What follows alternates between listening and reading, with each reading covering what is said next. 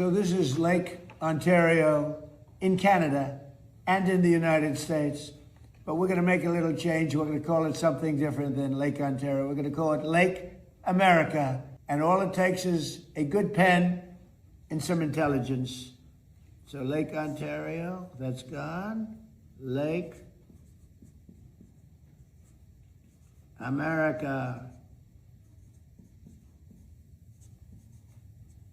So now we have a lake, and now we have a Gulf, because we have the Gulf of America, and now we have Lake America, without the of.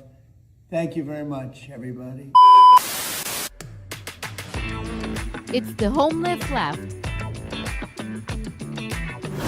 with Matt Weinglass and co-host Jay Scott. Episode 212, Going Overboard. An all-new top censored news of the week. And here's your host, Matt Weinglass.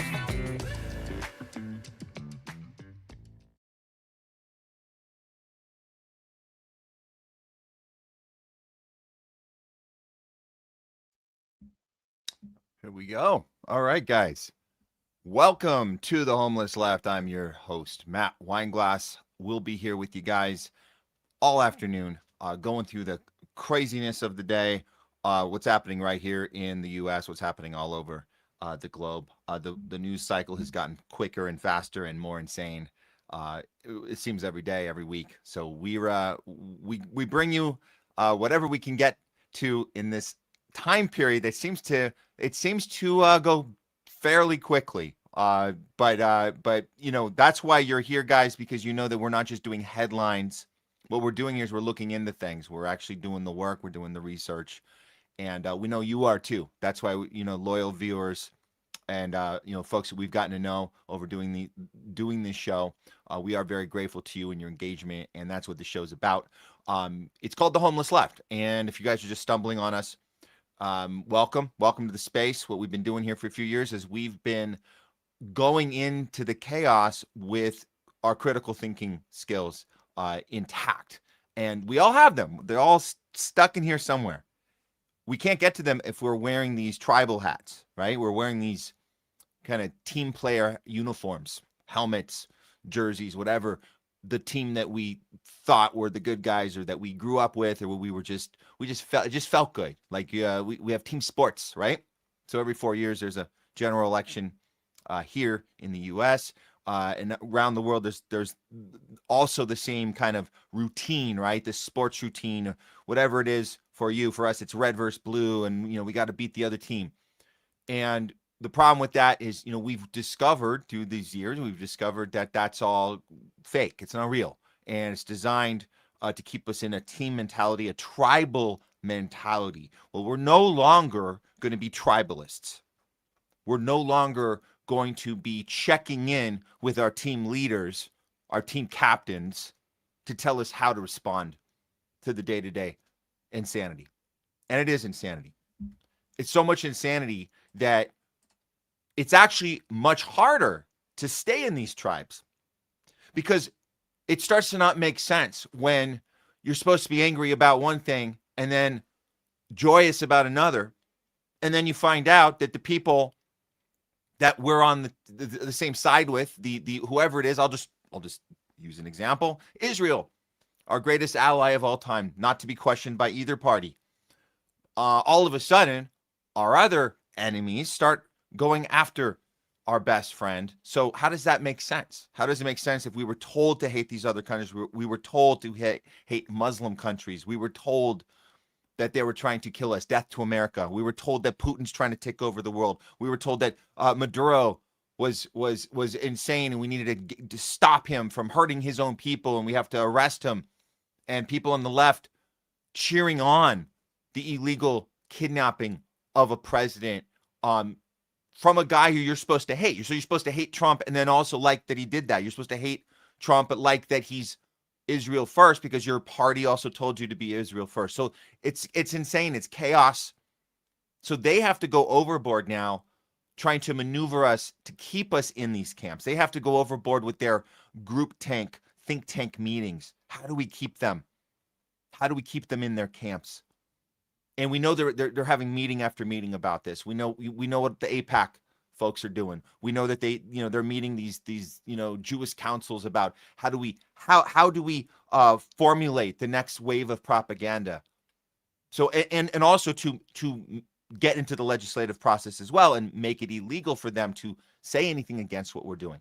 They're having think tanks right now. The fact that you have Hakeem Jeffries meeting with Jared Kushner for a secret lunch meeting. These are meetings designed, they're there because they have to figure out how to keep the spin going for their particular demographic or their constituents. So those are the people we check in with later, right? We check in with Hakeem Jeffries. How do I know that we have to check in with Hakeem Jeffries? Because everybody is telling us to, including the radical lefties, the Memdanis, the AOCs. They're still telling us, no, that's our team leader. So never mind that we've been pro-Palestine this whole time. We got to check in with our team leader. They'll tell us what to do. How are we going to stop evil Trump? They'll tell us what to do. Never mind what Israel's doing. Never mind what we're funding. Never mind all the First Amendment rights that we are. Both parties are just flushing down the toilet. Don't mind that, and also don't mind that there's people outside of the two-party system that are calling this shit out. They're the crazy ones. Don't listen to them. They're conspiracy theorists. So they've been calling us that. They've been calling us the names, right? The names. We got all the names. We get the anti this and that. You guys know the list. You guys know the list. What's that? What's that list up to now? Yeah, you got the good old-fashioned conspiracy theorist. You got anti-science, anti-vaxxer. Actually, that one's actually starting to make a little more sense these days. The anti-Semitic. You got the Putinist. They're just the list is long, and these are just deflectors. This is what they call us. Well, we actually wear these names as badges of honor when you get called these things and you get told that you can't, that your words are too dangerous. The censorship police is after you. So that means you're doing something, right? So we take that as a badge of honor, and then we have a name for them, and it's not derogatory, it's actually accurate. And what the name is, and we said this before, we call them tribalists. And we're not going to play that game anymore. So we can say that word without being, just like we can also call people Zionists. And they say, oh, you're being derogatory, but they embrace that. So they embrace their Zionism. They'll embrace their tribalism. And we'll call for what it is. And we're not beating up on them. We're just stating facts at this point. Because we do the work, we look into things. And that's what it's about, guys. Critical thinking skills. Okay, so we're calling this episode Going Overboard. It's a double entendre because we know that they have to go overboard in selling the BS to us. At the same time, we're ready to jump ship and we're ready to go overboard because we are sick of this particular timeline, as some say. We might get a little philosophical later in the show. We're actually going to do a little, we got a bunch of stuff planned for you today, guys. We're going to do a little Mandela effect segment later in the show, so that'll be fun. We're going to talk about timelines, but that's later. That's later in the day. But for now, we're going to get into the Nepal flash flood. We got the trade war going on with Trump, Canada, and so many others. We got all the fake news coming out. Rachel Maddow freaking out about Putin being on the side of who? Of the Palestinians. Oh man, that's a tough one. That's a tough one to spin. So we'll look at that. We also got we got top censored news of the week. That's coming up later. We might be joined by I'm getting word we might be joined by Nurse Leslie today and talking back. But either way, we will be engaging with you on the show as we like to do to let you know that you're part of what we're doing here. So you guys can tune in. Any of these platforms, even on Twitter, you guys can throw comments up and we'll see them here. So Rumble. Let's just make sure you guys know we're on. This is our main channel. Yes, on Rumble. So make sure you check that like and subscribe button and all that good stuff. And this is the YouTube channel, the new one, because the old one got taken down because our words were too dangerous. We know words are violent. We can't have these conversations. We know. Sorry, Google. We're so sorry, but we had to try again. So we have a second channel now. This is the channel. It's THL Presents. And you guys can drop the comments, the likes. Please check the subscribe. Make sure they haven't unsubscribed you. We've seen a lot of that happen. I was on with Garland Nixon yesterday. We were actually going through the timeline, and we noticed let me fix this here. Yeah, we noticed all of the issues on both of our channels, on Garland Nixon and on the Homeless Left. We noticed that a lot of it was starting up at about the same time, right at the end of April into May. And now we're in August, with the end of August, and it's pretty bad. But we see subscribers being lost, right? So he lost a couple hundred very quickly. We lost at least 100 in like 24 hours. That's what I looked at the time code after. I thought it was 48 hours. It actually was 24. In 24 hours, we lost 100 subscribers. This is all being done by whatever this mechanism they've come up with. They used to send us strike and warning emails. They're not doing that so much. They're doing this shadow banning, this kind of passive aggressive thing where there's no timestamp. It just happens. It just happens. Your videos don't get seen. People don't get notifications. They're subscribed. So all that stuff. So that's why we need you guys to help us get out there even more. That's why we have to we're fighting upstream. We're battling this thing. If we wanted to have an easy YouTube ride, we'd just be doing commentary on stupid Marvel films and, parody sketches. That's what we'd be doing. It's easy. Actually, we used to do that. I used to do all the time. I'm here in Hollywood. We could produce really fun little sketches and just throw them up and we could be making a killing right now doing that, but that's not what we're doing. We want to make a bigger impact. We want to affect people. We don't want to be a distraction from the chaos. We want to dive into the chaos and show you guys and learn ways that we can fight against that chaos and figure out techniques to win. And when I say win, I don't mean like we're in a sports match. I mean that on behalf of humanity, we fight for truth and justice. And what is that? What is that old one? The pursuit of happiness. And throughout that, we have to resist the empire. We have to resist their chaos. We have to understand their chaos, and then we have to resist it, and then we have to fight back. That's why we're resisting today, guys. You see that? We're resisting today. Okay, let's get moving. I think we're all up on all the channels right now, going strong. We're not. It's trickling in. That's fine. No worries. That happens sometimes. All good. We're not going to worry about it right now. We're just going to give you guys the good show that we know we have to do. Okay, Thursday. Let's see. What do we got first coming up right away? We're going to call this breaking news. It's in the last 24 hours. It's more like top story, but we're going to call it breaking news. We're going to get into this this Nepal situation with the flash flood. Let's look into it. You guys know we're going to definitely want to look into this one. So we'll go ahead and call this breaking news, and here we go.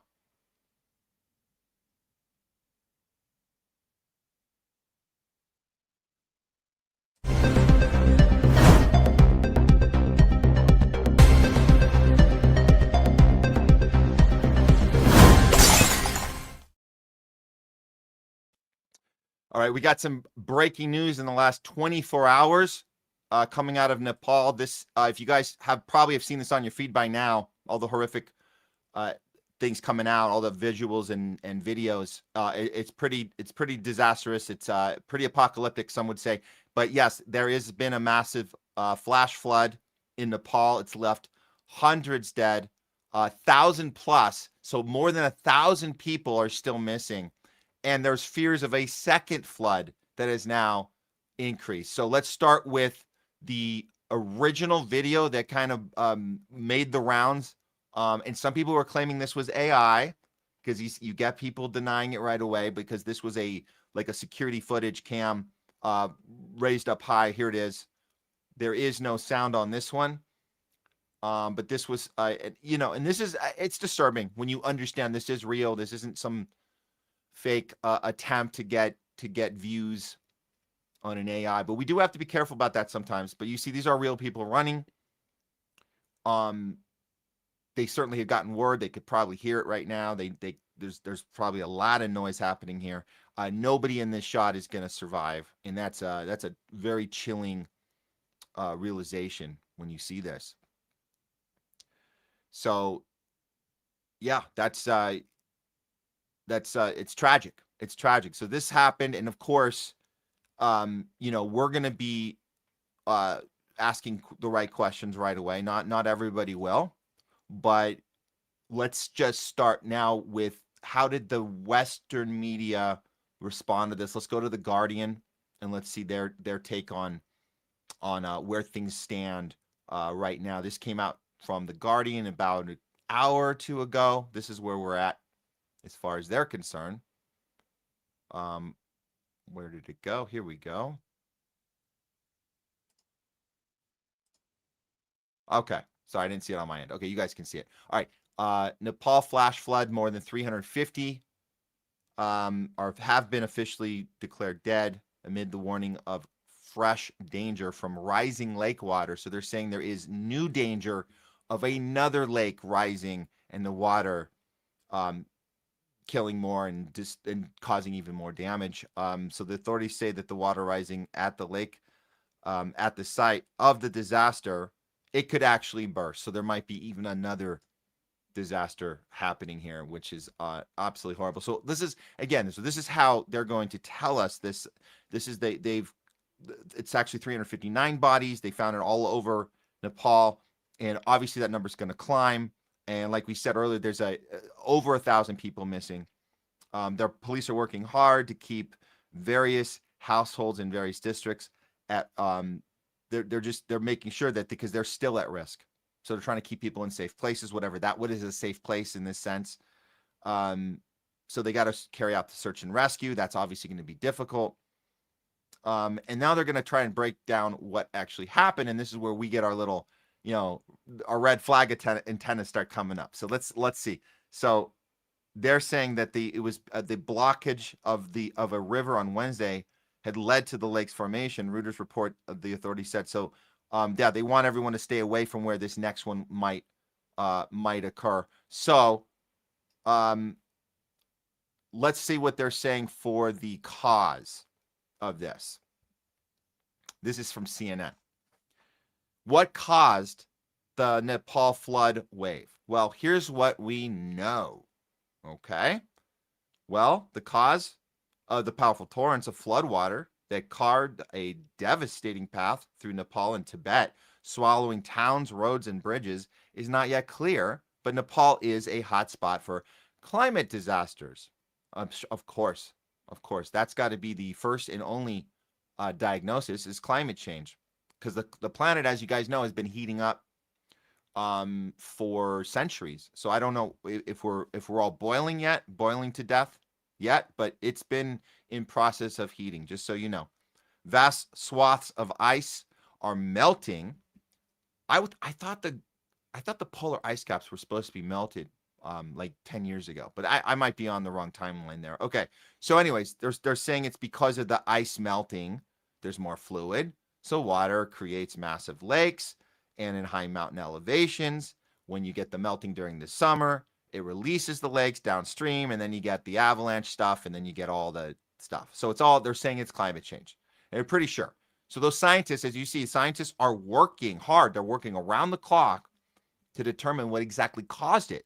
Although their thesis has been made clear, right? It's certainly climate change. And that's how they do their job. You guys know that scientists, they have funded studies. So what they do is they draw their conclusion first, and then they work backwards, and they make sure all of their quote unquote research that they're getting paid to do lines up with that conclusion. So we already know what they're concluding. They're concluding climate change, right?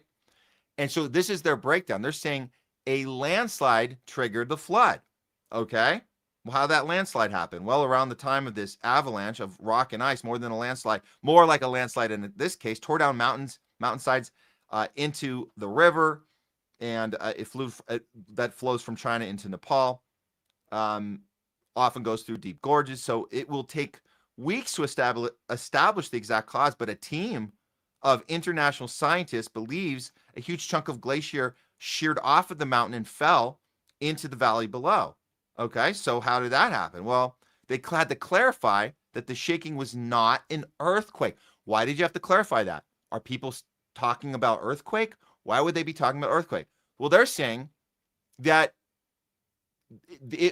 but it was rather caused by this exceptionally powerful landslide itself, which registered, because you have a registered earthquake at 5.2. So they're saying they want to get ahead of this earthquake conspiracy theory, right, as they call it.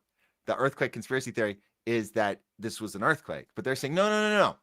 The landslide itself that caused the earthquake. As you guys know, when avalanches happen, they usually are followed by 5.2 earthquakes. That's what they're saying. Well, we have another take on this. We'll look at that in a second. But for now, I just, and I'm not trying to like disaster porn this with you guys, but this, just so you get a better view, this is what we're talking about.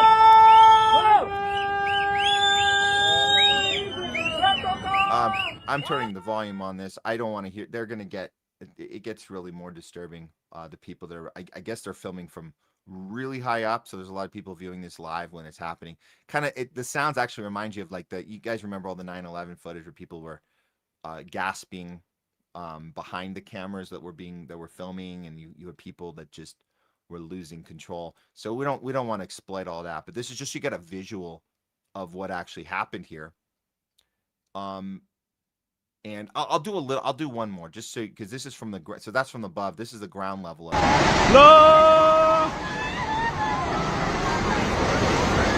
Again, I don't know. I just feel like let's turn the volume down just so we just don't. I don't want to exploit the people that are literally about to lose their lives right here. I don't believe it's possible, even where these folks are, that they're going to be able to survive this, because that's just going to get higher up and higher up. I mean, I guess the camera at some point was able to survive this, so who knows? Or it was recovered, or maybe a few people got out.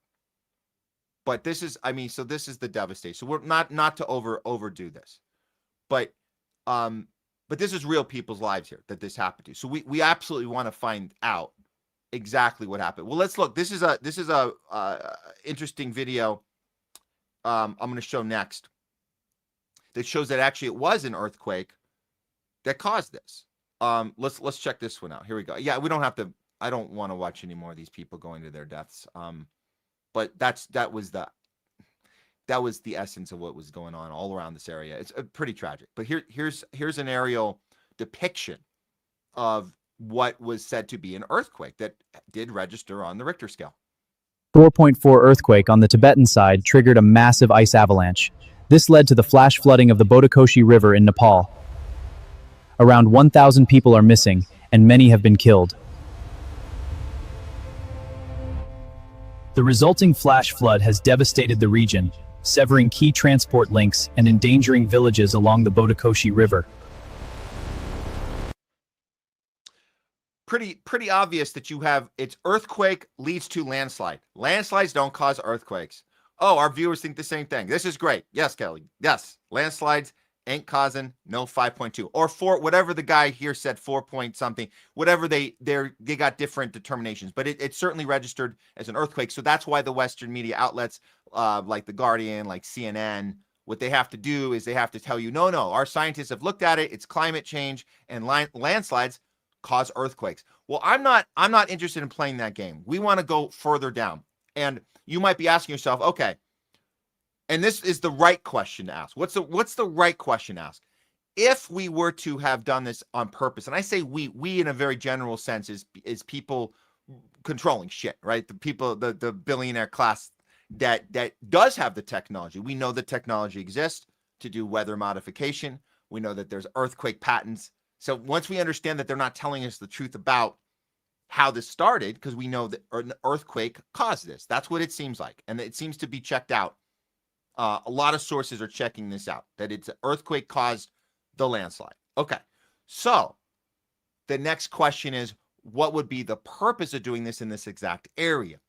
And we can get to that answer once we see this report. And I like this guy walks us through, and I don't have the credit on him. I hate these. Sometimes these get shared on TikTok and then they get reshared on X. You guys might have seen this. I don't know if you have, but this is definitely one to check out. Let me grab this.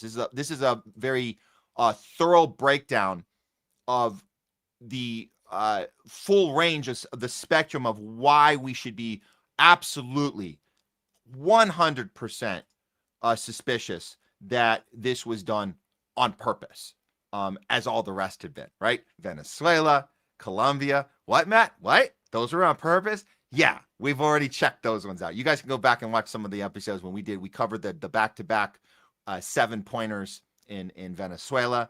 Definitely weather modification. We saw it again in Colombia. Definitely weather modification. We know the game plan there, capturing, land grabbing, stealing children, all that stuff. So let's look at this breakdown, and then we'll see, does this apply here as well? We'll see. Okay, here we go. And hundreds presumed dead after an earthquake triggers the worst flash flooding China and Nepal have seen in centuries. The flood happened so fast, many who were trying to escape, like this man here, were sadly swept away. Rescue efforts are immediately underway, but the locals are saying they don't have enough helicopters for the amount of people that are missing. This flood is of apocalyptic proportions. Look at this. It is ripping through dams and bridges like it's absolutely nothing. Reality is, most of these earthquakes are man-made, and we have a whistleblower to prove it. Unfortunately, when they first fired it up, that was when we had the earthquakes in Christchurch, New Zealand.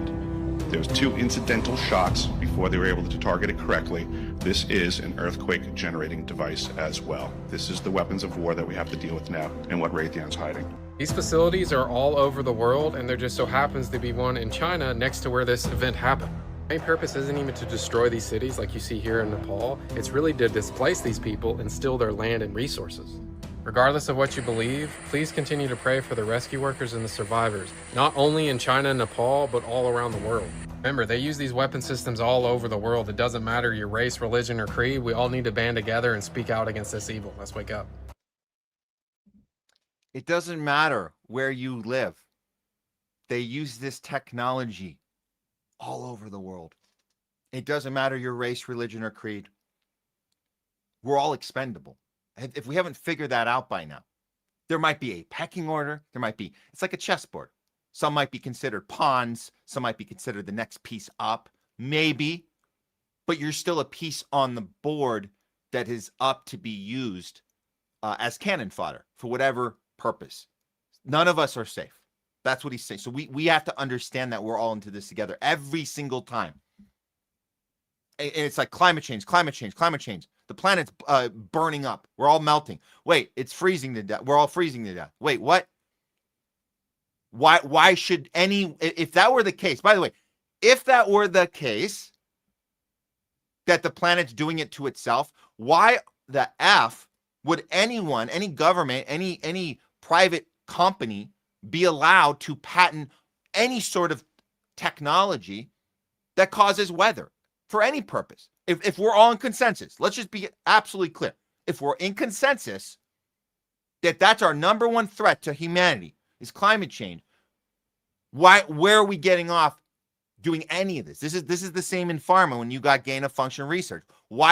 How can both exist and be okay? How can we be okay with that? It should be 100% outlawed. If you really think that's the thing that's killing us.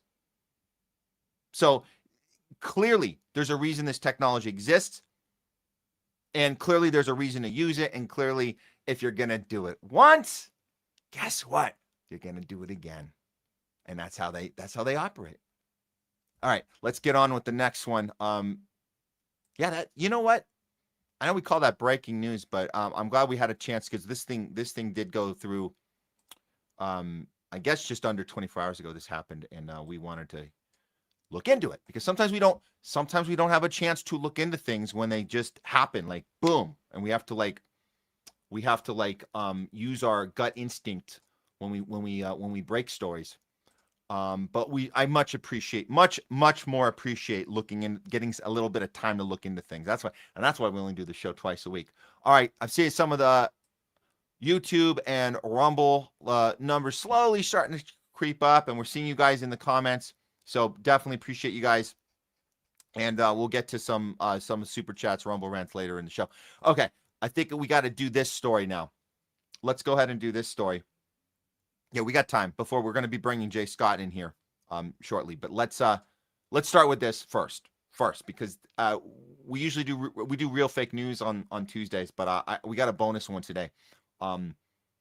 We got a bonus one today. This actually was brought to our attention by Nick Cruz, who does RBN. He does a Monday night show, and he does a lot of nights, but he does a guest host Monday, and I'm going to be on actually next Monday with Nick Cruz. We're going to be doing a little RBN together on his platform.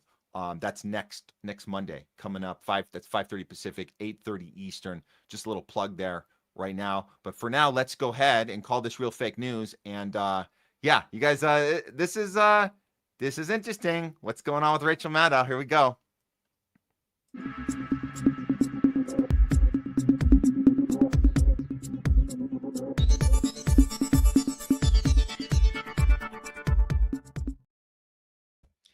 It's a real fake news update, not brought to you by Pfizer. Unfortunately, the networks we're looking at every week, they are brought to you by Pfizer, including the new and improved MSNB now and later, whatever they're calling it. I think it's MS now, multiple sclerosis now or whatever. I think that's, not sure. Microsoft, multiple sclerosis, whatever it is. Rachel Maddow is still their guy. Rachel Maddow is still their guy. And if you haven't been paying attention over there, and we haven't really been looking over there too often, too lately at all, really, but she is having a meltdown right now.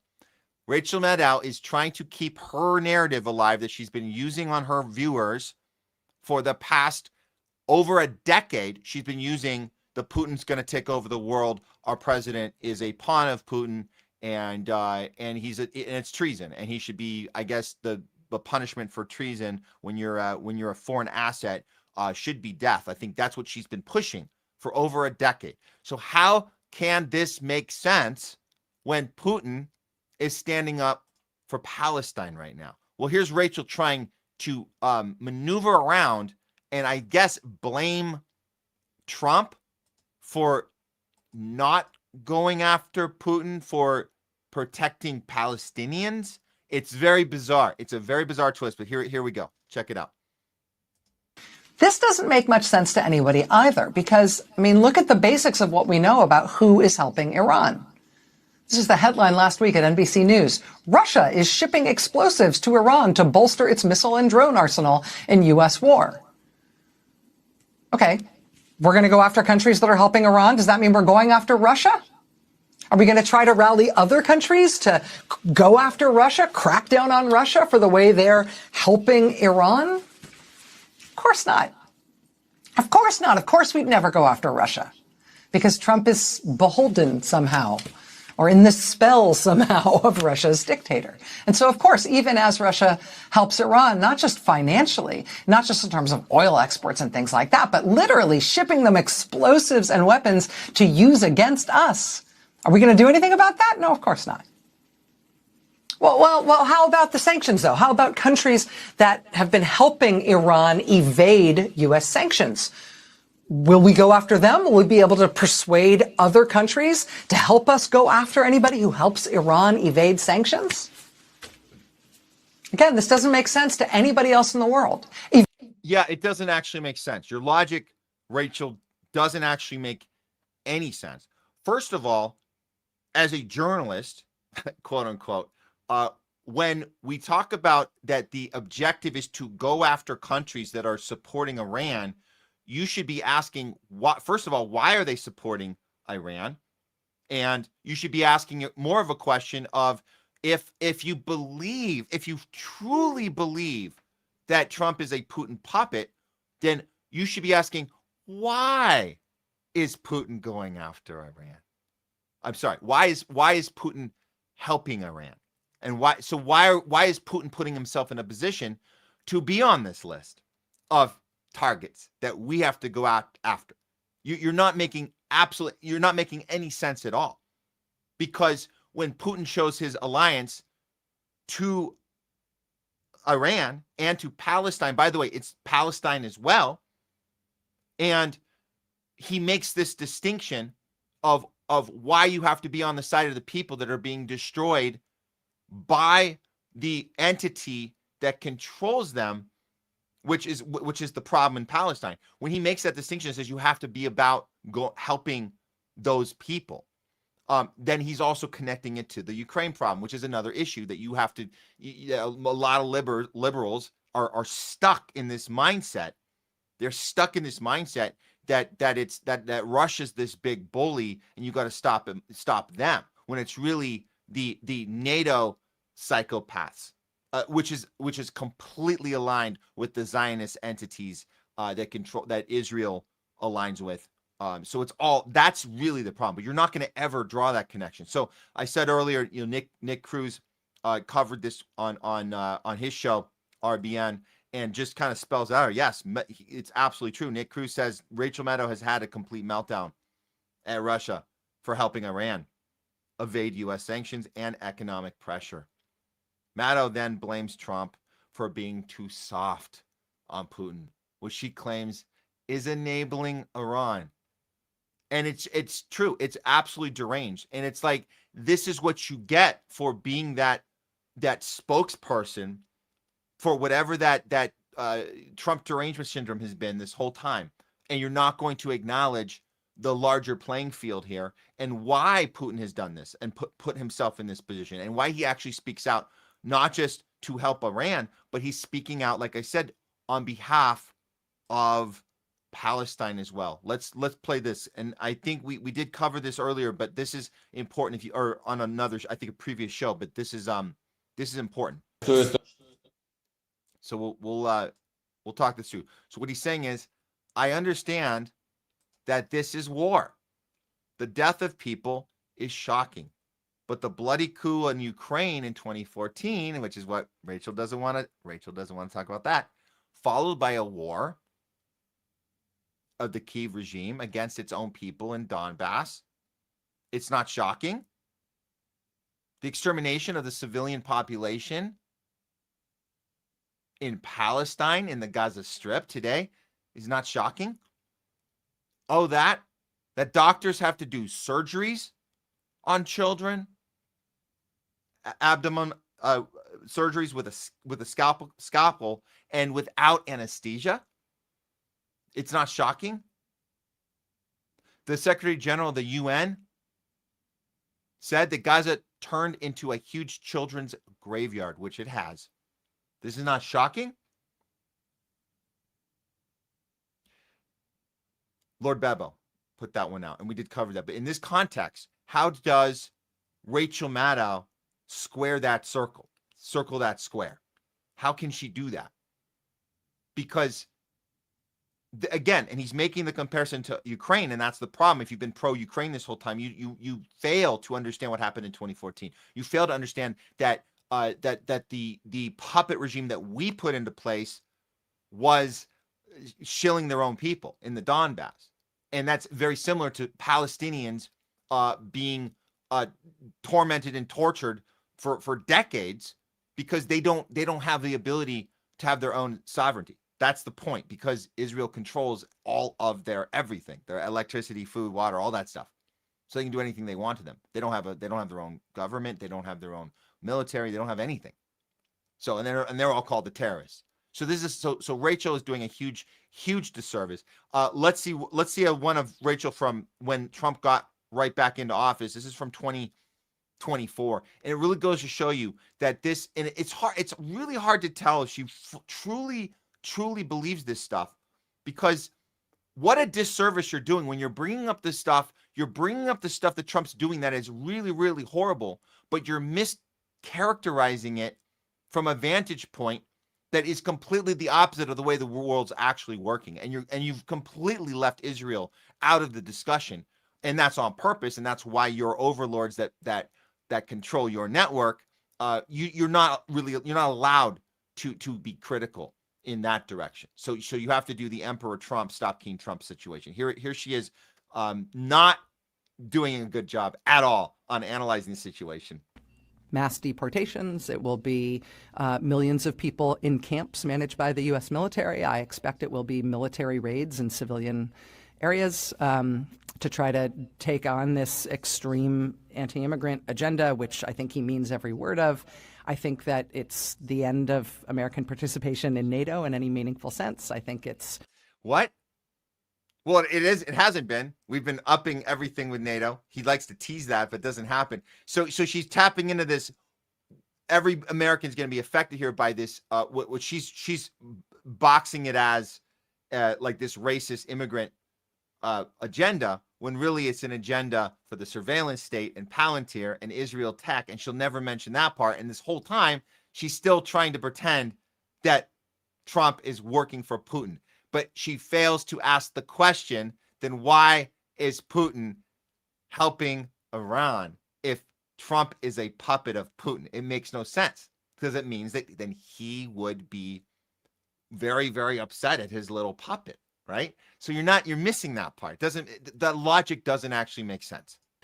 Really, really bad news for Ukraine. I think ultimately it's bad news for Taiwan. I think that it is a big, big leap toward the multipolar world that Vladimir Putin has been dreaming of and preaching for a long time. And I think in turn, we're not getting the multipolar world as long as Palantir and Israel first policies and Trump and the technocrats, as long as all of them in the Epstein pedophile class, we're not getting the multipolar world. We're fighting against that. We're fighting against that Epstein class with a multipolar world. That's why Iran, so she's missing that entire effing thing here. internally in the United States, they will start arresting their enemies and bringing bogus prosecutions and Justice Department civil lawsuits against everybody who disagrees with them. I think. Yeah, just like Biden did, by the way. And then you're never going to tell your viewers who those enemies are. You're never going to do that. You're not going to tell them that the enemies are the people in the street fighting the things that I just said, which you won't say. You won't cover it. You don't cover you don't cover the Palestinian protesters that were at the DNC in Chicago. We were there. We were in Chicago 2 years ago at the DNC. You're not going to cover that. No, those are the people that are his problem. And so again, the Putin puppet logic, the Russiagate narrative is crumbling.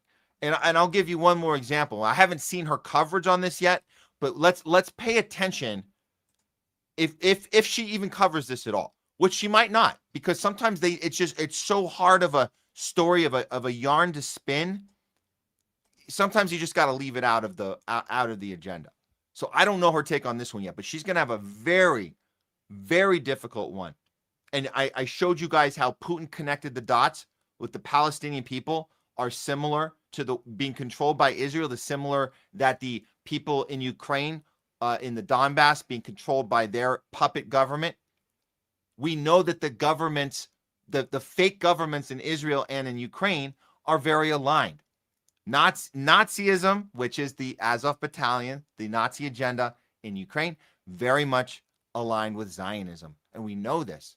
How do we know this? Because they're literally best friends right now. Look at this. Zelensky. This was yesterday. I received a warm congratulations for the people of Ukraine from Prime Minister Netanyahu of Israel. Our countries share deep bonds between our people in the first place, but also in the economy, culture, and other areas. It is therefore good to hear of Israel's desire to strengthen these existing ties. We count on working fruitfully together to bring about more security. And here's the letter. Here's the letter. This is insane. How was Rachel Maddow going to cover this? Makes no sense, right? Well, it's here. He's saying we're gonna bring in this next. Oh, look at this. I enjoyed meeting you however briefly in Washington. And that, you know when that was? When he's talking about here is when Netanyahu had a back-to-back meetings with Trump and Zelensky, and they kind of crossed paths. So they had a little brief meeting. So that's what's happening. So how again, none of this actually makes any sense, because if you're Rachel Maddow's audience, you're still thinking that it's Putin manipulating Trump. So none of this makes sense. And now the fact that that Trump has aligned with Ukraine, 100% the same policy as Joe Biden. You're not hearing her cover that either. That's really a disgrace. That you're not even going to tell your viewers that the exact policies in Ukraine right now are the exact that Trump is doing is exactly the policies that Biden did. It's literally he handed him the platter of the entire blueprint of what Biden and Kamala have been doing the whole way since NATO pushed this war by lying and deceiving in the Minsk agreements and all the stuff that they've bragged about, blowing up the Nord Stream pipeline, which Biden bragged about. Trump's doing the same thing. So you can't continue to do this. Well, you can if whatever audience is watching Rachel, for some reason they're gonna hang on to this stuff. So that's a real fake news update that we got to give you because they're giving you the BS over on MS Now and later. That's why we got to give you the real fake news update. Not brought to you by Pfizer. Okay, guys, let's go ahead right now and we're going to set up the next segments. We're going to be bringing in Jay Scott here in a few minutes, and we'll get to some of your guys' comments too soon. So let me just grab this real quick. If you're just getting here now, you missed a few things up front. Don't worry about it. We're just getting going. We got a lot more show coming up for you right now. So don't go anywhere. Just a couple minutes. We'll be right back with Jay Scott. We're going to be doing some Lost in Translation. We got some Canada mocking Trump story with the trade wars going on. A little Hillary action, and of course, and this one we did not do on Tuesday, but we were saving it for today. A little we know what it's not. We actually have a double special. We know what it's not for you guys. So a lot of good show coming up for you guys right after the break. Here you go. Enjoy. I don't want to say enjoy, but this is another shocking reveal. Another shocking reveal. An IDF soldier admitting on camera what his hobbies are. So this IDF soldier, his hobbies are basically football and killing people. Those are his two, which goes on his dating profile: killing people and football. All right, we'll see you guys back here in a few minutes. Homeless Left, non-tribal approach to news. I'm Matt Weinglass. See you guys soon. What are you doing right now, bro? I'm working. Are you from Israel? How's life there, man? Good. What's your take on many people hating you guys? Do I look like I give a fuck? No, I'm not asking about your feeling. I'm asking about how do you feel about the fact. I don't care. But why? Why do they hate you? Like, We kill people and shit. why you kill people? I don't know, I just work here, you know? So you mean your country's army or your government are killing people? Yeah. But what do you think of it? Like, I don't give a fuck. you don't give a fuck. That's crazy, man. So you're just living your life. Yeah. That's good. Do you care? I of course I care. Why? I'm hoping for the word peace. Oh, that will never happen. What you say? That will never happen. That will never happen, true. So you just have to live by the fact that people die. But, I mean, you can still do something to lessen the people who are dying, right? I don't kill people. So what do you care about in your life? You watch football? Yeah. Yeah, football. Or you care about football, like your hobby or something? Yeah. Do you have... Also, Okay. Isn't it crazy?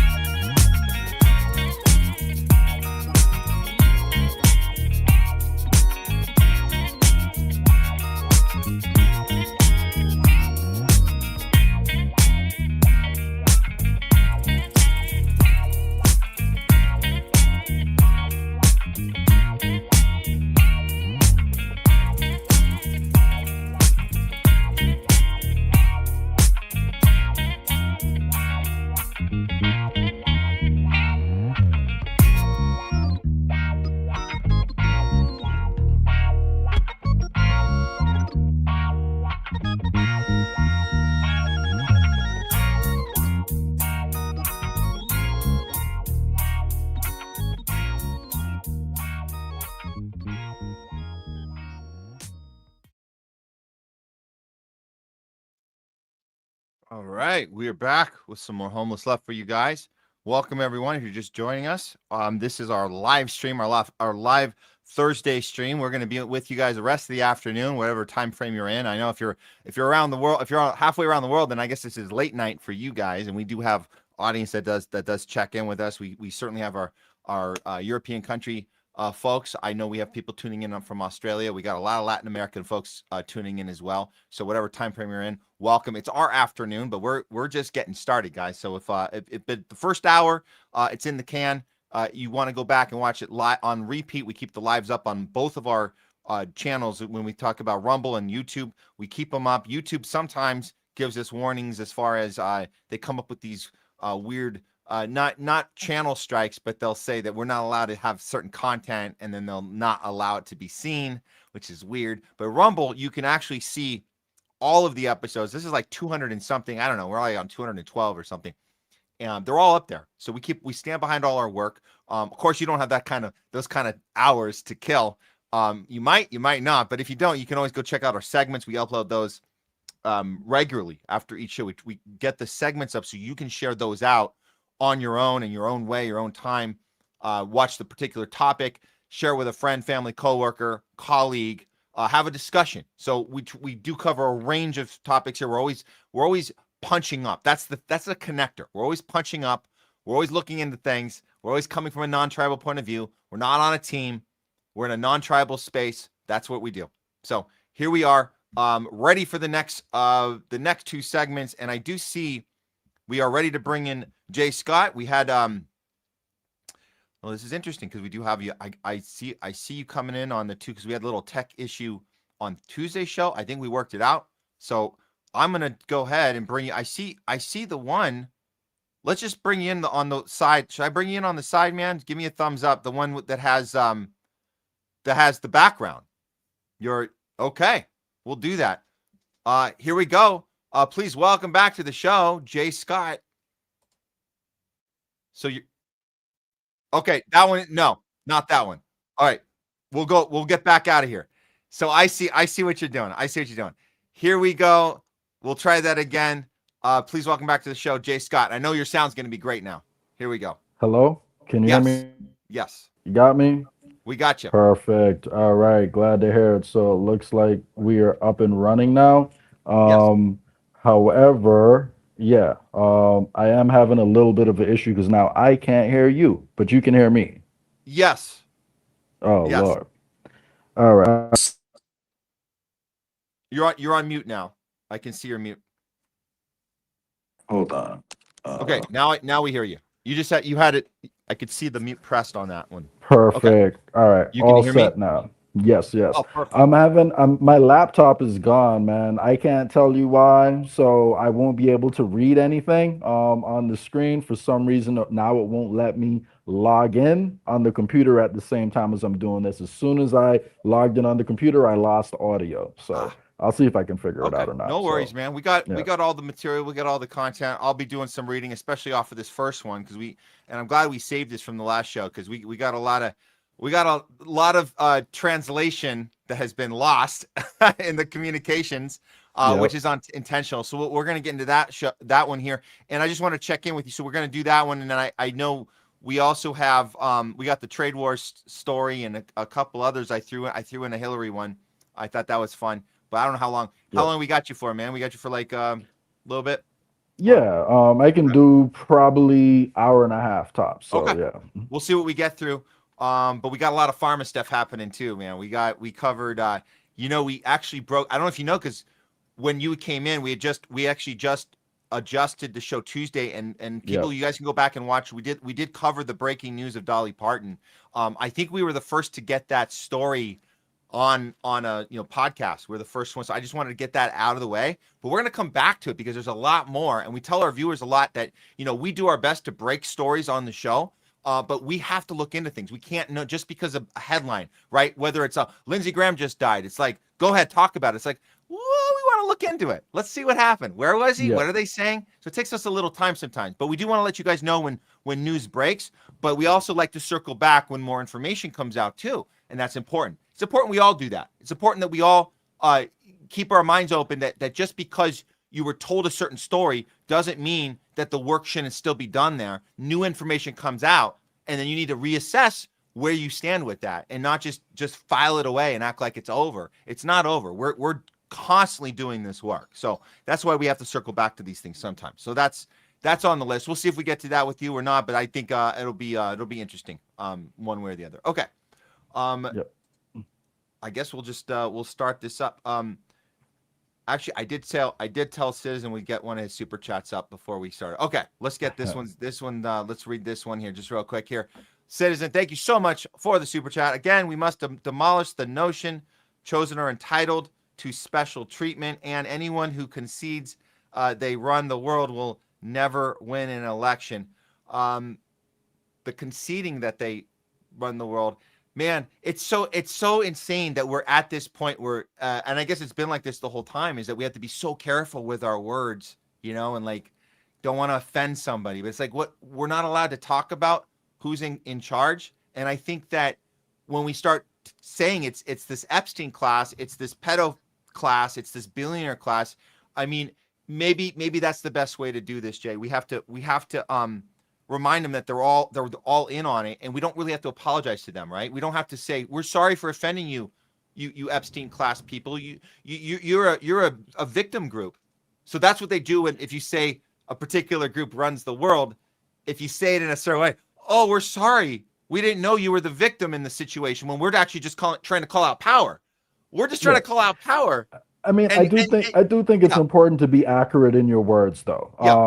As long as we're like, I don't think at the same time, if someone makes one little slip up, you should make a whole bunch of assumptions about what they believe. But I do think it is important to be accurate with our words. So, did you ever see the video about the COVID stuff, where a guy went into he was like speaking at a public forum and in some sort of hearing, and he just started listing off the heads of every like pharma company, and then he threw in some BlackRock people too, but he had all of the people in charge, and he just said they're so-and-so Jew, so-and-so Jew, so-and-so, and everyone started, look, you can't, he's like, I'm sorry, I'm just stating a fact. I'm just going through the list. And so, Jay, I think that's the part that gets a little shaky, because it's like you're saying, when we make a mistake, is it a mistake, or is it tacky, or what is the critique on a guy going up and saying these are the people, and they happen to be Jewish? Is there an apology needed? That's what I think that's no, well, that's not what I'm referring to. Right. So, I wasn't necessarily disagreeing with Citizen's point. All I was saying is that call out everyone who's in charge. Call yes. everyone. Yeah, and of course there is, like, in my opinion, a religious group that's being weaponized along with certain ethnicities. So, if people are going to identify themselves like as a Jew or a quote unquote secular Jew, which I would say is, an oxymoron, because Judaism is a religion. There are different ethnicities that are usually Jewish, but it's not a real race or ethnicity, in my opinion. So, like, all I would say is that, of course, you can call out, like, commonalities and talk about it. But, at the same time, like, I don't want to sound like a broken record, but if there is secret societies weaponizing one group of people, then of course you're going to see, like, those names pop up a lot of the time. But, just like how, you can name, all of the people part of that group that are in charge of certain things now, you can also name a lot of people in secret societies, like, who have very good, very strong positions of power and all that too. So all I meant is, I think Epstein class is the perfect description, for who it is, because that's what they all have in common, right? They're all abusing kids. They're all blackmailing people to keep everyone in line, and weaponizing intelligence agencies against everyone. So I think Epstein class is the perfect word for it. Maybe that is. Yeah, no, this is, and so, yeah, we're all doing this, figuring this out, how to be the loudest, the most vocal. And it sucks if anybody ever has to apologize, because it's like we're all trying to get to the same goal. But like, that's why I think you're right about words are important. but like, Yeah, and yeah, and we're all that trying guy to get who to the same yeah, goal. and Yeah. that guy who called everyone out, there's nothing wrong with what he did. All he's doing Oh, if you is were in he's that pointing room, out, yeah, he's pointing out they a were pattern. pissed. They're like, Yeah, you can't do that. That's anti-Semitic. You can't do no, that's what I'm saying is the problem. They're saying yeah, that that's you can't actually. They're saying you can't do that. You can't. yeah. That's their private religion. That's not their. That's not your concern to come up here and tell us that. We don't want to know that. That's the problem. I think that's a real problem. Yeah, I mean, it's all publicly available information. So, Yeah. the only if someone is describing themselves as that and you point out that they are that, then you're not wrong. Right. That's all I would say. So, But we have had many apologies in that Mhm. regard. We've seen Marlon Brando back in the day had to apologize for saying that Jewish people controlled the studios. I'm sorry, I didn't mean that. It's not true. We're gonna get to the story later on Dolly Parton. She also had to say that. I'm sorry for implying that Jewish people were the ones that were controlling that were in charge here in Hollywood. She had to yeah. also apologize. It's bizarre to me how many times that has to be said. Like, oh, we didn't want to. We're so sorry. It's not. So it's not true. I guess they're not in Sure. charge of these. But Yeah, I mean, all I would Yeah. say is there's probably a difference, right, between middle management and the actual owners of the corporation, right? And oftentimes, lower employees are not interacting with the owners of something, and the people who actually pick the middle management, all they see is the middle management. So that's the only thing I would say. Yeah. But it's a perfectly fair pattern to point out. If you're seeing a commonality between everyone in middle management, then you should call that out. Because if you are a member of that group and you feel like that doesn't apply to you, then you should also be looking at a pattern. Well, why are there members of my group who keep getting, like into these, positions? Yeah. Like, is it possible that we could be being used for a bigger purpose? And then you should look into what that purpose is. So Yeah. there's nothing at all wrong with pointing out the pattern. Yeah. Yeah. Exactly. All right. Well, here, let's get into the first story. I guess I'm gonna be doing the reading on this one, of course. Okay, because it makes sense. Okay. Yeah. Lost in translation, guys. Here we go. The Jews are chosen. We, the Jewish It's people, okay are chosen. to attack people because they're Jewish. We are returning home. Gaza is ours. Lost in translation, guys. What's happening is the truth being said in Hebrew isn't necessarily being said in English, and it can get confusing, and it does give Western media pundits the opportunity to ignore certain stories when they're said perfectly clear in Hebrew. Now, fortunately, we have the technology here on the Homeless Left, and you guys do too. And you can go on Twitter, you can ask Grok. There's a lot of stuff you can do to figure out what's actually being said. So we're going to look into a couple of these more recent ones, kind of disturbing. I'll give you a forewarning. And what we're talking about is this Greater Israel Project being discussed, and this was a recent photo op. This is Israel Minister Ben Smotrich. I'm not sure if it's actually recent. It might be being recirculated, or is this recent? Okay. So the speech he's going to give is, I Okay. believe the speech he gives is well after this moment, but I think you're right. This particular photo op was earlier. Gotcha. A few months back. That's correct. We'll get to the speech, but I do think that you're right. It is circulating right now, so we need to look at. Let's look at what he's saying in Hebrew here. Okay. Okay. So I'm gonna make sure the volume's down. Here we go.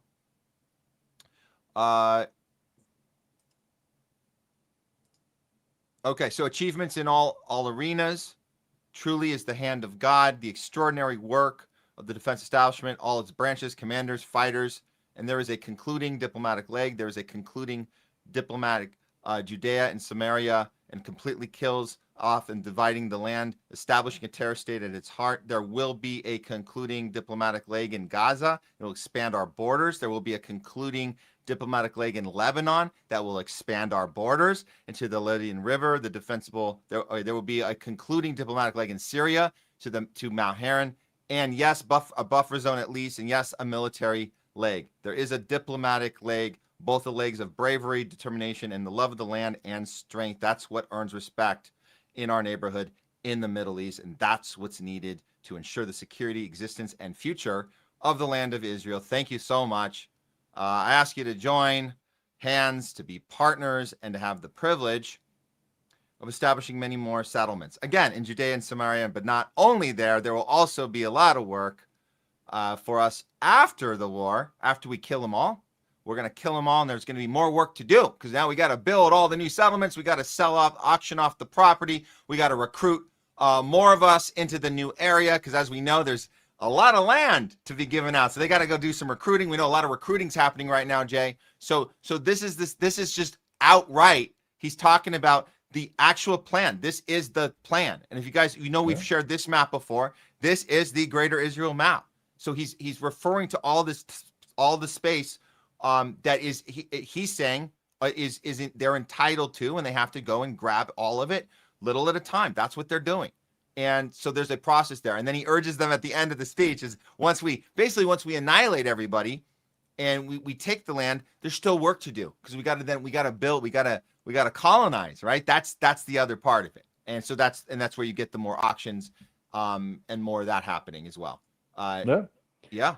And then in the West, West, it's all about defense, though, Matt. They tell you Israel's just defending itself. It's not about taking more territory and expanding Israel. All they're doing is they're trying to defend themselves from the crazy terrorists.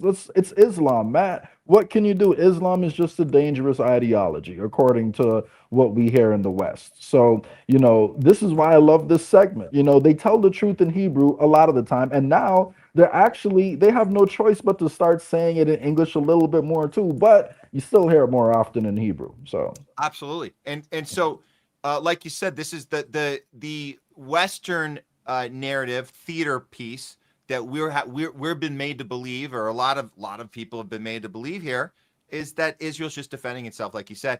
But by that logic, Jay, that would mean that if Islam wasn't so obsessed with death to America chants, then they wouldn't be expanding right now. Everybody would be fine. Is that what because that seems to be they're insinuating that it's because of the hate and they want to kill everybody in Israel. Then they're going to come after you guys next in America. And so that's why you have to expand. So if they weren't doing that, you would be fine with the land you have, and therefore there wouldn't be a greater Israel. Well, that doesn't really make sense. Here's Nat. Oh, go ahead. No, all you have to do is look at the sequence of events, right? Like from the time Israel was created, it's been created by violence and ethnic cleansing. So all you have is people fighting back, but our media over here only covers one side. They only cover the people fighting back. They don't cover what people are fighting back from. And that's why sometimes we don't really that's why we don't get the full picture. So sorry, go ahead. Mm-hmm. So now Netanyahu's backing that up. And he's just announced, I think this one is definitely more current, Jay. And I think that's probably why the Smotrich one has resurfaced, because Netanyahu is now announcing 104 new settlements in the West Bank. And Smotrich wasn't that old. It was only April 9th. So it was pretty recent. Pretty recent. Great. Okay. So we got good. Thanks we appreciate the time. Always appreciate timestamps on these things. This is, and again, Netanyahu he's very capable of speaking in English. He does it very well. When he goes and he does his little Fox News rounds and his CNN and CBS rounds. But in this case, he's going to tell us about the 104 new settlements in the West Bank. He's going to do it in Hebrew, naturally. And I will narrate this one. Okay. 104 settlements. 104 settlements that we established and regulated together, and 160 farms.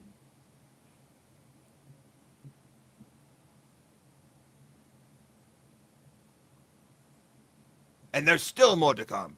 I think the achievement of this government, with the help of all of the members, all the ministers, and the Minister of Defense, I thank you for the great effort, and Minister Smotrich, who worked on this day by day, and all the ministers here who are present, and those who are not, and even those that were not here. I tell you, this is an enormous effort by the government to fulfill the vision of generations.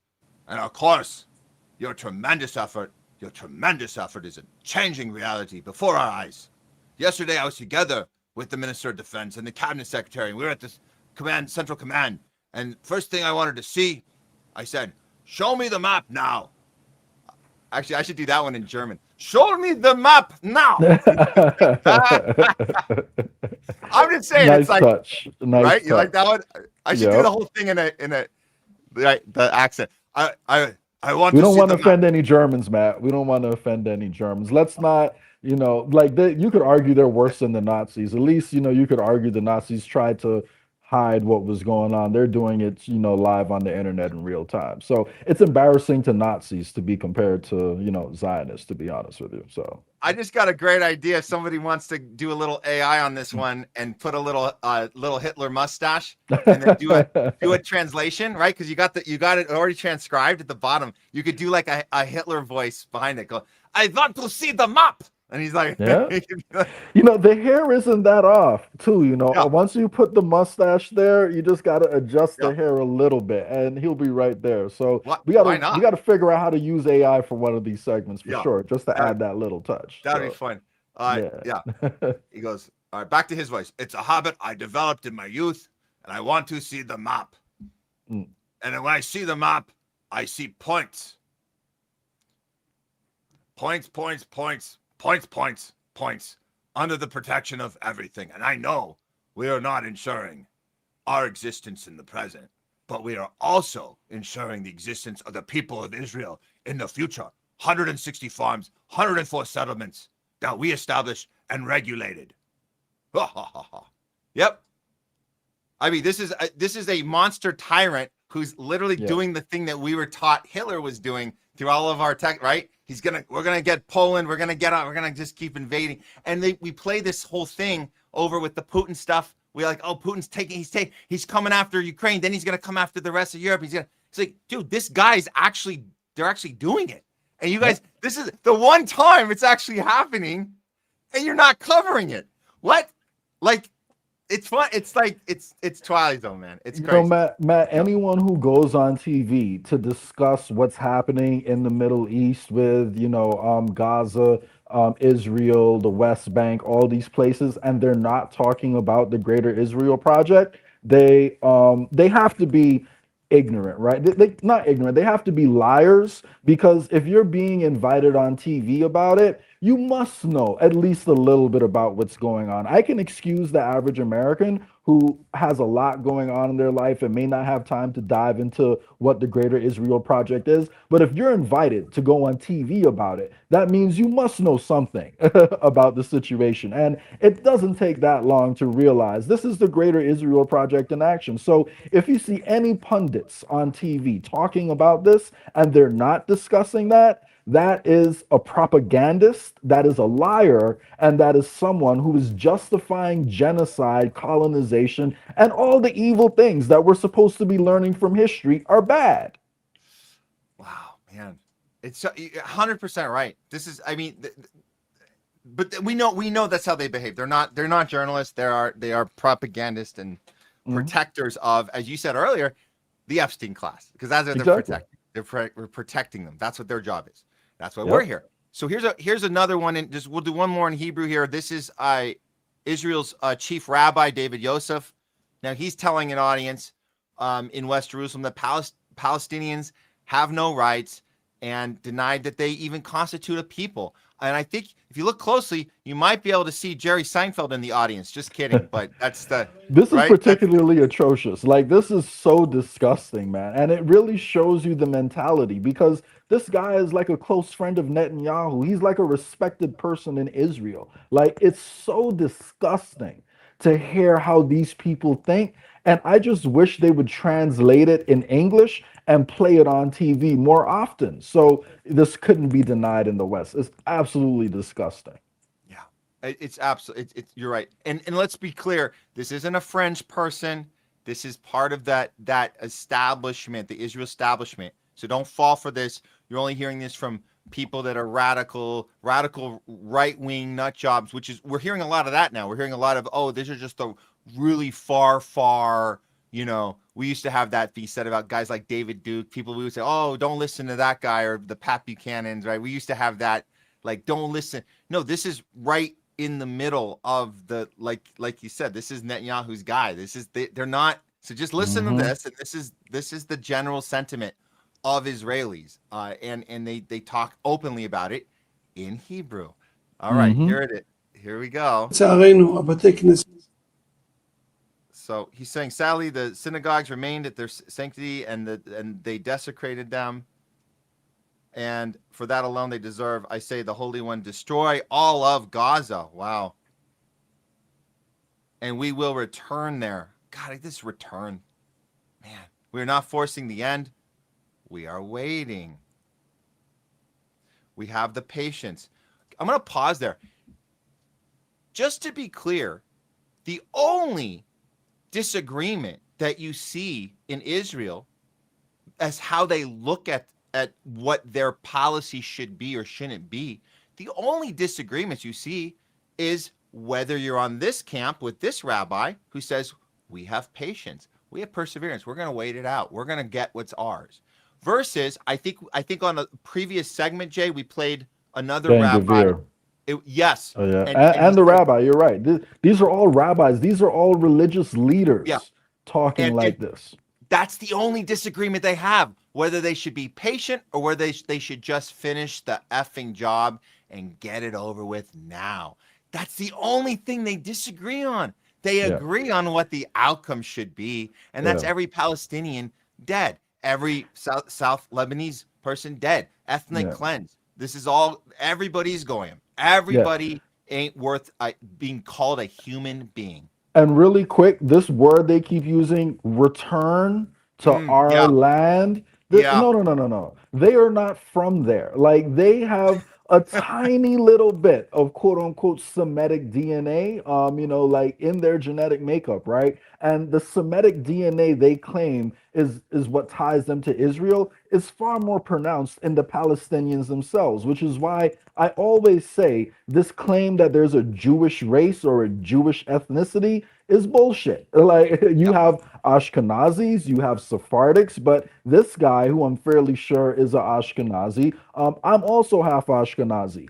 He is from Ukraine and Belarus. That is the actual homeland of the Ashkenazis. They are descendants of the Khazars. So there were a couple Jewish missionaries or Semitic missionaries back in the day who went over there, and that's where they got that tiny little bit of DNA from. So it would be like me going to Belarus right now and being like, hey, get out your house, this is my land. Like, what? Like I got, in fact, that's even, it would even be a little bit more justifiable because there is more of my lineage coming from there. Like, they have a tiny sliver of their DNA that can be tied back to that land, and they feel like they can kick out the people who have been living there for literally thousands of years. It makes no sense. It makes no sense.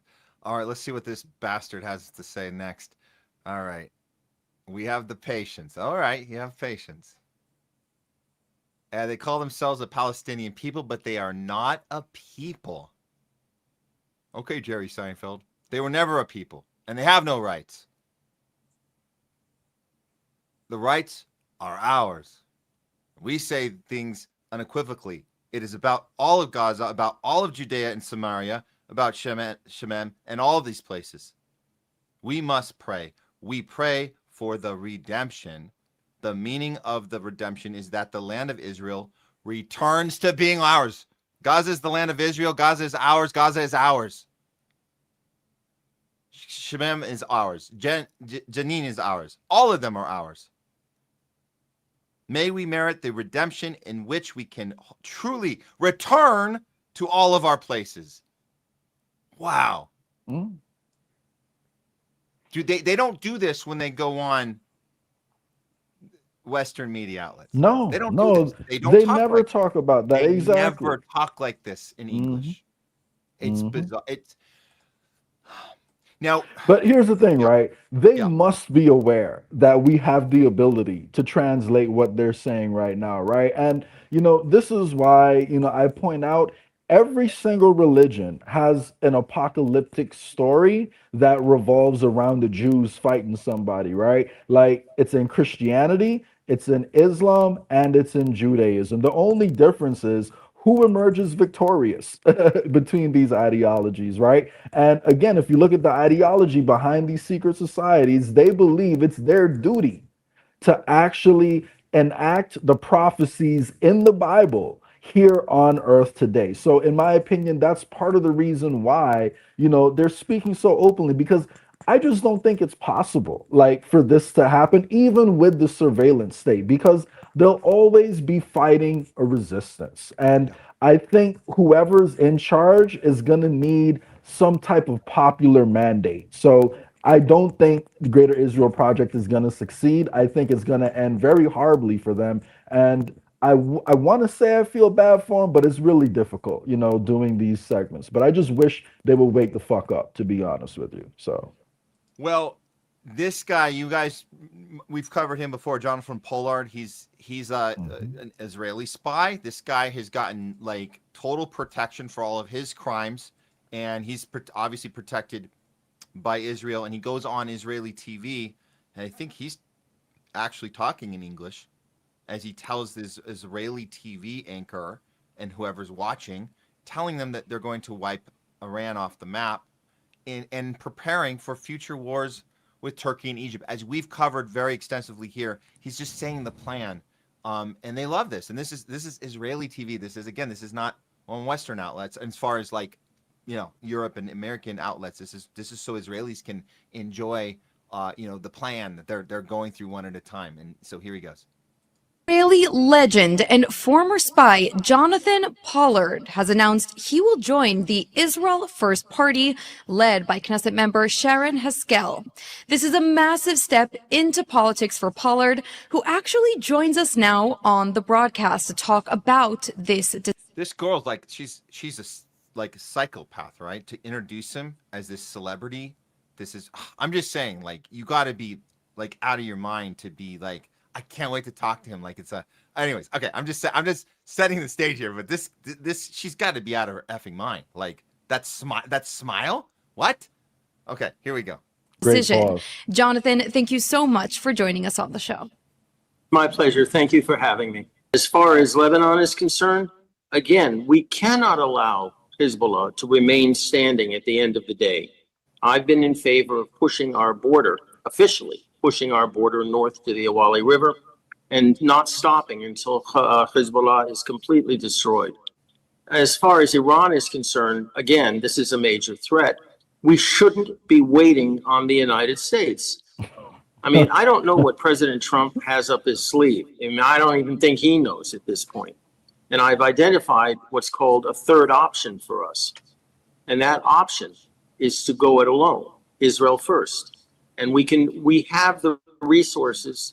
We just don't have the willingness to go ahead and take Iran off the map, so to speak. You have the nukes. That's what is that what he's talking about, Jay? We have the nukes.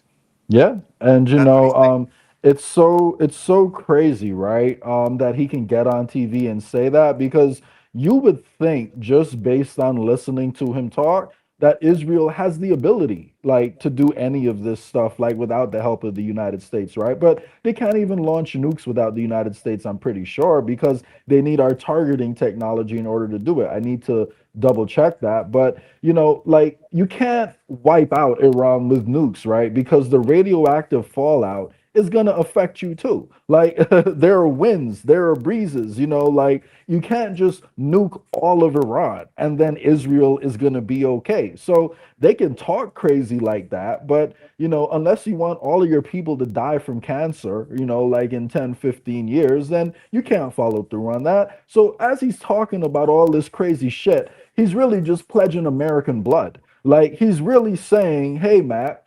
I'm willing to risk your life so you can go die for my country, so we can ethnically cleanse all of these people and take over all of this land. This tiny little sliver of people who identify as Jewish in the world, which is like 0.1% of the world. We need all of this land. So you guys need to go die for us and finance this effort that we have to colonize this whole land, because they have no ability to do that by themselves. No, and I think this is a great question. I'll just throw this one up. This is from Pittsburgh dude. Pollard joining the Israel First Party.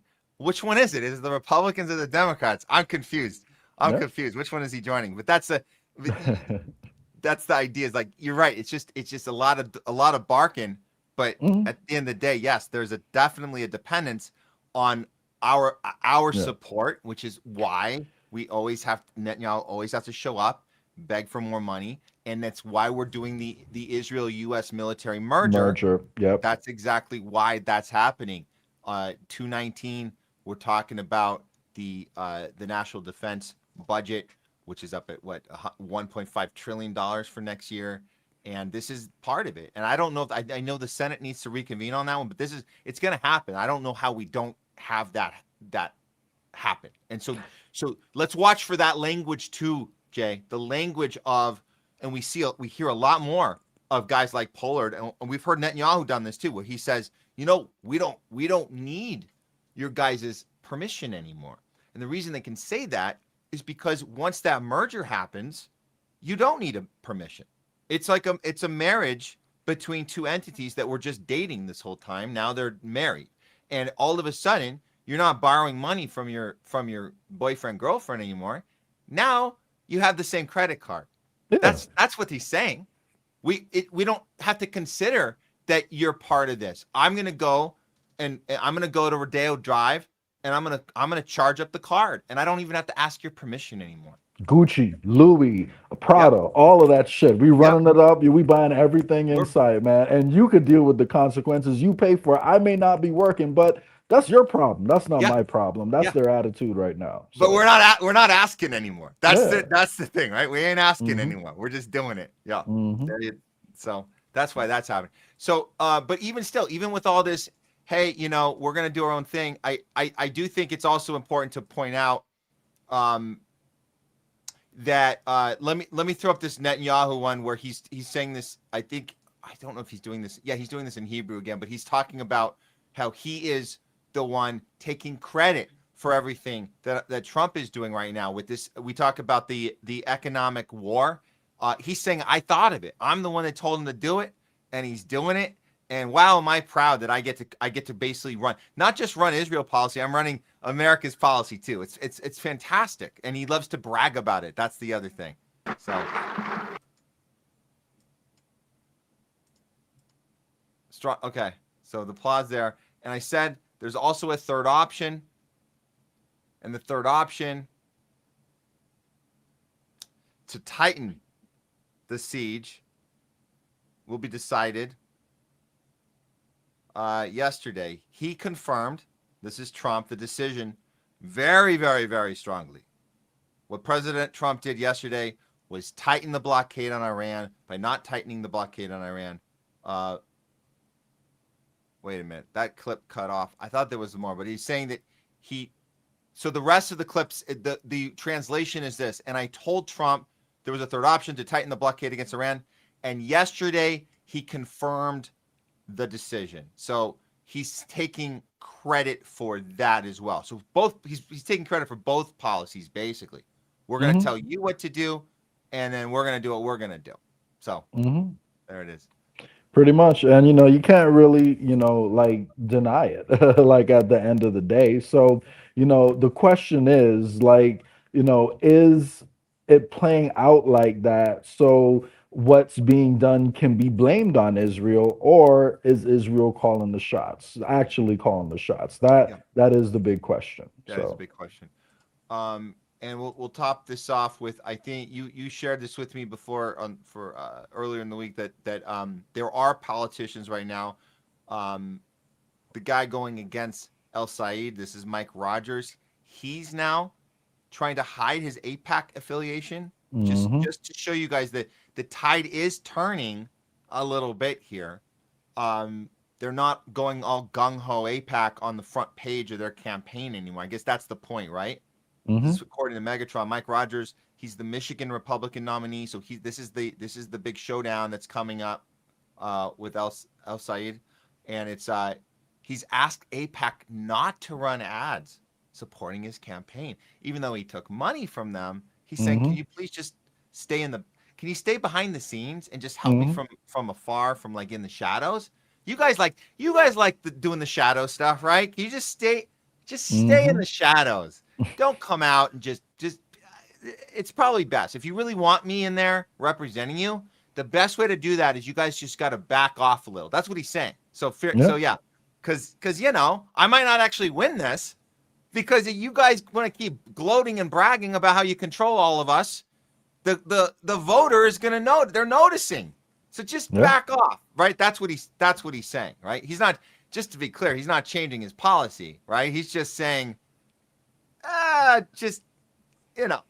That's the key point. That's the key point you made just now, right? Because he's not actually changing his beliefs or adjusting his foreign policy. He just doesn't want to be associated with AIPAC, so he can pretend that the only reason he supports Israel full-throatedly, the way he does, pun intended, is because, he wants, because it's good for America. That's what he's trying to pretend, right? So, if AIPAC is out there openly bragging about controlling his every move, then it makes him look bad. And that's why I personally believe that the situation is not sustainable in the long run, because they're always going to have to worry about quashing the next rebellion. And you're seeing it all over the country. You're seeing more and more candidates who were not just like, well, we need to rein in Israel. No, you're seeing candidates saying, end all aid to Israel, popping up all over the country. So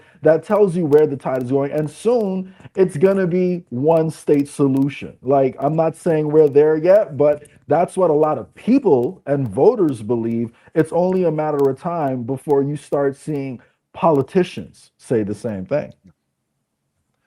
All right, let's move on to the next one here. I think if you just want to get right into it, we're talking about, and if you're joining us here, this is the Homeless Left. I'm here with Jay Scott, co-host. I'm Matt Weinglass. We're talking about the trade wars, and going down the list, Trump has a hit list of trade warring, and Canada seems to be at the top of it right now. And if you guys saw, we did kind of make fun of this at the top of the show. Well, Trump made fun of himself. He put out a little video. We played it on the opening. But this was the official signing. He was just kind of having fun with it. But he's calling it Lake America. So Lake America, it's like a pun on itself. And he's so proud of it. But this is the actual signing of it, where it was like this official thing. And it's so bizarre. Just if you guys haven't seen it, here's the clip. But yeah, I don't know what he thinks is coming from this. But maybe it's just for his base to be like, yeah, you show those Canadians, we can take their lake and call it Lake America. All right, here we go. So congratulations, Darlene. And finally, I guess the purpose of this more than anything else is we're going to be changing the name of Lake Ontario, effective immediately, to Lake America. That's going to take place right now as I sign the order. Do you have anything to say about it, Ben? Yes, sir. There you go. Matt, I don't think he realizes that Ontario is named after a Native American, name for the place, right? And in case he doesn't realize it, there are places in America that also use that name. Where you are out in California, there's an Ontario, California right there. That's not named after Canada. So for him to be so dumb that he doesn't realize that the lake is not named after the Canadian province is named after something in America that was here all the time, is absolutely hilarious. And this is more breaking news, right? Because I just saw this, I want to say 15 minutes before I logged on. But now he's not stopping there, Matt. He's thinking about renaming the Atlantic and the Pacific Oceans. So he hasn't said what the name is going to be, but I guess it's going to be Trump Ocean and then American Ocean or something like that. So you'll have the Gulf of America, Lake America, American Ocean. I mean, this is where we're going, man. This is the villain. This is the Lex Luthor, Gene Hackman villain from Superman the movie, where he's like, remember, because he blows up the coast of California. That the plan is you blow up the coast of California, you buy all the land, and you start renaming everything. And he's like, like Lextown or Lex City or Lutherville. And then his crony guy Otis is like, he's like, what is this on the map? He's like, Otisville. Otis. He's like, it's just one little bitty. It's just he's like, Otisville. So that's Trump. If anybody else wants to get in on the action, he'll be like, we ain't it's either America or it's Trump. That's it. Trump Tower, America first. You don't get a little Otisville. So shut up. But like it is insane. It's a diabolical insanity plan. It's crazy. Yeah. Pretty soon, the Mississippi is going to be renamed the Ivanka River, and then we'll rename the Rockies to Jared Mountains or Eric Mountains or something like that. I mean, you can't make this shit up, man. This is where we're at right now, Matt. So you got Kushner Court. Kushner Court. There you go. Yeah, and JD's like, I want something. He's like, you can have a little park, JD Park. Yeah, Vance Hill. You don't get a mountain, you get a hill, JD, because you're vice president. So you get a hill. Let's call it, JD Hill or Vance Hill. There you go. Man. Hegseth's like, come on, man. I gotta have something. He's like, dude, you're death and destruction, like whatever, death and destruction. He lost the first war he started against Iran, so you know he can't even give him a street. Maybe a Hegseth lane. I say drive, like a drive. There you go. Death and Destruction Drive. That's named after. There you go. There you go. All right. Well, here's some responses from Canada. This is Doug Ford representing Ontario, and he's talking about this. Okay, so we're gonna play the clip where he's calling out Trump's economic record, and he warns Americans not to vote for a man who actively kills jobs. He reveals Trump's tariffs are exactly why U.S. housing is unaffordable, noting that 33% of homes use Canadian wood. Wow, did not know that. Here's let me put this up here. I had to share this one because I wasn't able to put this one on a file, but we have it right here. Here we go. When it comes to the midterms, I have a message to the Americans. Don't vote in a person that's going to kill your jobs. He ran on creating more jobs. Last time I checked, jobs went down in the U.S. and Ontario created more jobs. He ran on reducing the cost of living. Last time I checked, food's more expensive down there. Homes are more expensive. And the reason homes are more expensive because he has a tariff on our lumber, which 33% of all homes that are built in the U.S. use Canadian lumber. When it comes to the midterms, I have a message to the Americans. Don't. Okay. Yeah. I don't. So look, obviously it's very narcissistic to be naming all this stuff, but as far as the trade itself, the trade war that he started, right? None of it actually makes sense when you break down these numbers. We've been hurting ourselves the whole time, and I think that's what he's pointing out there. I want to play this one. This is a breakdown of why, if Trump thinks that by changing the name of this lake that he's getting any leverage, it's another example that it's not doing anything except hurting us. So this is a lot. It's not just Ontario saying this. It's everybody is saying this. They're saying, dude, did you not think this through at all? So here, we'll play this little. Here we go. Canada, holding significant leverage, threatens to cut off energy exports. Canada supplies about 60% of the crude oil to US, crucial for states like Michigan and Wisconsin. Ontario alone powers 1.5 million American homes, particularly in Michigan, New York, and Minnesota. If Canada pulls the plug, gas prices could soar by an extra 70 cents per gallon. Moreover, Canada is the leading source of imported electricity into the US, with nearly 33.2 million megawatt hours crossing the border annually. Cutting this supply could plunge parts of the US into darkness, disrupting everyday life from New York to the Midwest. This could lead to economic chaos, with US GDP potentially shrinking by $467 billion and Canada's by $78 billion. Follow for more interesting videos.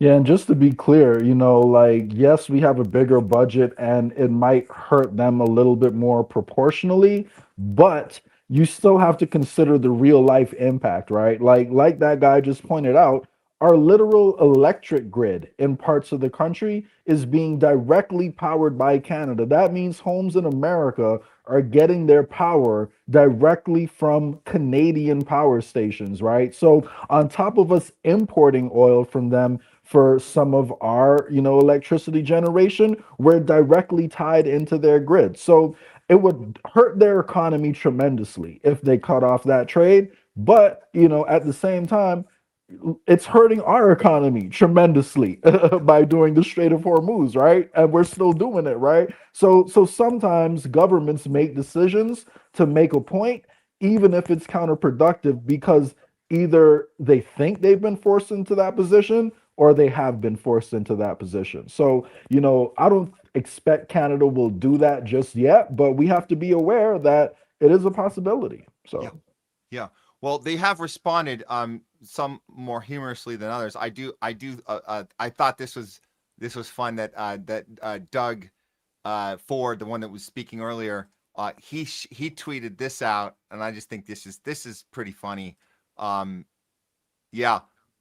looks like the people of Canada will be given serious consideration to changing the name of Lake Michigan. Oh, that's a Lake good one. Epstein.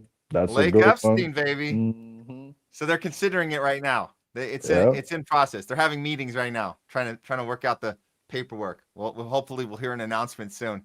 Wouldn't that be hilarious? Because that now means anyone who's doing business with Canada or America is gonna get to choose whether they call it Lake Epstein or Lake America, depending on the situation. So I have to say that I kind of hope they do go through with that. I'm not gonna lie, at least for a little bit. That would be hilarious. So I mean, just the fact that he's putting that out publicly, that to me, that's great. Like, even if it doesn't go anywhere, he's saying this is how ridiculous you are, man. Because this would actually be more accurate. Yeah. But while he's saying that, though, I want to be clear. The Canadian Prime Minister is part of that club too. It's not like Mark Carney is innocent. It's just that his name may not be tied up directly in the Epstein files, but he's part of those circles. And Epstein wasn't the only one, doing what he was doing. So see, this is why that's probably not going to happen. Yeah, exactly. Because it's saying, whoa, we're supposed to be calling out Trump's bullshit, not all of our bullshit. Exactly. Pretend it's just Trump. Pretend he's the only pedophile leader in the world right now. Mark Carney might have a little phone call with Doug Ford and say, "Hey, man, that's funny. That's a nice funny tweet. You really stuck it to him. Now just let that one. Let's just let that one be. Let's just it's a one-time thing. Let's not carry that one forward too much. Yeah, that's saying too much. Again, we're supposed to be attacking the bad apple, not the entire system that includes us too, right? Exactly. Right. But here's what they are doing. This is from Dropsite.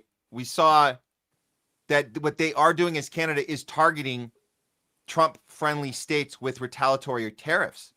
And they're calling it the movement of resistance. Canada will impose retaliatory tariffs up to 50% or more on more than 700 U.S. products, deliberately selecting goods produced in states where economic pain could generate political pressure ahead of the midterms. See, now this is, and I know we were literally making fun of this, the idea that keep it at attacking Trump, not the whole system. And this is why I don't think Canada's acting in good faith here, because they're doing the thing that our Democratic Party does. They say, we're going to go after the red states, and we're going to show you that it's a unique problem of Trump versus that the entire American system, this whole pushing the dollar, or we covered the whole, we're going to force the dollar down your throat, or we're going to take it away from you. This is this is a global problem, and it's not just Trump. It's our entire system failing. And the Epstein reference is also important, because it's like, so you're going to target red states, and that's supposed to get them to change their vote in November? Is that, but not Democratic states, right? In their defense, I don't see any way that a Kamala or a Biden or an Obama or any Democrat, honestly, would be doing this. I do think this trade war aspect of Trump's presidency is unique to him. So this is by no means me saying that Democrats are better, because at the end of the day, they mandated poison, right? Republicans weren't the one to do that. So I'm not saying that the Democrats are better, but I'm saying on different issues, Democrats may be better on a little bit and Republicans may be better a little bit, depending on what the issue is, right? But, from their perspective, I guess what they're trying to do is to, fight back against what Trump is doing without alienating all Americans, right? Because right now, a lot of Americans are actually on, Canada's side. You see Trump out there, not Trump, De Niro out there, with a shirt saying, with a Canadian flag on it saying, don't worry, we hate him too. So it's like, if Canada, makes life harder for all Americans, then it is possible, not all of those people, because some people have nuance, but some of those people are going to start to get upset with Canada too. So I think that's why they're trying to target the retaliation specifically at people who they believe support Trump. So I'm in Texas. So if Texas depends on exporting to Canada, I'm in trouble. You're in Cali, so I think you're good, Matt, and on this one particular thing. So well, Cali's compliant, my friend. We listen to everything we're told. We mask up. We vote blue no matter who. And, you present your vaccine cards when asked. Absolutely, don't forget, man. Whenever you're asked. I have multiple copies of them, because you gotta have a vaccine card in every car, in every compartment of every, just in case, because you never know when you're going to need it. You want to show that you comply. Yep. And I accidentally wore my resist t-shirt. I meant to wear the one that said comply, and I mixed them up, so I feel bad. But when I leave later, I'm gonna make sure to change up, because we don't want anybody in LA, because we're in LA here. We don't want anybody seeing me trying to resist. No, we comply here. We comply. Well, you can resist now that Trump's president, but when the Democrats win, then you have to comply, Matt. So, just make sure you get the timing right on that, okay?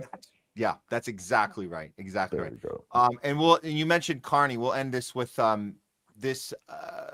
Mark Carney is threatening to cut off energy supplies, and I think this is in response. To the trade, to what's happening right now. So he did speak about this. Here's the clip. U.S.'s narrow merchandise trade deficit only exists because the U.S. buys so much of its energy from Canada. Canada fuels American growth, supplying 99% of their natural gas imports, 85% of their electricity imports, 60% of their crude oil imports. I don't think they want us to stop sending any of that energy. And if you look more broadly at the comprehensive U.S.-Canada trade balance, which includes the many services from finance to entertainment that we buy from the United States, that shows a persistent American trade surplus.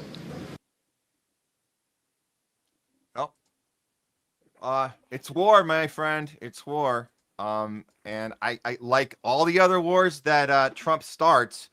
It doesn't seem like he really thinks them through before he gets moving. But well, let me just, end this segment with one thought, right? Sure. I've been saying this from the time he appointed Scott Bessent to be Treasury Secretary, from the time he even floated Scott Bessent to be Secretary, right? I do actually believe their plan is to collapse the American middle class. So we become fully dependent on stable coins issued by the government, right? Because there's no other way we're going to wind up accepting programmable stable coins. So if you wanted to, create a situation where we have no choice but to accept the stable coins, then you need the American middle class to collapse. So maybe there is a strategy behind this. It's just that obviously it's not what he's saying out loud, which is to quote unquote bring in the golden age. Maybe he wants to literally crash everything and impoverish everyone so they have more control over us. That's a possibility. So yeah. All right. Well, we obviously will keep an eye on this one. Let's move on. I only have you. I can save the Hillary one. Or you want to do that, or do you want to do the we know what it's not? What do you? I think we have time because we're about an hour in right now. This one will probably take 15 minutes. So we'll probably be like maybe 5 minutes over. So yeah, let's do it. Okay. So there's a couple.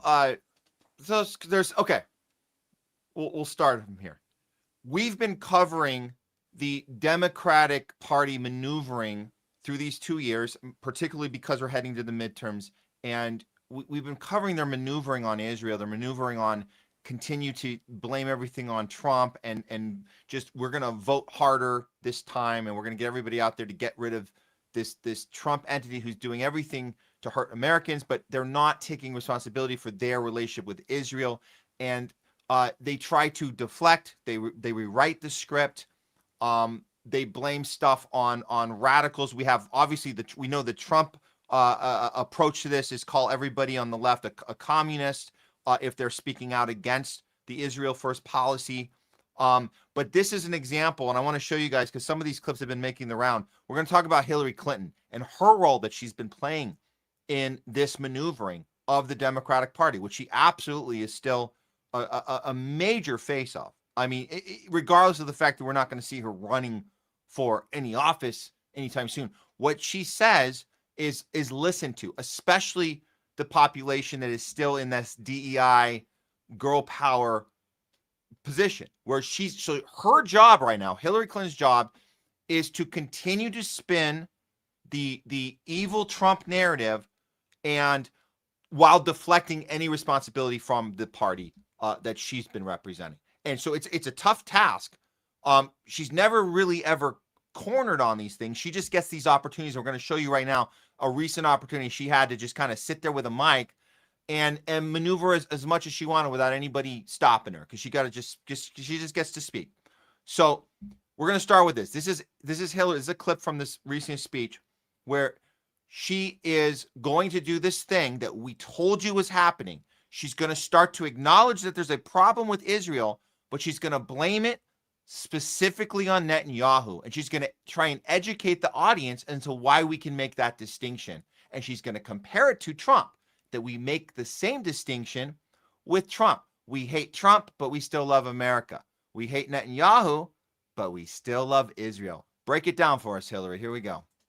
The Netanyahu government. And I think we have to make a distinction, which is hard to draw because the world today, the polarized world we're in, doesn't favor complexity or nuance. It favors binary choices. Are you for or against? Well, the right answer is we are against a lot of the decisions that the Netanyahu government is making, and we are for Israel. And I'm against a lot of the decisions that the Trump administration makes, and I am for America. So I think, don't get yourself caught in what I consider to be a false choice. And it's really important for people, to draw those distinctions. And that certainly is how I think about it and how I talk about it. What she means is that's certainly how she spins it, how she packages it. It's not. None of that makes sense, but it's very clever of her. I got to say, it is clever for her to misrepresent that she's the one being thoughtful and nuanced, and that people that want to call out the entire system, they're being simple-minded, and they're the ones being binary, which is, it's actually the complete opposite. But did you see what she's doing here, Jay? She's trying to claim the throne of, we're the ones thinking it through detailed. We're the ones with the critical thinking brain. We're the ones that are able to separate Netanyahu from Israel, just like we've been able to separate Trump from our system that I've been part of. And I've been murdering people, and I've been assassinating leaders and high-fiving Condoleezza Rice on Jon Stewart's show and celebrating that we've had the same policy the whole time. So I'm going to misrepresent, and I'm going to bullshit this audience that I'm the one using my critical thinking skills, and I'm employing you. I want you to do the same and not be so one-dimensional about your assessment of the entire system of Israel and the entire system of our country being corrupt and needing to be, taken out, basically.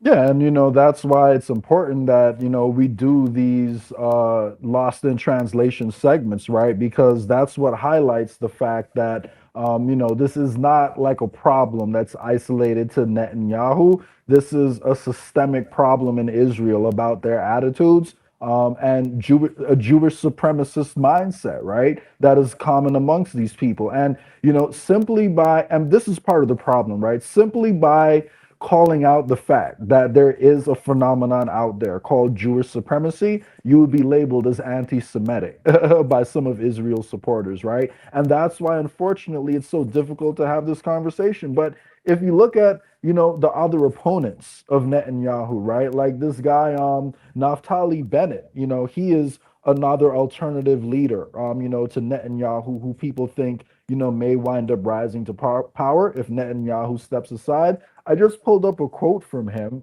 from earlier this year, and he's out there saying, "No one will love Israel, so we have to make them fear us." Like this is the attitude of the people who are supposed to be the alternatives to Netanyahu, right? So they can pretend all they want that Netanyahu is this unique problem, but just remember, they run polls in Israel asking, should we treat Palestinians like Amalek, which is the equivalent of a poll in America going out saying, should we genocide all black people? It's like the same thing, right? Like you wouldn't even see that poll in America, right? Because there would be no reason to run a poll like that, right? That's not to say there aren't a couple people out there who might have that crazy belief, but it's not a mainstream enough belief to even run a poll like that. Not only do they run those polls in Israel, over 60% of the Israeli population believes that all Palestinians should be treated like Amalek. And that means the death of every man,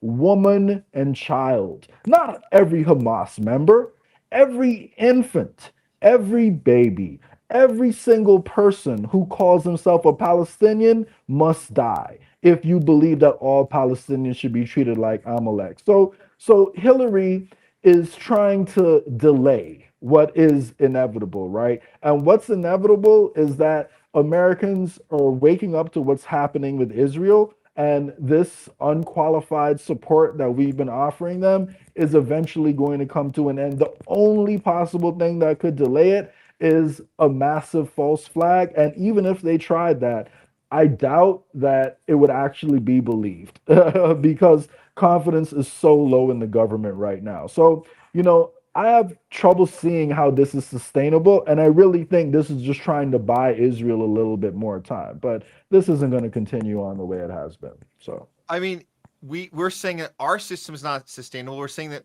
the petrodollar was in free fall anyways. How are we able to hang on? I think it's the same question we have with Israel. How can they continue going this way? And I think that what she is doing, she's delaying the inevitable, but it's actually effective, Jay, because I think that when you anticipate that you can still get public support for a failed system, and the way you do that is you blame everything on one guy, and it worked here. That's how we are still saying America, America, America, is because we blamed everything on Trump. And so she's applying that same formula to say, yes, there's something wrong with Netanyahu, but we still love Israel, and we can fix this problem if he would just go away. But then he never goes away. And the same with Trump. Trump never actually goes away, but we can pretend that all of our problems is because he does mean, nasty tweets, not that our system is, and that she's been part of. She's the one pushing these policies. Let me play this next one because this is another technique. Manipulation. Okay, wait, go ahead if you want to. Comment on the last one. Really fast, right? I just want everyone to remember there's one big difference, right, between the petrodollar system and our support for Israel, and that's the petrodollar system actually benefits us to an extent, right? Because when we take a trip to Colombia, our exchange rate is really helpful. So the fact that we have all these cheap goods all over the place, that's really helpful. There's no benefit to us supporting Israel, and I think that's really clear to Americans. So personally, I know maybe you think it'll last longer than I will, but I can't see this relationship continuing for at maximum 10 to 15 years. It can't go on any longer than that. I might be in that ballpark. I know people that have said they think it's in free fall right now. It's not.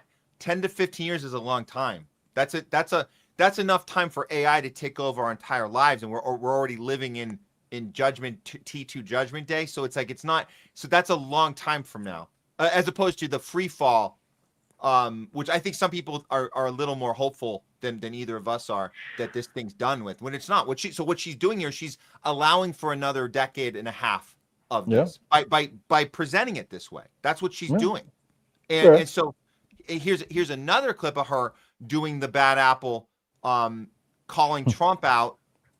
In this clip, she's going to say that Trump is actually the hypocrite, and there's actually some truth here, but it's the way she presents it is she's taking cover herself and anybody on the Democratic side, including Obama, obviously, from behaving the same exact way. So she's saying, oh, Trump is uniquely a hypocrite because he's behaving, as she says, in socialism for the rich, and she's going to blame it on him. And this is the hypocrisy being that he's calling everybody on the left radical commies when he's actually demonstrating socialism for all the rich. So here it is. And then this is a maneuver to put all the focus on him uniquely and not on the way every president runs, their 4-year, 8-year term. Distort its workings. And, the last thing I'll say is I get very amused when I hear Trump and his, people talking about socialism and communism. The way he's behaving, it's socialism for the rich. I mean, it is the most ridiculous administration when it comes to doing everything possible to avoid risks and loss for people who are already doing well. It's the most ridiculous administration that's keeping risk off the table for. When did we coin the term "too big to fail"? Oh, that's right. That was the big bank bailout by your old buddy. Obama. Is she not? I mean, she obviously knows that. So this is her again trying to just play it here. I think there might be another couple seconds. I don't. Let me see here. And to use the power of the government to benefit himself and his cronies and his allies. What the F is she doing? I mean, again, it's manipulative. It's kind of genius because everybody with their short-term memories, they're like, oh, she's right. And she is right. But by omitting the part that this has been in the system every single presidency, especially Obama, because he was the one that actually did the big bailout during the housing disaster, right? The too big to fail. But she's counting on the fact that people listening to this are affected by Trump's behavior. We can see the things that we've been talking about on the show. Obviously, he's been profiting off of all his shady ass investments on the thing that he pushes. We see it all. So she's right about that. But the manipulative part of this is she's uniquely blaming it on him, and this is the same model, right? The same bad apple model. Hate the guy, but you don't hate the country. We're going to get things back to normal soon. Yeah, I mean, she wants to talk about socialism for the rich. Well, if you look at the Affordable Care Act, which is arguably the biggest thing Democrats have done to produce any type of change over the past couple decades, that was a Republican plan. That was based off Romney Care that was rolled out in Massachusetts, right? And all that did was put in a mandate for every single person out there to buy health insurance. So who does that benefit? Well, that would benefit health insurance companies, right? And the people who own those. So that kind of sounds like socialism for the rich. What did Biden do when he was in office, when he was VP? Oh, yeah, he put his son Hunter Biden on all these energy boards, like over in Ukraine. And now he was making a bunch of money as VP. And then what did Biden do when he was president? Oh, yeah. Biden then pardoned his son for all of his crimes, right? And so you want to pretend that Trump is, now I will say Trump is probably the worst. Not probably, he is the worst if you look at the amount of money he's made. But he's just a continuation of the same pattern that has been going on for decades and decades and decades. And, ahead of this next clip that we're about to play, it should be clear that major Russian oligarchs donated money to the Hillary Clinton Foundation when to the Clinton Foundation, when she was Secretary of State. And by oligarchs, I just mean Russian businessmen, right? And then as she was Secretary of State, she authorized the sale of uranium to Russia, right? To be used specifically for nuclear weapons. And now, well, who's the worst country in the world? Who's the biggest bad guy according to Hillary Clinton? Let's see who she believes the worst country in the world is right now. Yeah. And this is, of course, her personal vested interest in this story is her own little, her little story about how she lost the 2016 election because it was rigged by a foreign entity, and she hasn't let that one go. So for anybody who thinks that that isn't a thing, because that always was, that they always cried wolf on that shit and said Putin's coming to get us. Here we go. Here we go. The old Putin monster's back. Fastest way to try to end this war is for Trump to weigh in much more forcefully on Ukraine's side. Sadly, I don't think he will do that, Mike. I think whatever the hold that Putin has on... Can I just stop there? Well, he is doing that. So she's wrong about what he's actually doing. But more importantly, she's wrong about her analysis here. So let's hear the analysis is awful. But she can't even predict the future correctly because he is actually weighing in. That's what he's doing. So, okay. But anyways, this is her analysis about who's the biggest threat. Exactly. Him, whether it's the admiration he has for dictators, that he wants to be a leader like Putin, or the money that he's making from all these side deals, which very clearly there is a path back to Moscow with a number of these, business opportunities that he and his family have taken advantage of. A path back to Moscow? Not Israel. Not Israel, Matt. It's Moscow. You effing moron. Every one of these deals, it's a Kushner, it's all of the Trump Jr. stuff and all the different, oh my God, all the Epstein stuff. Don't be anti-Semitic, Matt. It's Moscow. It's Moscow, man. Be serious. Come on. And notice how she's not talking about the Epstein. She doesn't mention Epstein here, right? She doesn't do that. No. Irrelevant. No. She was fuming when she had to answer some questions about that, by the way. Remember that? She was, how dare you bring that up? Fuming. But anyways, okay. So yeah, go ahead. The Putin monster is back. The Putin monster. Or they have something on him, what the Russians call compromat, or it's a combination of all of that. He cannot bring himself to criticize Putin or to really take any lasting position of strength against Putin. Compromise. Don't worry about the Epstein files, man. The thing that we've been talking about for the past 10 years almost now, right? Don't even worry about that. It's really Russian compromise that we have to worry about. That's what we got to worry about, Matt. Not the Epstein files. Nothing to see there. Can we also be clear? When we play clips of her once in a while. We don't actually usually obsess with Hillary on the show, only when something really, really crazy happens. But keep in mind that when she speaks, she usually has somebody across from her, and in this case there was a live audience there. But she does these podcasts. We don't even waste our time with some of these. But if you guys have seen these clips on your feed, look at who she's talking to. Look at who. It's a script. It's always a scripted interview. No, she will never, ever sit down with somebody that's going to ask her a real question. And if you and I either of us were happen to, in an alternate reality, if we were able to actually be there with a mic and respond, she couldn't answer an actual question. That's the point. So these are all like promotional moments for her. Whatever, when she goes on these like girl power podcasts or whatever, they're never going to ask her about any responsibility she needs to take for any of the things she's accusing Trump of. And she'll never be asked about geopolitics in an honest way.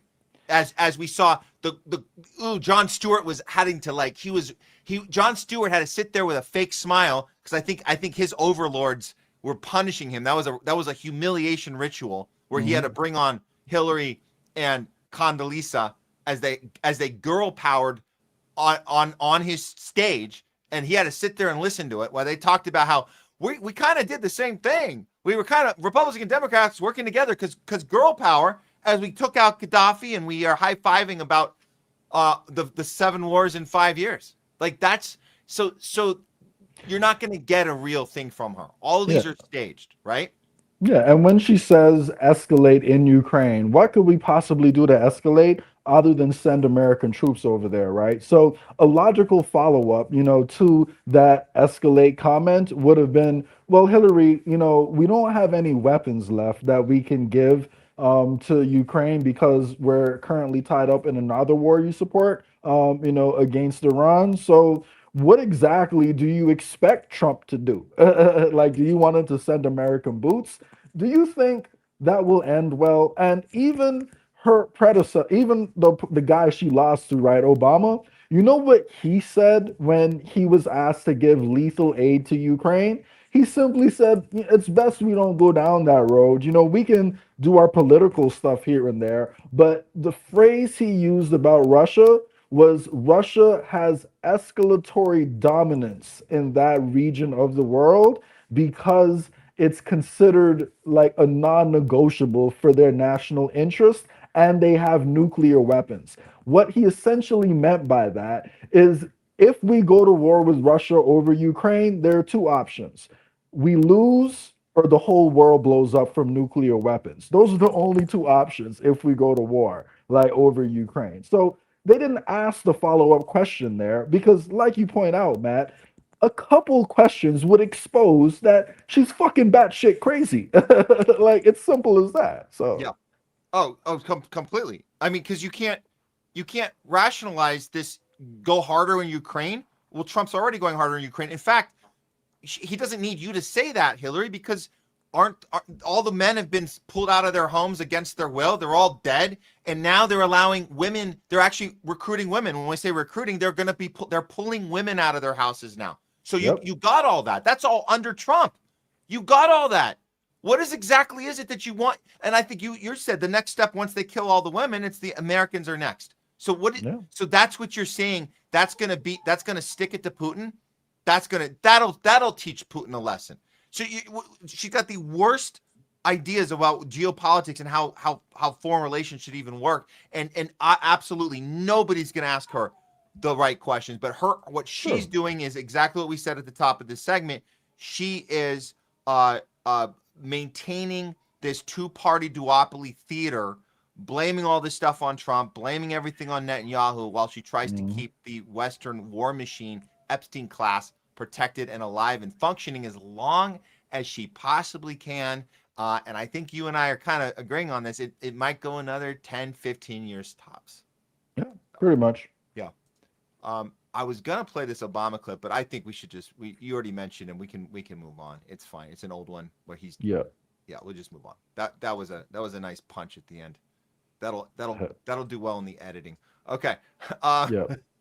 Sometimes you're like, oh, that's a good punch. You down to do a little we know what it's not? Let's do it. Why not?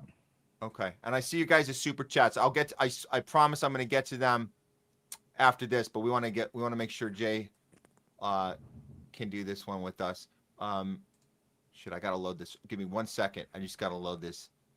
I broke it into two parts, so if you're out of time, I can do the second one. That works. Yeah, it's fine. We can do it. We'll cut it in half, so we're not rushing it. Because there's a lot going on here. So yeah, I anticipated it would be a long one, so I just put a little break in it. Okay. Yeah, no worries. That works. Okay. Cool. All right. Here we go. We're doing it. We know what it's not. Okay, here we go. Cue the intro. Here we go. Now we know that the vaccines work well enough that the virus stops with every vaccinated person. But this is a pandemic of the unvaccinated. We had to really move at the speed of science. Doctors are still baffled. They're still looking into it. We just all got to be patient. Keep your mouth shut. Stop asking questions. You guys know the drill. Don't be anti-science, right? Don't be, because Fauci's king. He's still king, and anything he says goes. So get in line. Wait till your next instructions, when the next lockdown, the next school closing, the next masking up, the next 6 feet order, and just be patient and quiet, because we're all in this together, right, Jay? That's Yeah, for sure. don't be disingenuous, Matt. Fauci isn't king. He just speaks for all of science. So whatever he says Yeah. is the consensus among all scientists. It's not that he's a king. I mean, be fair, Matt. Come on, be fair. Well, we got some bad news coming out of Pennsylvania. So they're trying to, and this isn't just the local news. They all picked up on this, but I got the ABC cover story. They're whipping out the same blueprint again, the COVID blueprint, this time with measles. And what they're doing is they're going to tell you that people have died with measles, but they're changing it to, or implying it's from measles. But we know that they like to combine those stats. They got that down to a science with COVID. All the COVID deaths you guys saw on your screen during COVID was people dying with COVID and from COVID, all in the same statistic. And that was by design. So they're doing this again. Here's the breaking news that if you guys saw this, yes, ABC, they're on top of it, Jay. They're telling they're breaking the story. Dun. Yeah, and we're gonna and the toppers at the end of the. If you guys haven't read ahead yet, it's the topper is really really annoying. But of course, we saw this coming. 2 people have died in Pennsylvania from measles. The state health department said Tuesday. Both were what? They were unvaccinated. Dirty. Well, dirty people. You sons of bitches. You know what? Jimmy Kimmel had it right. He said, you know, shove off, Wheezy. We're not taking you. You weren't vaccinated. You can go die on the street from your heart attack. And the audience goes, yeah. Someone take their kids to away. it. Take their kids away. Yeah. Put them in a camp. Why not? Yeah. Put them in a camp. Well, RFK came out and he said this. They kind of looked into it, and he had this to say. We're trying to get information about those 2 casualties. According to a statement that was released by the Lancaster County Commissioner today, they cannot find any measles deaths in Lancaster County. And they complain that the governor will not give them that information. CDC tried to get that information from the governor yesterday, and the state is refusing to cooperate. We're doing a better job than any country in the world at controlling the measles outbreak.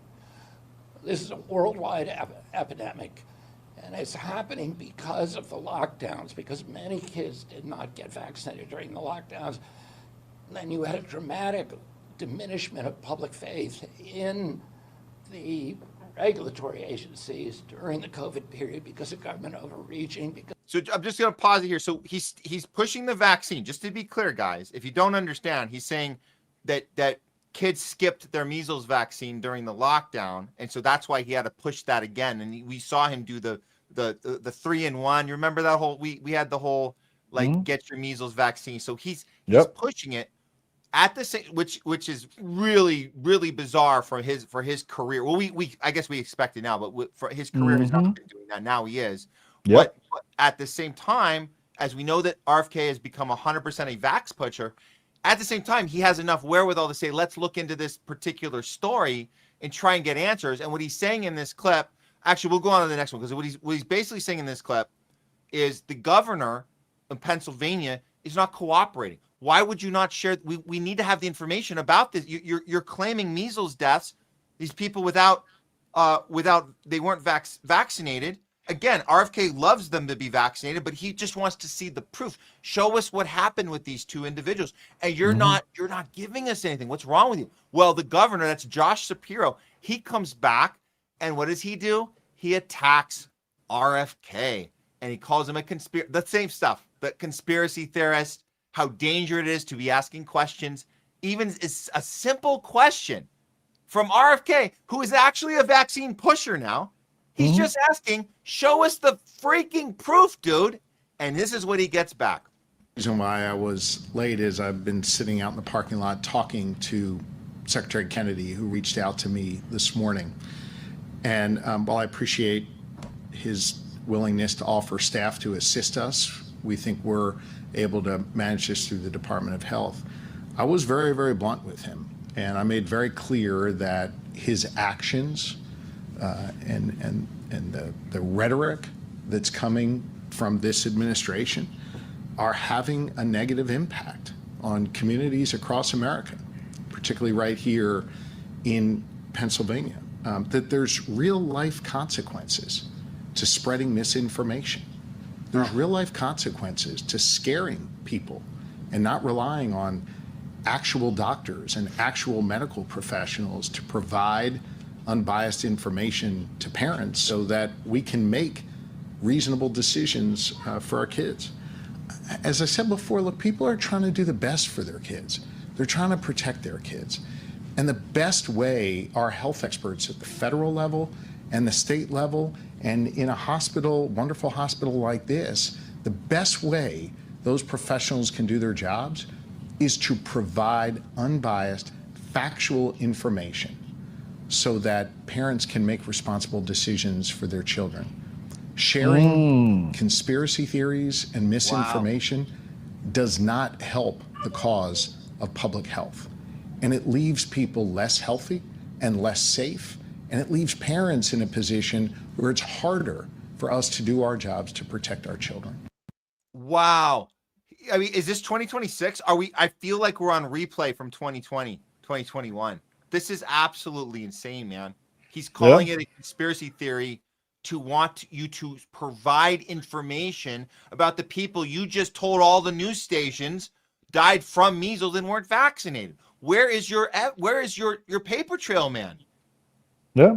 I mean, from what I read about it, both of the people who died were in their 80s, and they had other stuff going on too. So I didn't get all the details, but at the end of the day, if you have one person, like who dies from stage 4 cancer, for example, and another person, who dies from a heart attack, and they happen to test positive for measles, I mean, can you really put that like as a measles death? So if he wanted to dispel all conspiracy theories, then he would just release the information, because RFK didn't actually give any theory. Like, all he said was, hey, we're trying to get the information about what happened here. Can you give us the information? Because that helps strengthen your case, right? If your case is based on reality, then information would not be a detriment to your case, right? And, I commented on this story when I saw it being posted on Facebook too. And all I said was, hey guys,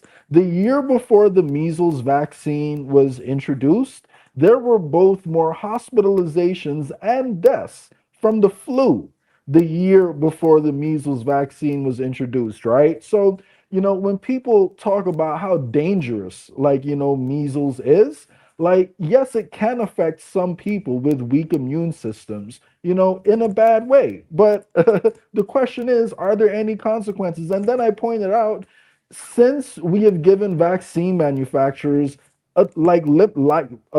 liability shields so they cannot be sued, the number of vaccines have gone up like crazy, and so has the autism rates and chronic disease rates. And do you know what the response I got to that, Matt, was? What's that?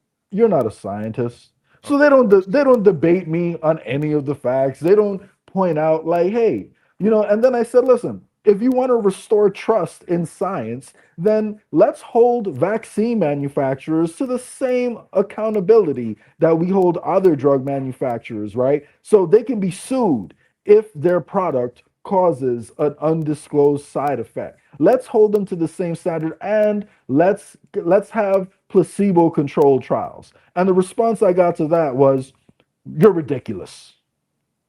My God. You're ridiculous. Yeah. I'm sorry.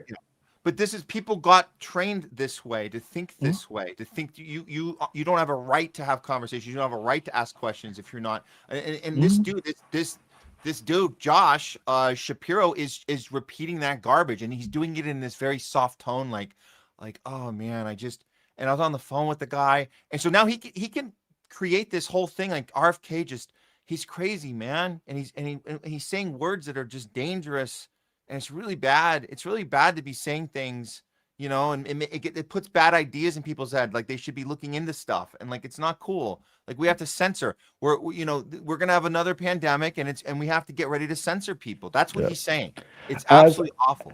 As RFK pushes the vax. So it's like he's not even responding to what RFK is saying right now. He's responding to a caricature of what he imagines RFK to be, because RFK is literally saying the exact same thing that you want him to say. The problem is not enough people are getting their, measles shots, but I just like some more information. And then you completely ignore everything he said and just respond to what you believe he is. So it's insane.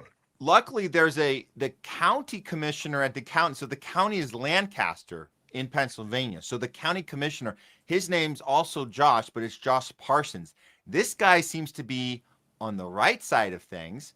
He also has a very calm demeanor. So it's don't mix the two up. You got Josh Shapiro, calm demeanor governor that's just being a complete dick. And then you got Josh Parsons, the county commissioner, who is handling this a little more appropriately, I'd say, on behalf of people. So this is the tweet here from Chief Nerd.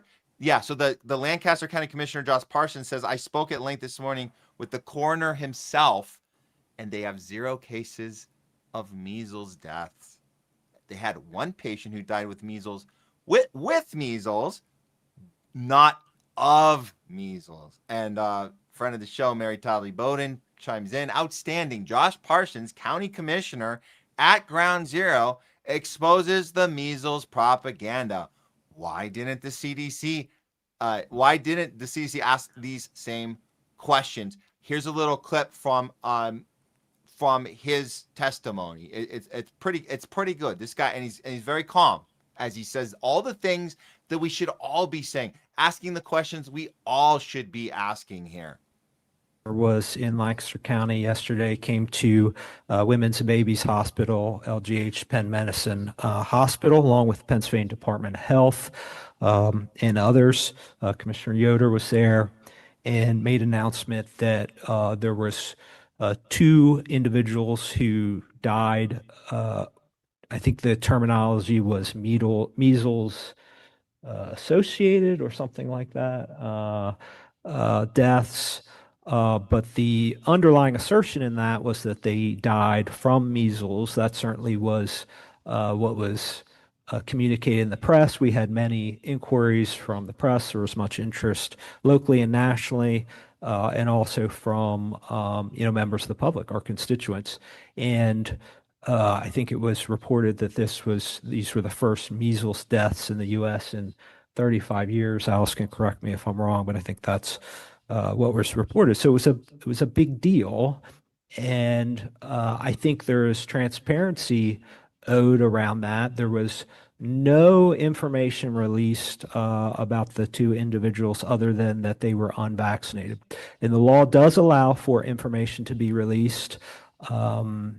It can be released without identifying the individuals, but providing some demographic background information, age, that sort of thing. So because of obviously there's a lot of interest in that. Obviously, it sound like very tragic cases.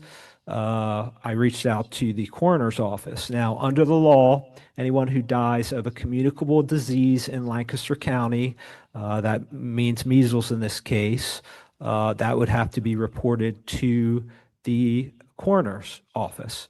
And I spoke at length yesterday with a senior member of the coroner's staff and spoke at length this morning with the coroner himself, and they have 0 cases of measles death.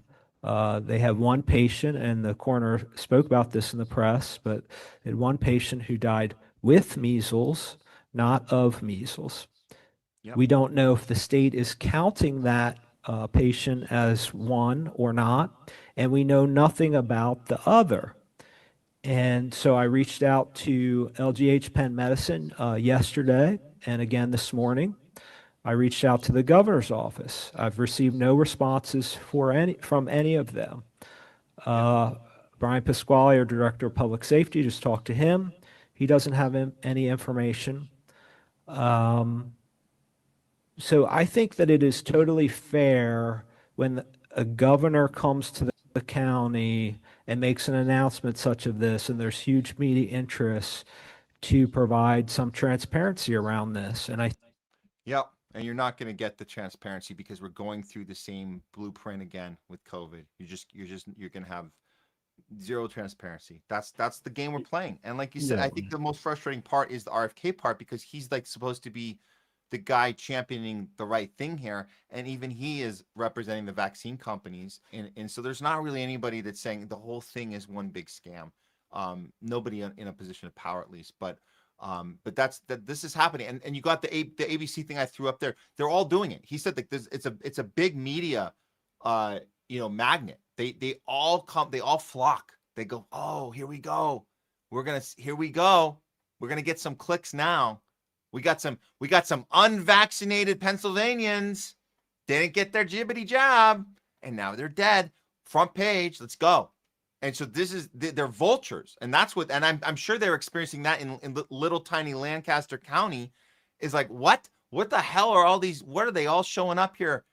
They're going to report on 2 deaths, 2, like you said, elderly death. You're going to bring your CNNs and all your people here, because it's time to tell everyone, look what's happens when you don't do the thing you're supposed to do. Yeah. Yeah, and what people don't realize is, like, every day our immune system is encountering viruses and fighting them off, right, in real time. And that's one of the reasons why you had so many false positives for people who were supposed to be, quote unquote, COVID positive but asymptomatic. So it's just that as you're out interacting in the world, your body may come into contact, with something. And even if you're not experiencing any symptoms, you could still technically test positive, like for something, even if you're not experiencing symptoms. So it's like, like for them to just blow all of this out of proportion, it's like it makes no sense. Well, it does make sense. Like you said, the media is trying to get clicks for a story. They're also being paid by big pharma companies who are their number one advertiser. So, it's just a vicious circle. No one learns anything from the last few years. They just keep going round and round. Yep. So Well, we'll end this half of the we know what it's not with I guess a little good news. And this is in regards to people getting having to face a little justice for their roles in any sort of hiding of information. We're not just talking we just did the measles part of this, obviously the COVID part. We also have the autism relationship to vaccine part, which is all about protecting pharma. This is all about protecting, doing whatever you can to protect these psychopath drug pushers who have captured our media, captured our legislation in our government. So in this case, the good news being that it looks like that there is a scientist who is key in quote unquote proving that vaccines don't cause autism. His name is Paul Thorson, and now he's actually being charged with 22 counts of fraud, including falsifying these reports. So this is a guy who used money assigned to him to maneuver his studies, and we call reverse engineering, where you come up with the conclusion and then work your way backwards. And we talk about this a lot on the show now, that this is a technique of working backwards to get the results you want. And so he did this, and he might be going down on these charges because it looks like that he might be having to plead guilty, not take the fifth like his pal Fauci.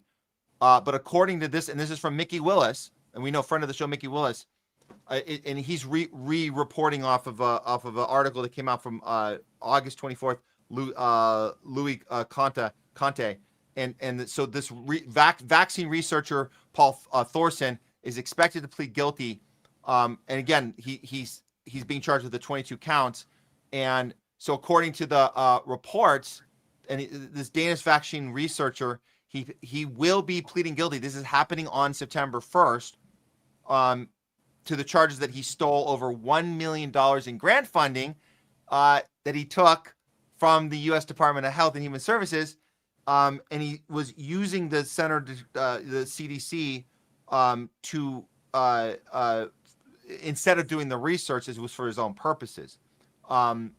And so his job was to study the possible link between vaccine and autism, but we know that he was given the results in advance. The results had to be that there was no link. So he was doing the quote unquote study, and then I determined after my fake study that there is no link, and then he used the money for personal use. Mhm. So yeah, so he never had to prove anything. And these are a lot of these studies go. So I just, we don't have to go through the whole thing, but the fact that it's being reported that this one guy is going to be saying I'm guilty to this does something, I believe. It says something. We can he gets charged, right? He goes down with the chip. He's like a fall guy for a broken system.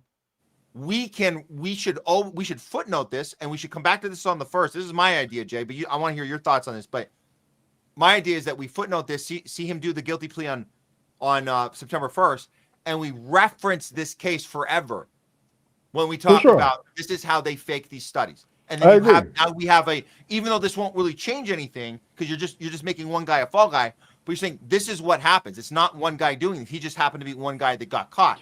Or well, but that's the actual system in play. The one where they fake studies and then they tell you that they reverse engineer the outcome, and then they use the study to prove that everything checks out when it doesn't.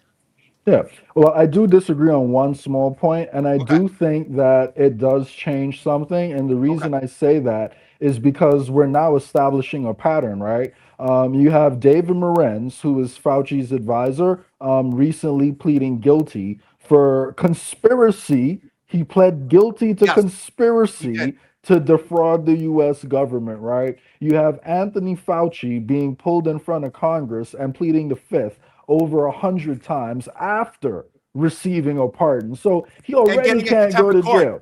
Getting a contempt of court. So there's this perception out there amongst most liberals now that science is this godlike entity that cannot do any wrong. There's no possibility for science to be corrupted. So I would argue what we're seeing now is the start of a pattern being established where people can now point to specific examples of prominent scientists who have been part of all these key decisions being found guilty, like in the specific things that they're there to represent. So, I would say maybe this is a turning point where maybe not the craziest Democrats and the craziest liberals, but a lot of the people who are more reasonable are going to be able to say, there's a little bit of a pattern here, because you may have seen people like Mary Talley Bowden and Dr. Peter McCullough get demonized by the media, right? But what you didn't see is Dr. Mary Talley Bowden pleading guilty for fraud and conspiracy against the U.S. government. You didn't see Peter McCullough doing that. You did not see Pierre Corey, Dr. Robert Malone. None of these people are pleading guilty to serious crimes. But a lot of the people who are key, and not just the COVID narrative, but now the overall vaccine narrative, are pleading guilty to crimes directly associated with the things they're supposed to be representing. I mean, to any reasonable person, at minimum, now I should be allowed to ask questions at the minimum. I'm glad you listed those, Jay. We have to be able to do this because the reason why, and just to answer this question, I know it's a little rhetorical because we know that there's a reason that they're not able to see it is because they're in their camp, right? They're in their COVIDian camp of anyone that goes down on our side. It's because they were pinpointed by Trumpers and that they were targeting them, and it's not sincere, and they're just trying to distract from a horrible presidency. That's their logic. So they're not looking at, but you listed these people. Every one of these matter. And this guy, Paul Thorson, he matters. Here, I got his pics. So you guys can see it. This is the guy he's going to be pleading guilty for these fake ass studies on autism is not linked to vaccines. And I'm going to take $1 million from your organization, from your company, and I'm going to pocket it and then tell you that it wasn't linked. And I know for sure because I did the study. This is so him, and along with the list that you're saying, and and you're right. The people not having to go to trial and go to, not say they're guilty are the people that have been in the resistance movement the whole time. And they're okay. You know, Dr. Mary Tyler Bowden turned down what was $1.5 million or $2 million, which was bribe money, which most doctors took the bribe money during COVID. She said no, and then she had to fight for her right to practice medicine. You mentioned Dr. Pierre Corey.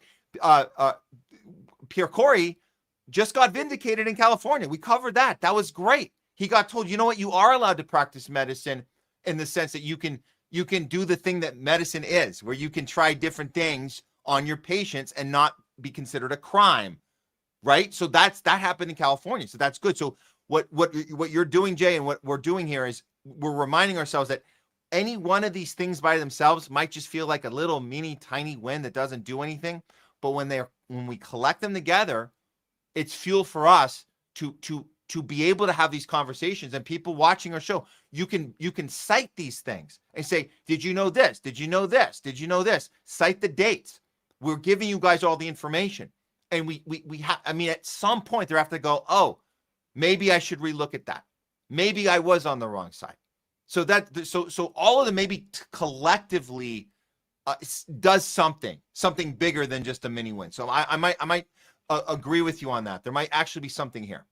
Yeah, and you just have to differentiate between honest actors, right? And like people who are either crazy or people who are disingenuous because they have some sort of vested interest, right? But most reasonable people, when they hear this information, they are going to at least pause and think about what you're saying, right? So what we have to do is share this show around. And like if you're watching this show right now, you have not sent it to a friend, make sure you send it to them and have them listen to this segment, because honestly, I do believe like this is a game-changing moment, because like this big claim that keeps going around, vaccines don't cause autism, like this is literally one of the main studies like that they point to when they say it's impossible for vaccines to cause autism. So at the same time, we're seeing studies come out showing that vaccines actually can contribute to it. They're not the only cause of it. It's not like autism wouldn't exist without vaccines, but they are a contributing factor, arguably a large contributing factor in a lot of cases, right? So like we're seeing a pattern. So we need to share this information with people and educate people, and people at worst case should be given a choice if some of these products are not pulled for being unsafe. And all I'm saying is, at the minimum, we should be demanding that vaccine manufacturers face the same legal liability as any other drug manufacturer, and they all have to present placebo-controlled trials the same way how drug manufacturers have to do it, because none of the vaccines on the vaccination schedule have true placebo-controlled trials where they're tested against a placebo. So we don't know if we're doing more long-term damage or if we're doing giving someone more long-term benefit from giving these shots. So until we have that information, I would argue it should always be optional. But until we have that information, it's just moral to have this be an option for parents, not a mandate. And that's all I'm saying. So awesome. Jay Scott, thanks so much for coming on with us today, and always your thoughtful commentary. And as Hillary Clinton says, it's a lot more nuanced than the surface interpretation. So obviously, but you do it in an honest way, and that's why we love you being here with us, man. So appreciate it. Nah, great work, Matt. Yeah, as always, love how you put these segments together. And I hadn't even seen those Hillary Clinton clips, but yeah, so nice work bringing that to the forefront. And she represents the establishment. Whatever you hear Hillary Clinton say, that is the establishment's perspective. So it is important to pay a little bit of attention when she's making, big announcements like that. So great work. So awesome. All right, Jay. And I guess, we know you're, anything, I guess we the people, make sure people know, obviously. Yep. You want to go check out WTPnational.com. If you want to push back and exit the duopoly, that's www.WTPnational.com. Get involved locally, and I promise you there are solutions to all these problems. And if you want to contact me, just holla at me on Twitter, at the Jay Scott. So great work as always, Matt, and later, man.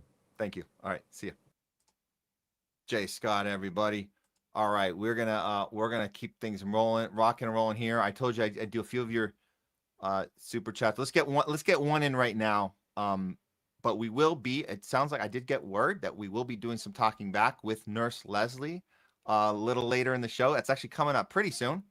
But for now, I'll pull one out here just for now. Let's see. We have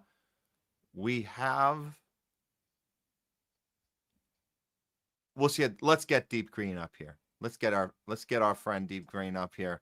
Thanks for the super chat. I think the Barron Trump bounty is that false flag. Interesting. We'll look into that. The Barron Trump bounty, for sure. Man, they might have a few false flags in the works all at the same time. It's whichever one gets the legs goes. Kind of like in the pharma arena, right? Where they do the what do you call it? You're trying to emulate the pandemic with COVID, so you got to get all the different ones, and whatever one has more legs, they go with, right? So the measles. That's a hard one. That's a hard one. We had the monkeypox. That's a hard one.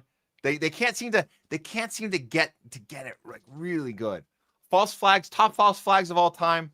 We should do a special on top false flags of all time and do a countdown, right? Obviously 9/11's in there, and all this the ones we've lived through, the Charlie Kirk and October 7th, all this stuff. So many good ones. So many good ones. Manufacturing consent, which is really the thing. Okay. Let's go ahead. Oh, actually, I forgot to plug this. I got to plug this because I shared on the last segment. Mickey Willis had shared out that story regarding the doctor or the scientist that's going to be pleading guilty for faking those vaccine studies, that Paul Thorson.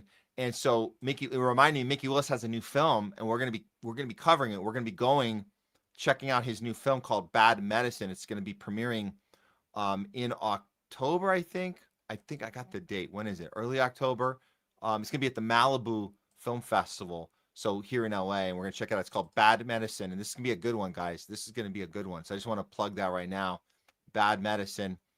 And we always appreciate Mickey Willis's work. And also we appreciate those that are aligned with the medical freedom movement that don't identify with either party. And they have the willingness, because a lot of them got on the Trump team, right? The Make America Healthy Again, MAHA movement.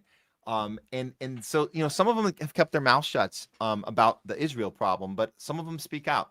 And I appreciate that, that Mickey has been a voice on that side of things to say, something doesn't seem right here. No, this isn't the Trump's coming to save the day. We're going to get, all these amazing things are going to happen. The medical freedom movement's gonna be championed and all this stuff. And it's like, no, it doesn't look like that is happening. So we appreciate that. Fellow filmmaker Mickey Willis, and we'll hope to have him back up on the show soon. So let's do this. We got top censored news, but I'm gonna do this before that.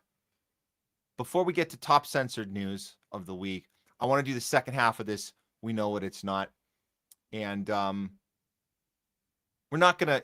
I won't play the intro again. I just want to get to it. We'll just get to it. Let's just do it. The second half of We Know What It's Not involves this woman.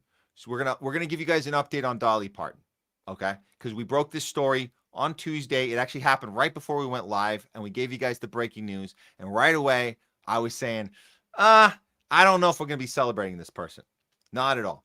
Because we'll walk it through with you guys, but here's an update on the analysis of what actually happened. And if you guys haven't heard, she passed away earlier this week at 80 years old. Here's what they're telling us right now. I thought this was interesting, that they're telling us that Dolly Parton actually spoke out about, quote, hard times with my health just 4 days before her death. She had one last interview, and so we didn't know this at the time, but this came out. So she died on the 25th, and her nephew announced the death on Instagram. That's how everybody found out, and then we showed her connection to pharma. So on the 21st, which is 4 days earlier, she actually shared a statement with People, revealing updates on her various business ventures and philanthropy projects amid her illness, which she began to address after what happened in March of last year? Well, her husband croaked, Carl Dean, also big promoter of pharma. And when I say pharma, I mean specifically Moderna and the COVID vaccine. That's what they both pushed. So you know, she said in this interview 4 days ago, as I've shared the video messages throughout the past year, I'm dealing with some health issues. I just didn't get to pay attention when I was watching over Carl. So he was dying. She couldn't look after herself. She had to look after him. Quite a conundrum when a couple both loses their immune system at the same time, and one of them has to look over the other one. It's quite a conundrum to be in. So she didn't look after herself as well. And so she compared it to a struggle she had back in the 80s, where she had several months of, as she says, female issues, struggling with her weight. So she's comparing it to that. It's kind of like when she had weight problems in the 80s. Her immune system failed her. That's so she's okay, but she didn't tend to herself correctly. Well, let's remind people what she did, because I know if you guys don't know this, you're thinking, "What, Matt? Why are you guys being so mean about Dolly? She was this amazing, spearheader, trailblazer for women, trailblazer for branding. She actually was one of the first to even before we said the word branding, she knew what it was. She knew how to package herself. She was a packager, and she could do multiple arenas, right? Not just country music, not just songwriting and performing. She did a bunch of musicals, but she also took on acting beyond music, right? She was in a lot of great films like Steel Magnolias and a bunch of others. So her acting, and then of course her ability her business side of things. And so a lot of that was her understanding how to package herself. Well, she also understood how to align herself with the thing that everybody was doing at the time, and she thought she would give $1 million. I think she gave $1 million to Vanderbilt University Medical Center, which was the university that was doing the early Moderna vaccine work. So she basically gave this money to Moderna, and as a thank you for your help, they did a joint publicity stunt in March of 2021. And well, here it is. Here's the if you guys don't know, she did this in March of 2021 when it was time to really push. Everybody must get vaxxed. Here we go. Hey, it's me. I'm finally going to get my vaccine. I'm so excited. I've been waiting a while. I'm old enough to get it, and I'm smart enough to get it. So I'm very happy that I'm going to get my Moderna shot today. And I wanted to tell everybody, I think you should get out there and do it too. I even changed one of my songs to fit the occasion. It goes, vaccine, vaccine, vaccine, vaccine. I'm begging of you, please don't hesitate. Vaccine, vaccine, vaccine, vaccine. Because once you're dead, then that's a bit too late. I know I'm trying to be funny now, but I'm dead serious about the vaccine. I think we all want to get back to normal, whatever that is, and that would be a great shot in the arm, wouldn't it, if we could get back to that. But anyhow, I just wanted to encourage everybody, because the sooner we get to feeling better, the sooner we are going to get back to being normal. So I just want to say to all of you cowards out there, did she just call us cowards? Yeah, she did. Just checking in case you missed it. I just want to say to all you cowards out there, go on. Don't be such a chicken squat. Don't be such a chicken squat. Don't be such a chicken squat. Bark, bark, bark, bark. Get out there and get your shot. Go out there and get your shot. But when you get your shot, make sure your mask is on. And the person doing the shot has a mask on, because you don't want to actually get COVID while you're getting your COVID vax, because you're going to be listed as unvaxxed for 2 weeks. Did you guys know that one? You got it? I got it. Okay. Yeah. I didn't hurt. Just stung a little bit, but that was from the alcohol pad, I think. Yeah. Right? Okay. All right. Oh, so cool. So cool. Look the at biggest that. stories the moment they... Oh, stop. Okay. So that happened. And we looked a little further into some of her history, because we know, again, it's about packaging, branding, aligning yourself with the thing, inspiring others to do what she did. And let's make no mistake, if you guys are understanding like the power of celebrity, the power of following, that when you go and film yourself getting an experimental jab, you are affecting a lot of people. You're affecting people that maybe were never going to do it, but now they were just called chicken squat by their idol, the person they have all her songs and music and seen all of her movies and you got all her shit up on the wall. You've been to all her concerts. You're listening to her. I just got a little sting. That's all. You failed to understand that what you were doing was shooting yourself up with mRNA gene therapy that didn't stay in the shoulder. They lied to you about that. It went all over your body, and it caused severe immune system problems. And you experienced that. You were perfectly healthy in that clip. No, Matt, that was 5 years ago when she got the jab. Yeah. Well, she's been declining ever since. That's the sad case of it. But her history is worse than that. We actually discovered, since I reported on this on Tuesday, I wanted to circle back to the fact that being in Hollywood, she's also guilty of doing the thing that they told her to do, even though it didn't make any sense. In another area, and I'm talking about Israel. Yes, Israel. In 1994, Dolly Parton had to apologize for remarks that she said. Yep. She has to apologize. I know you guys can't read that. That's real small, but I'm just going to give you the highlights. So she did this interview in Vogue magazine about Jews in Hollywood, where she told them that she was going to be doing this TV show about a country singer who turns into a gospel singer, but she had to quit the project because everybody was afraid to touch anything that was religious because most of the people out here in Hollywood are Jewish. And it's frightening for them to promote Christianity. So she said that in the interview, that it was hard to get the people backing of it in Hollywood. So because they didn't want to necessarily be part of this country singer turning gospel singer story. So then what happens? The ADL attacks her in a letter, calling her anti-Semitic, saying you're hurting the Jewish community, and it's hostile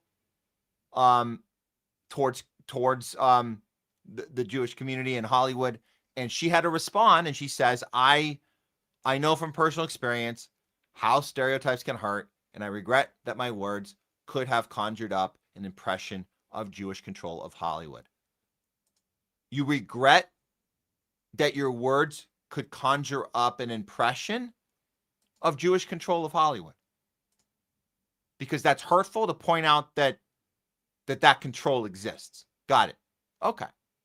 So the thing that really, really pisses me off about this, finding this out, because it makes sense. I'm not shocked by this. The thing that really makes me angry about it is that you see this forced apology. And it was, again, this is because the ADL, it wasn't Jonathan Greenblatt, it was some other guy running it at the time. This is in 1994.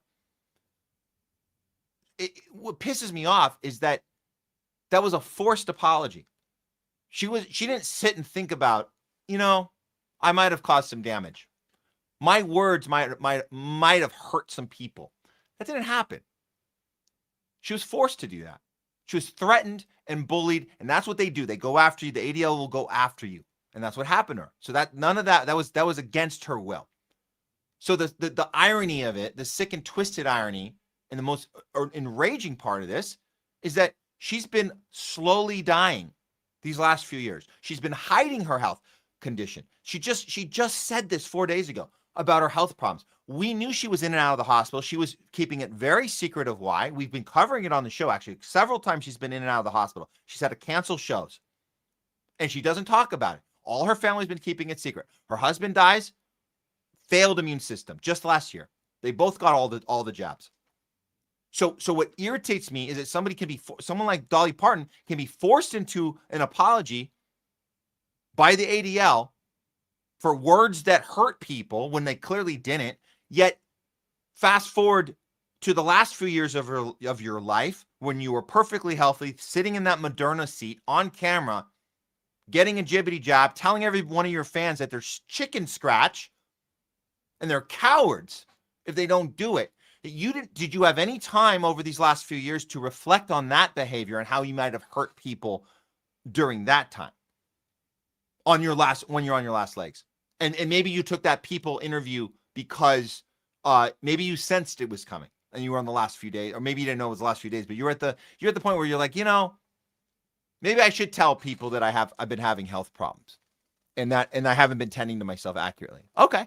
But you're not even close. You were never close to an apology, and we're not going to get one. That's the problem. That's the problem. So there it is. That's the sad story of Dolly Parton.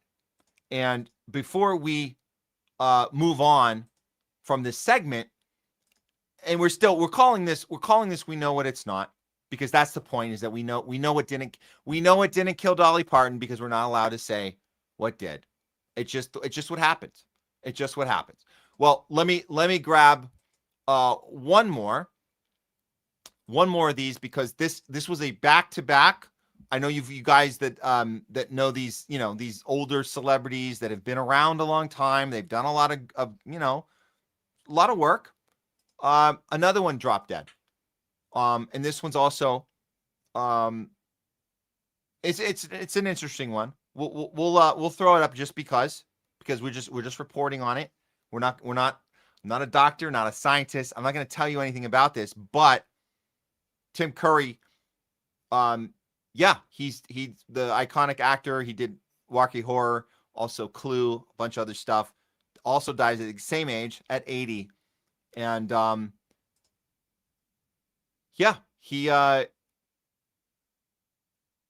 did Home Alone 2 with Macaulay Culkin and Donald Trump. Also of note, he happened to die on Macaulay Culkin's birthday, which is pretty interesting.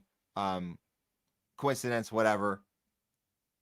So they say he suffered a stroke in 2012, so that put him in a wheelchair. He died Tuesday night, and that was it. So it must have been the stroke that killed him, right? From 2012. Is that what they're alluding to? They won't tell us what else it was. We're not going to tell you what else may have killed him, but we will share this. Tim Curry from September 9th, 2021. What the F is wrong with people not getting vaccinated? It's exploding again, just as kids are going back to school. And it's not 80-year-olds getting it. It's kids. What? Isn't that funny? He said 80. That's wow. That's chilling. That's chilling. It's not 80-year-olds getting it. It's kids. That's a lie. That's a lie. Tim Curry is spreading misinformation in 2021. It's from the live free or die state. You're welcome to do that, but don't infect anyone else. That's good. So some more punching down from those that are, trust the science crowd. So there that is. That's all. I just wanted you guys to see those ones. And there's a few others. We'll just do a few of these. Again, this is completely unrelated to the topic at hand. And there's so many of them, but I just wanted to just kind of catch you up on some of these. Okay. So the challenge star, Tyler Duckworth, was laid to rest after his death at 44. This one came out a little blurry, but maybe you guys can still see it. If you get to the bottom here, the mother, obviously this is a time to grieve.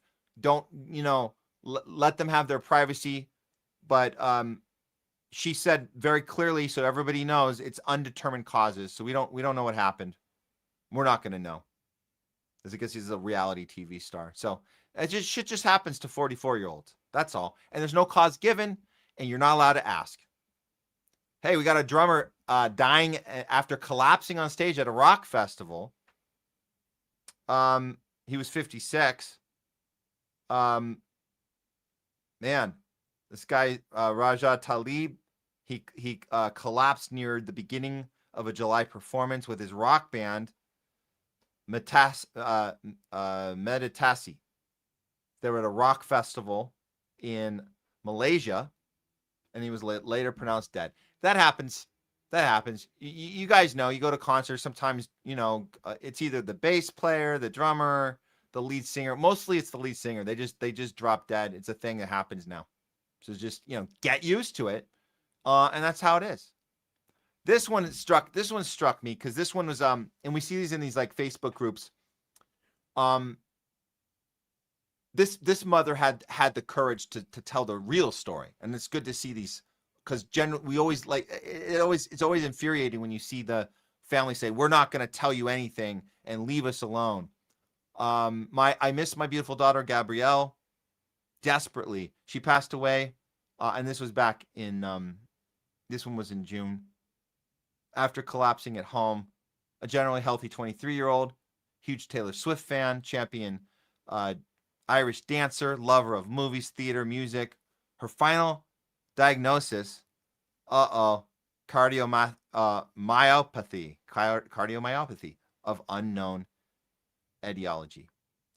The medical examiner is leaning towards damage caused to her heart from the 3 COVID shots she was required to get to step foot on her college campus and go on her internship. So before I get all political and people saying it can't be the case, I'm getting the info from the freaking medical examiner and studies that are starting to be done. Well, I got to correct you, grieving mother. I have to correct you. It's not studies that are starting to be done. That we've had the studies the whole time. Just to be clear, they're not just starting to do the studies. But I regress. She had terrible reactions to all the shots. After the 3rd, she was so sick for weeks. She never realized that it was damaging her heart during that time. My heart is beyond broken and is looking more and more like it could have been prevented. There she is. There she is. You know, guys, we get so many of these. Not just in my feeds, not just going on Twitter and Facebook. I mean, people are sending them. I'm getting like direct messages about this stuff, and it's infuriating because we can't cover it all. We just can't do it. It's like there's only so much time, and it's like how many examples do you need? So we'll end it with this. This is I saw this come up and I thought this will be interesting to share because Erin Elizabeth Health Nut News, she's done such good work in this arena, such good work, and she keeps track. And it's hard because it's a lot of work. You got to file, you got to date. So she's going to show you just a little clip. We'll end with this, and this is again nothing related. We're just reporting. And Erin Elizabeth Health Nut News, she will say the same thing we're saying on the Homeless Left. We're just reporting the news. We're not giving any sort of opinion along with it. But although she would probably go further than me, but we're just reporting it. So this is just a montage of the last couple weeks of August. This is just August she's reporting on. This is not July and not June. It's just August. Here we go.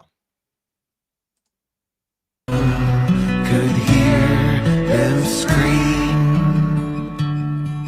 when they died suddenly. I'm going to turn the sound off just because I don't want to get a YouTube letter. But you guys can sing the tune in your own head. And this is what it looks like. This isn't a scrapbook of the last 5 years. This is freaking August. That's it. One after the next, after the next, after the next, after the next. Die suddenly, die suddenly, die suddenly, die suddenly. Rapid cancer, rapid cancer. Athlete, athlete, athlete. Collapsing, collapsing, die suddenly, die suddenly. This is the world we're living in, folks. That's it. This is the new reality that we're in right now. So get used to it. Don't just get used to the fact that this is going to continue and not going to stop. Get used to the fact that we're not allowed to talk about it unless a mother is courageous enough to speak on behalf of their dead daughter. unless we're courageous enough and the medical freedom movement people are courageous enough to keep talking about it. But other than that, you're not allowed to ask these questions. You're not allowed to ask how many shots they had. You have to give people their privacy, accept the fact that the doctors, they're baffled. They don't know what's going on. But you're not a doctor, so shut your mouth and wait for the doctors to come back with the answers that they'll give once they go through everything. It's going to be a long time, so you better have some effing patience. Keep your mouth shut. Wait for your next instruction, the next vax you got to get. But how dare you ask any questions? So get used to that. Because if there's one thing we do know for absolute certainty, that is we know what it's not. All right, guys. Quick break, and we'll be right back with some top censored news of the week. This is a good one. Don't go anywhere. Oh, yes. Appropriately enough, this was also shared by Aaron Elizabeth Health Nut News. It's how America wants you to live. Enjoy. We'll see you back here in just a few minutes. Another day of the Matrix. Let's go freshen up, sweetheart. Starting off the morning with some fluoride for our toothpaste, Some aluminum for our deodorant. phthalates and endocrine disruptors for my perfume. And the same ingredients in automotive grease are in my hair gel. Babe, I got our favorite for breakfast, Silly Putty Chicken. Silly putty, isn't this just Chick-fil-A? Well, one of the 55 ingredients in here is the same as Silly Putty. Silly putty ingredient in the chicken? That's gotta be toxic. Are they trying to poison us? Babe, snap back into the Matrix. Silly putty chicken! Bill Gates must be proud, babe. All right, it's time to shackle into the corporate matrix for the day. Gotta make sure the router's pointed directly at us. Perfect, sweetheart. I'll make sure the laptop's directly on my ball stack. And I'll have the AirPods radiating directly through my brain. Perfect. Maximum EMF exposure for the next 8 hours, sweetheart. And don't forget our energy sludge. My favorite. Cheers to the Matrix.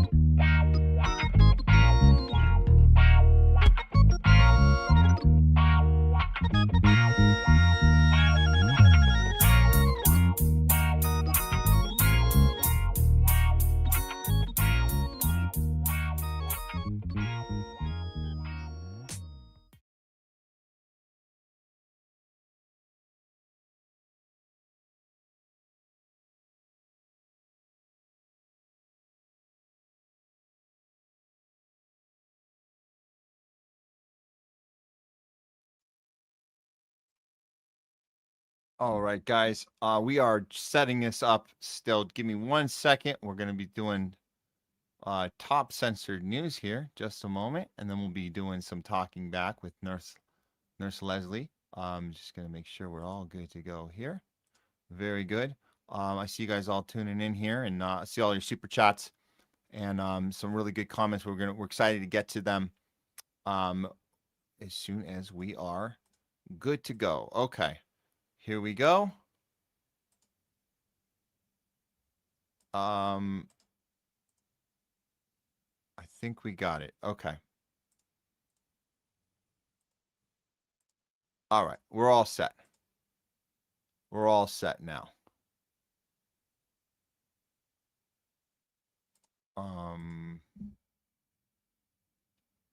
Okay. Boom. All right. Here we go, guys. Time for some top censored news of the week. Uncanceled Comedy Collective presents Top Censored News of the Week.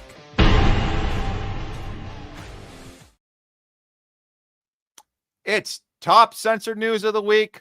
We're bringing you the stories the mainstream media just refuses to cover. If they do cover them, they always do it in a very dishonest or sloppy way, and it's always on purpose. Coming in at number 3,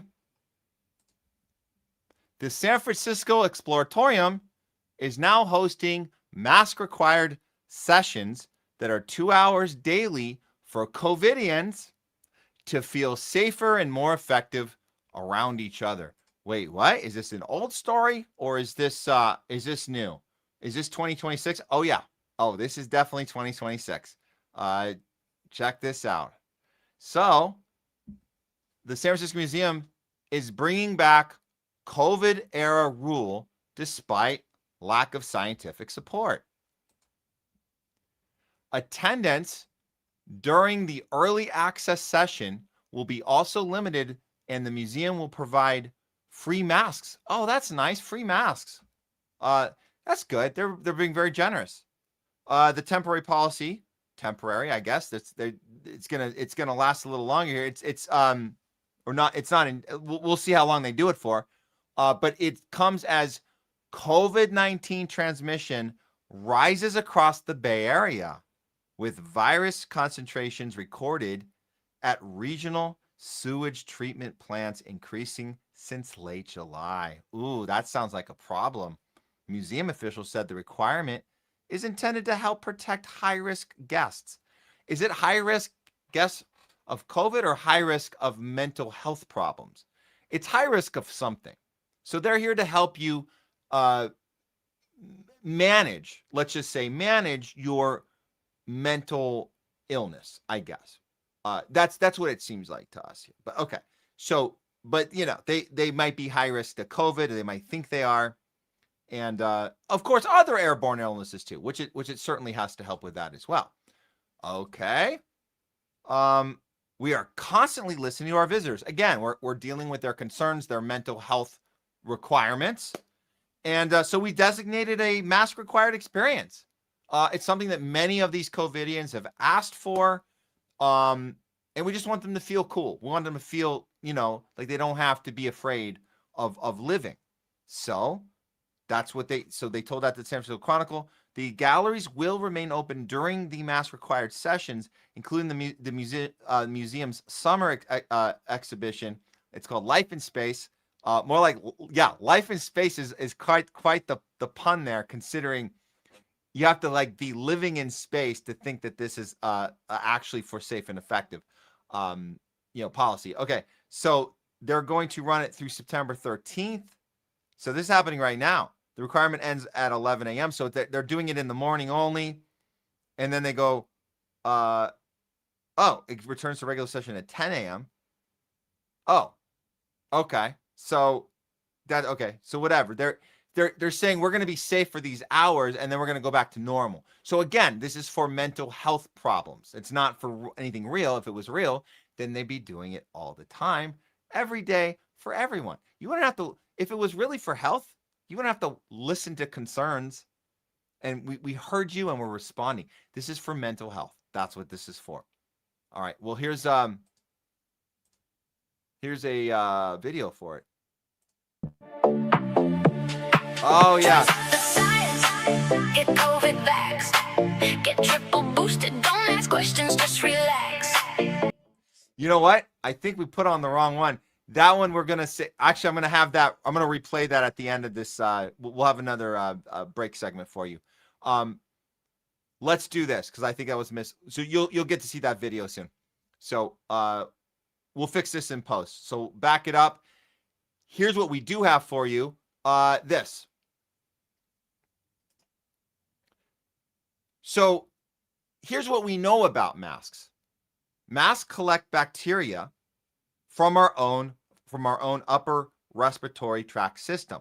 Bacteria aspirated into the mask that becomes humid, where bacteria can grow and multiply, becoming a risk of developing deadly pneumonia, as well as collecting other pathologic bacteria from other individuals' aspirations, basically turning into a walking facial petri dish.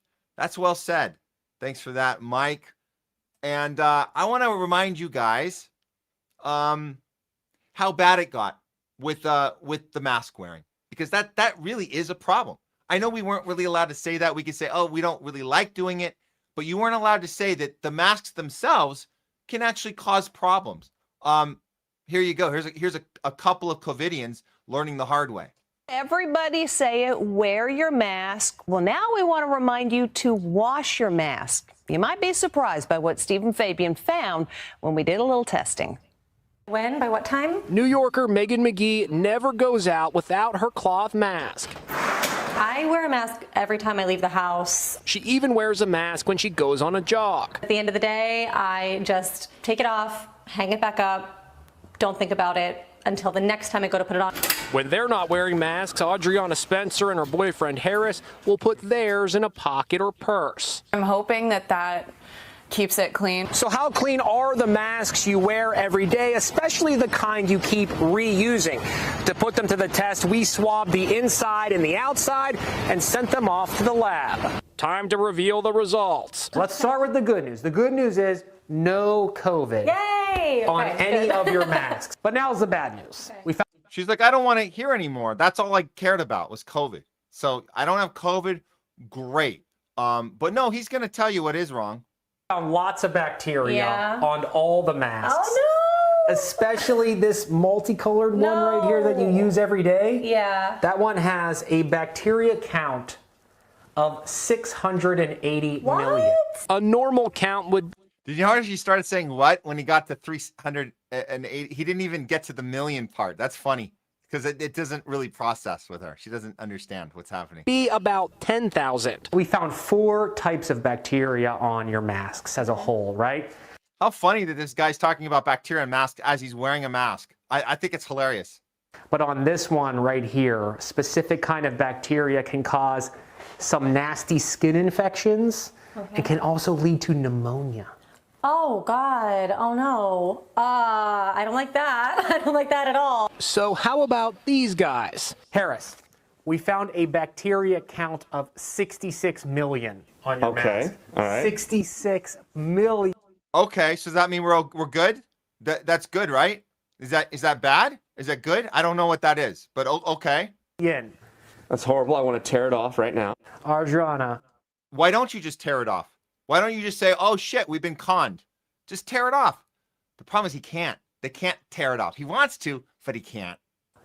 270 million on your mask. What? What's the best? What do we do? What's the best thing to do besides not taking off the masks? What can we do? Help us. Help us. We're not doing well. My mental health isn't well right now. What do I do? Besides taking it off, what can I do? Way to sanitize these things. Good question. The CDC says throw out disposable masks after wearing them once. Cloth masks should be washed daily with your regular laundry and dried on a warm or hot setting. Masks should be stored in a plastic or paper bag, especially if they're wet from exercise or makeup. So wear your mask. Just make sure they're clean. What? Yeah, what all right? So this is, again, that was an old clip, so you guys can see, remember that we went through this, and they're back. It's back. And San Francisco's doing it. That's it. That's it. That's where we're at. That they're still doing it, and we have to accommodate the mental health of COVIDians. Not actually do something about fixing their mental health. We have to accommodate it. This is a mental illness at this point. If you're still wearing these things, and you actually are demanding that if you're going to go to the Exploratorium in San Francisco, and I used to go there. We go. I grew up in San Francisco, so I've been to that Exploratorium. It's fascinating. It's actually a great place. But the fact that they're accommodating people with mental health problems and pretending that they're doing it for their physical health it's quite sad to see that in 2026. But that's still happening, guys. So make no mistake about that. All right, moving on to top censored news of the week. Coming in at number 2, the Israeli tourist responsible for starting that huge wildfire in Greece. Oh no, he was released on bail. And now he's on his way back to Israel. What? Do you guys remember the Greece fire? Here's a clip from it. This is the actual fire.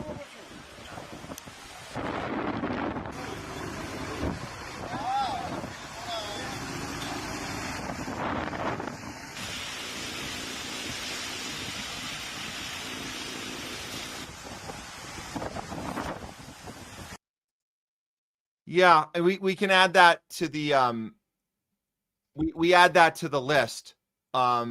But this is, so just to remind you, yeah, so this actually did happen. So this Israeli that was arrested, and these fires are getting started all over the place. And according to this, so the suspicion was that he caused the fire, and now he's been released on bail of 10,000 euros. And yeah, this 35-year-old Israeli tourist. It's always a tourist, right? They're always exploring, and fires just seem to go off.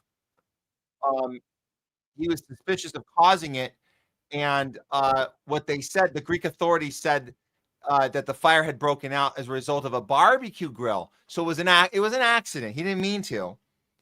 But the grill was like in a yard of a rented villa, even though at that time lighting fires outside buildings was actually banned in that area due to high risk of fire breaking out in the region. So all that's true. All that happened. But even the way they're telling the story in the Greek media is that it was an oopsie, right? It was an oopsie. But make no mistake, this did happen. He's been released. He doesn't have to. I mean, bail. Okay, he might have to go back and face the charges. But the fact that he went back to Israel, well, let's find out. Why don't we do this?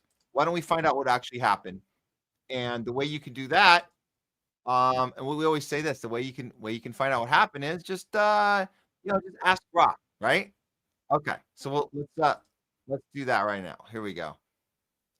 Okay, so Parody Jeff says, "Holy fuck! The Israeli tourist arrested after sparking that huge wildfire, was just released on bail and now is back on his way to Israel." Grok, can you confirm this, please?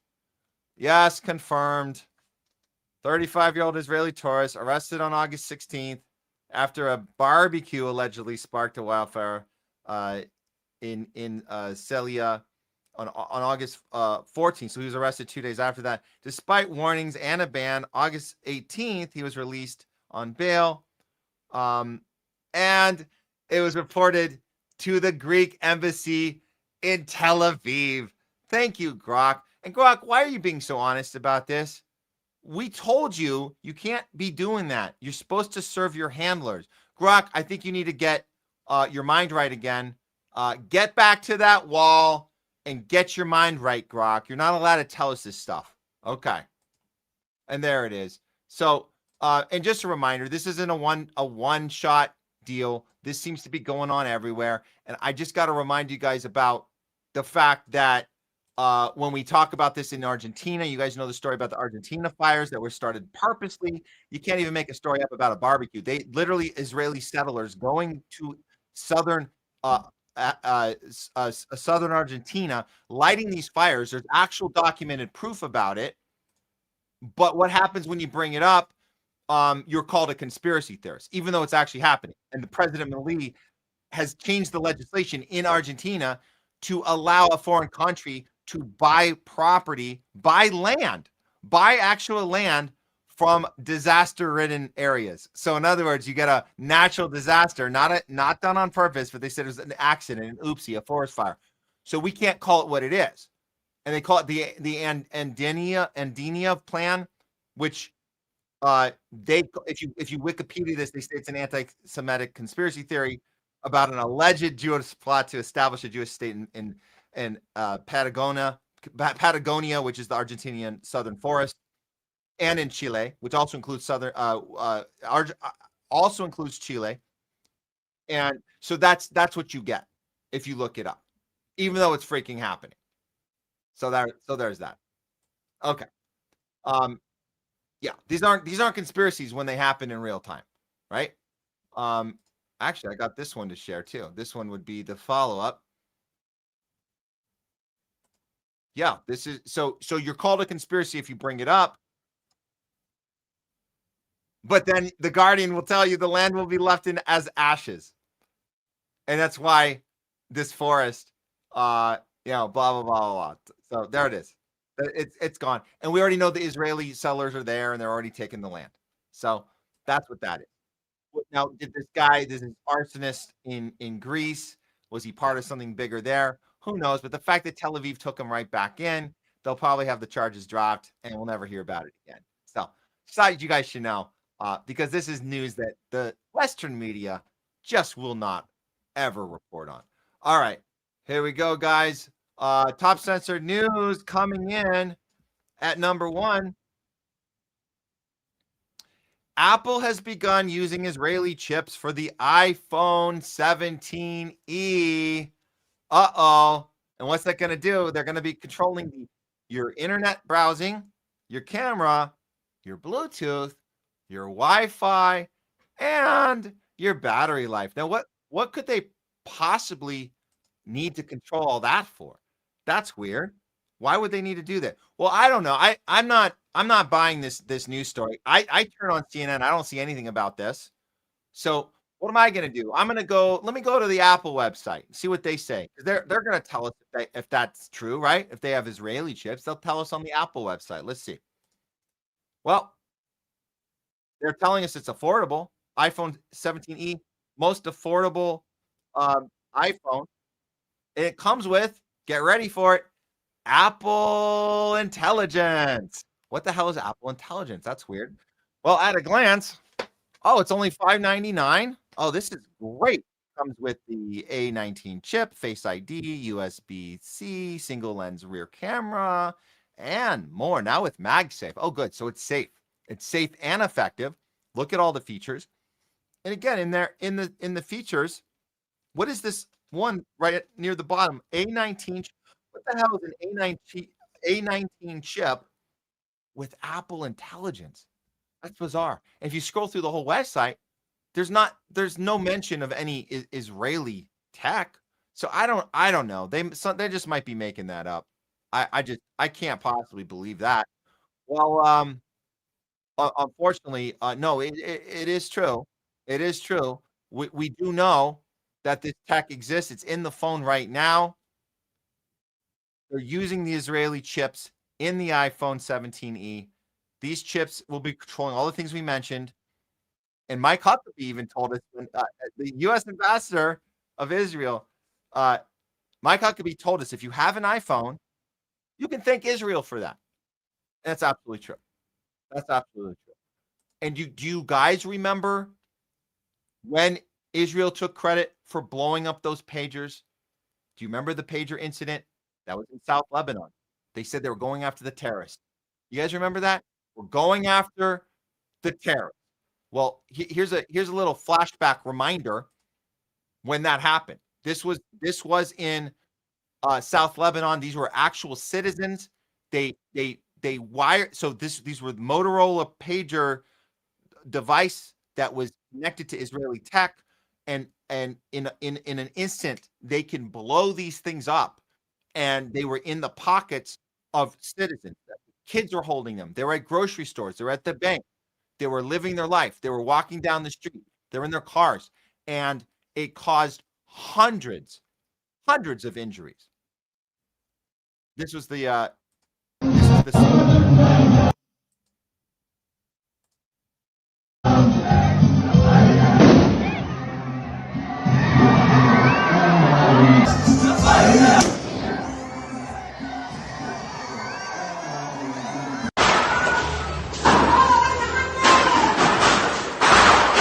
those are all exploding pagers.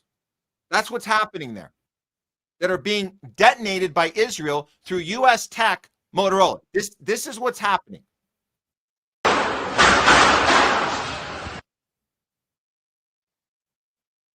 Let's take a look. Wait, hold on. Let me grab the other thing. We'll fix it in post. Okay, here it is. This is the pager attack. So this is how it worked. It was interception and modification. That's the reports that indicate that Israel's intelligence agency, Mossad, intercepted a supply chain order of rugged pagers before they reached Lebanon. So because of the interception, they were able to they rigged the pagers before they got to Lebanon. So they put there was a small amount of explosives that was planted in the devices, about 1 to 2 ounces, and they had a remote detonation mechanism ready. It was covertly built, so nobody knew, but the right people knew, right? Right into the batteries or the internal components of the devices. And then the trigger was the devices remotely via a coded message or signal when operators feared the plot was being discovered. So they didn't even do it when they wanted to. They did it because somebody was onto them. They're like, quick, blow them up before we get caught. Let's blow off a couple of their testicles. Let's do that. And then we can call it a win. And then what will happen? Well, the Western media will just fall in line and tell us that we killed some terrorists. And that's what they did. And I don't know if you guys remember your friends and family gloating about that at the time. It's one of Trump's big accomplishments. He was able to say, oh, we got those terrorists. We did it. And all we could think of was, even if that was true, which it wasn't, oh, it was just in the pocket of terrorists.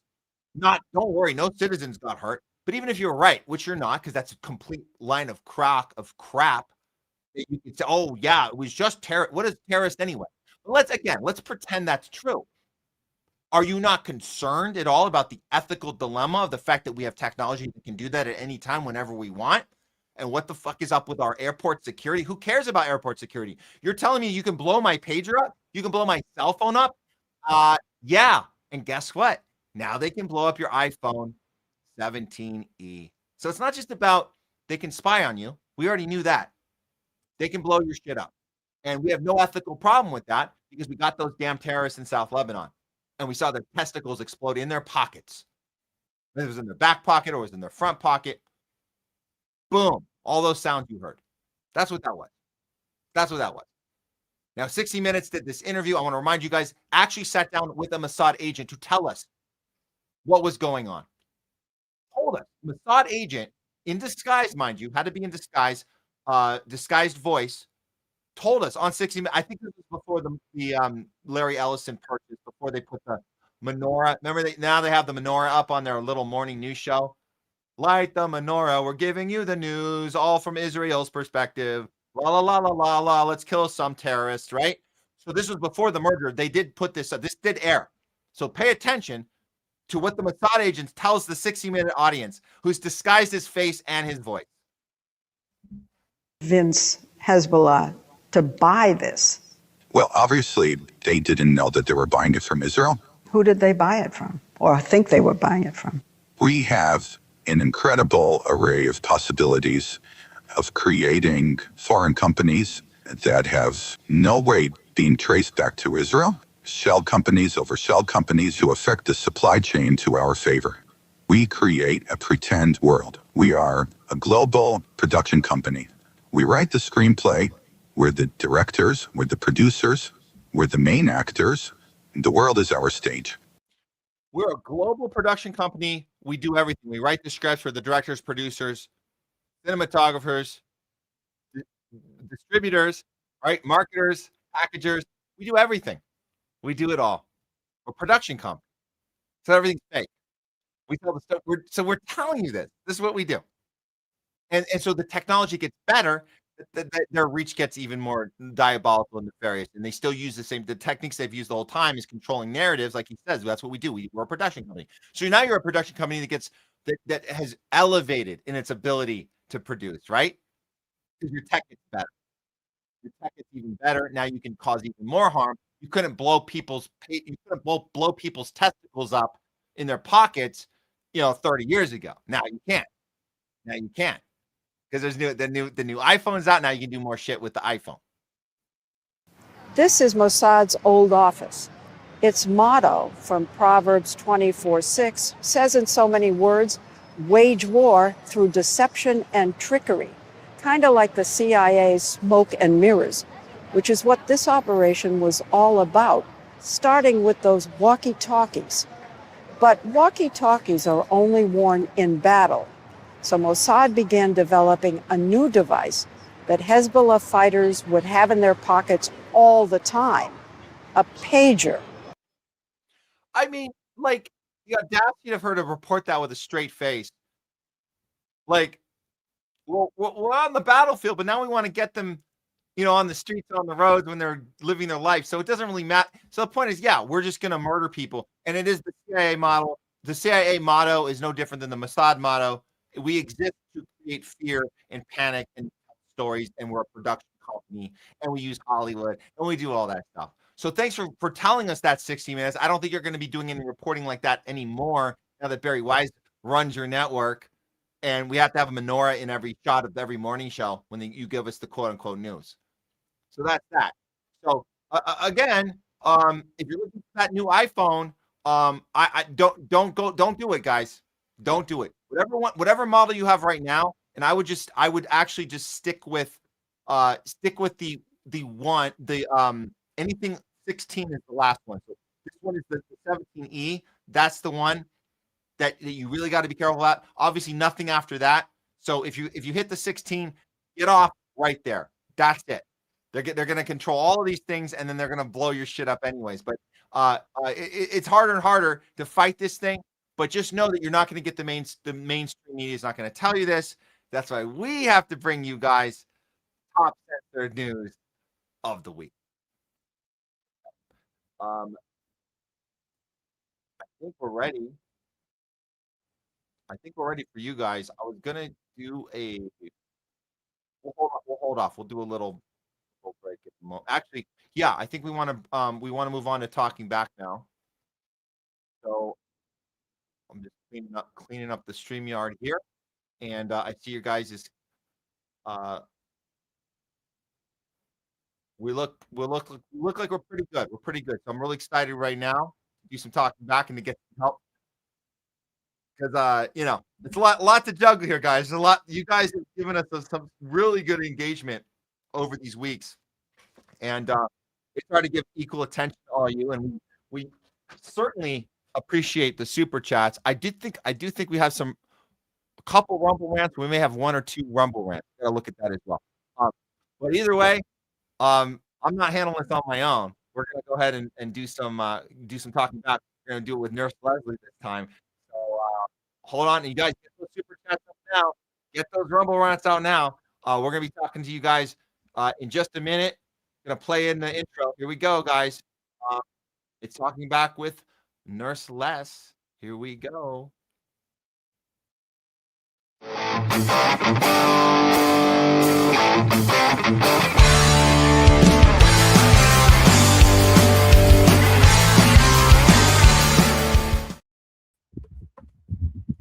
Hey, Nurse Leslie, welcome back to the Homeless Lab. Thanks for being with us today for talking back.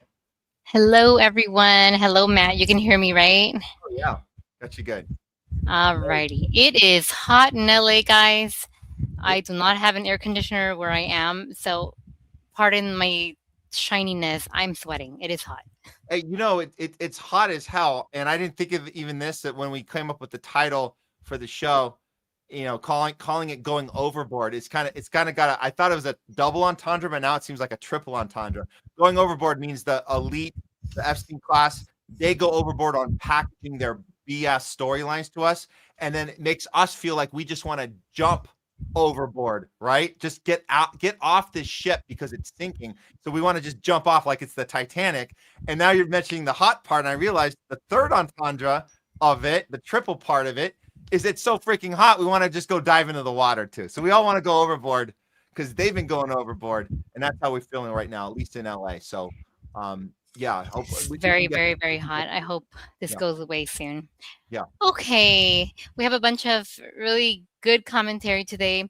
I feel like we are shadow banned. They mentioned that on, I think, on Rumble or YouTube. I don't know, because some people mentioned that I didn't see that you were live. People aren't So seeing that you're. they're not sending out the notifications recently. If they started, I noticed that too. And I really wonder bad. if it's a glitch or is it something else happening. Rumble might be cracking down on who knows. I mean, they're really, I mean, Rumble's been really a place for Trump, hooray, hurrah, cheerleaders. And it wasn't a problem before the election. It wasn't a problem even the first year. But I think now they might be cleaning it up. They don't like all of our any of our anti-Israel stuff, I guess.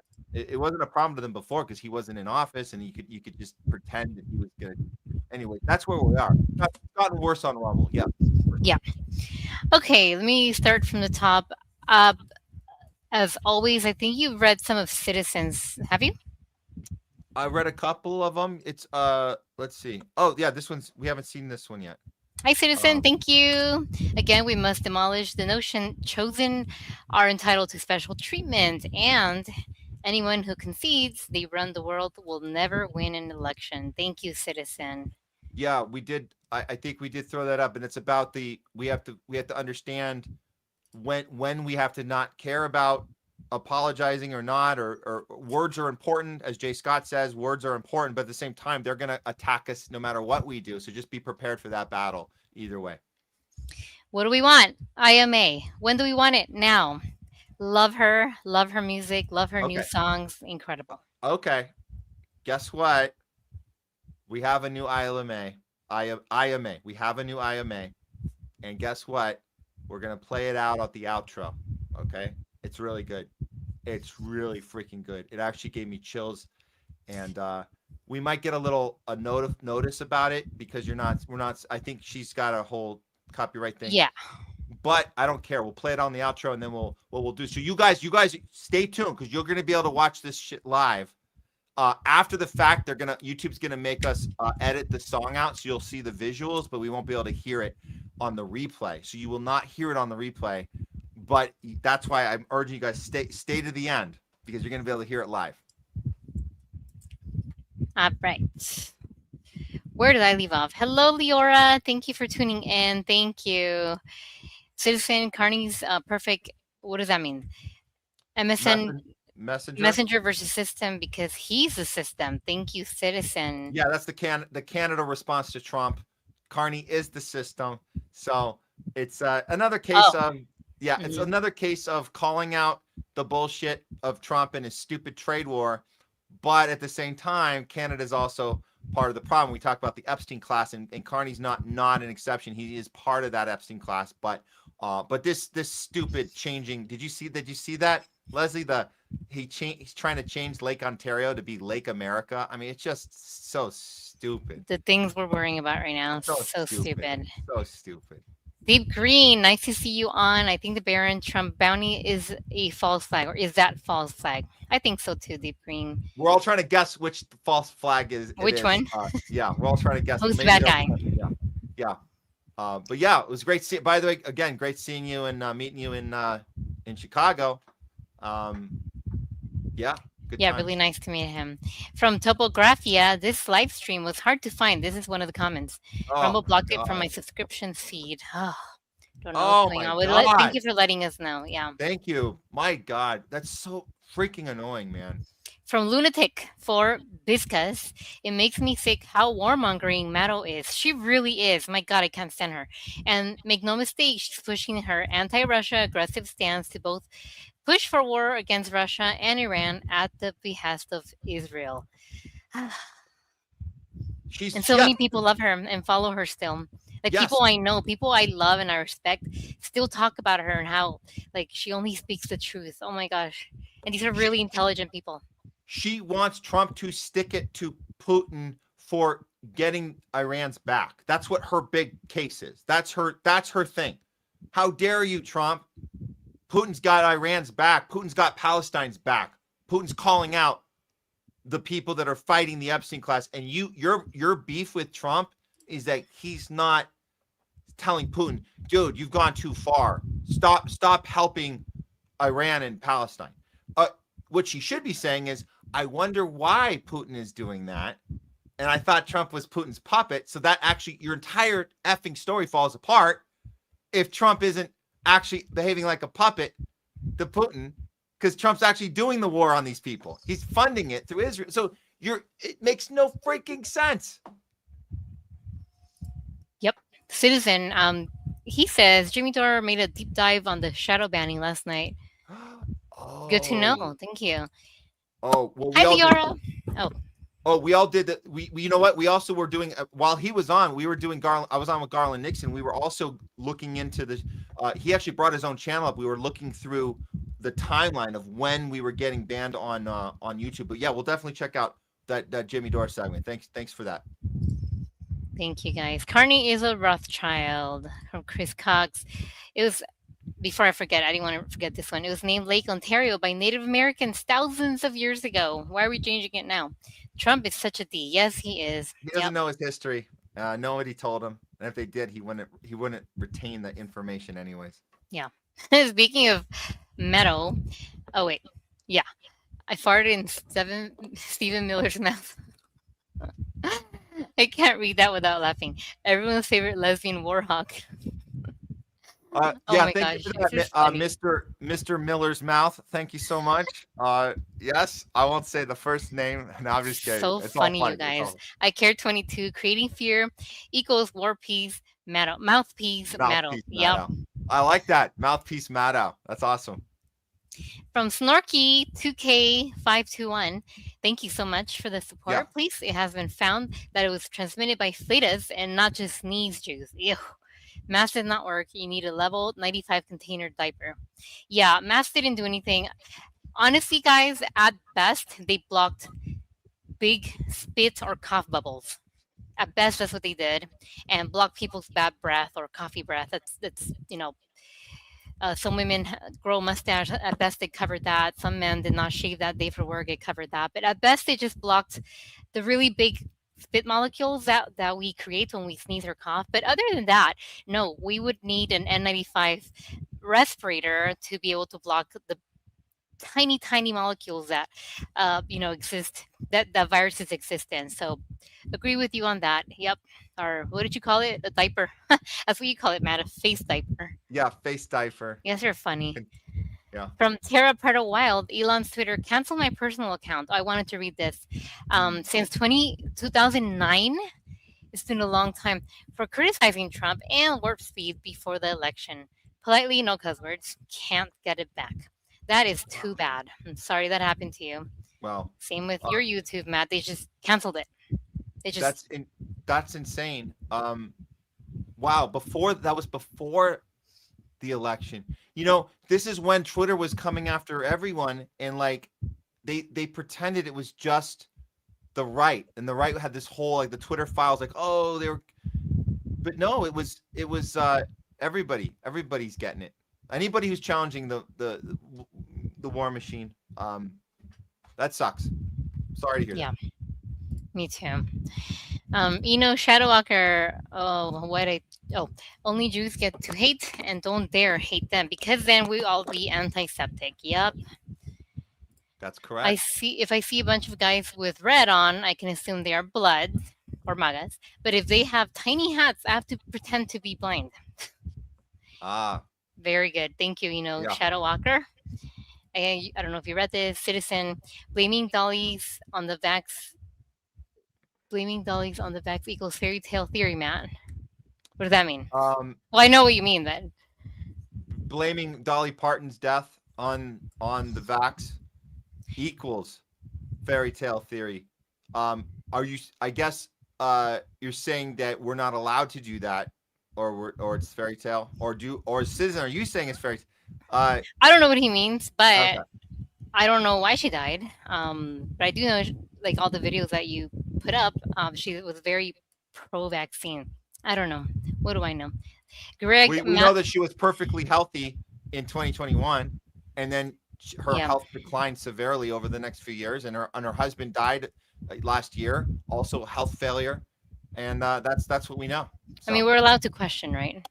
Well, here's what we can say 100%. We can say that, and this is how math works. If you have X amount of, so let's do the math. If you have X amount of influence, and you get on camera, and you tell those people that you influence, if you tell them you better do this thing or you're a piece of shit, you're a coward, you suck, do it, people are going to listen.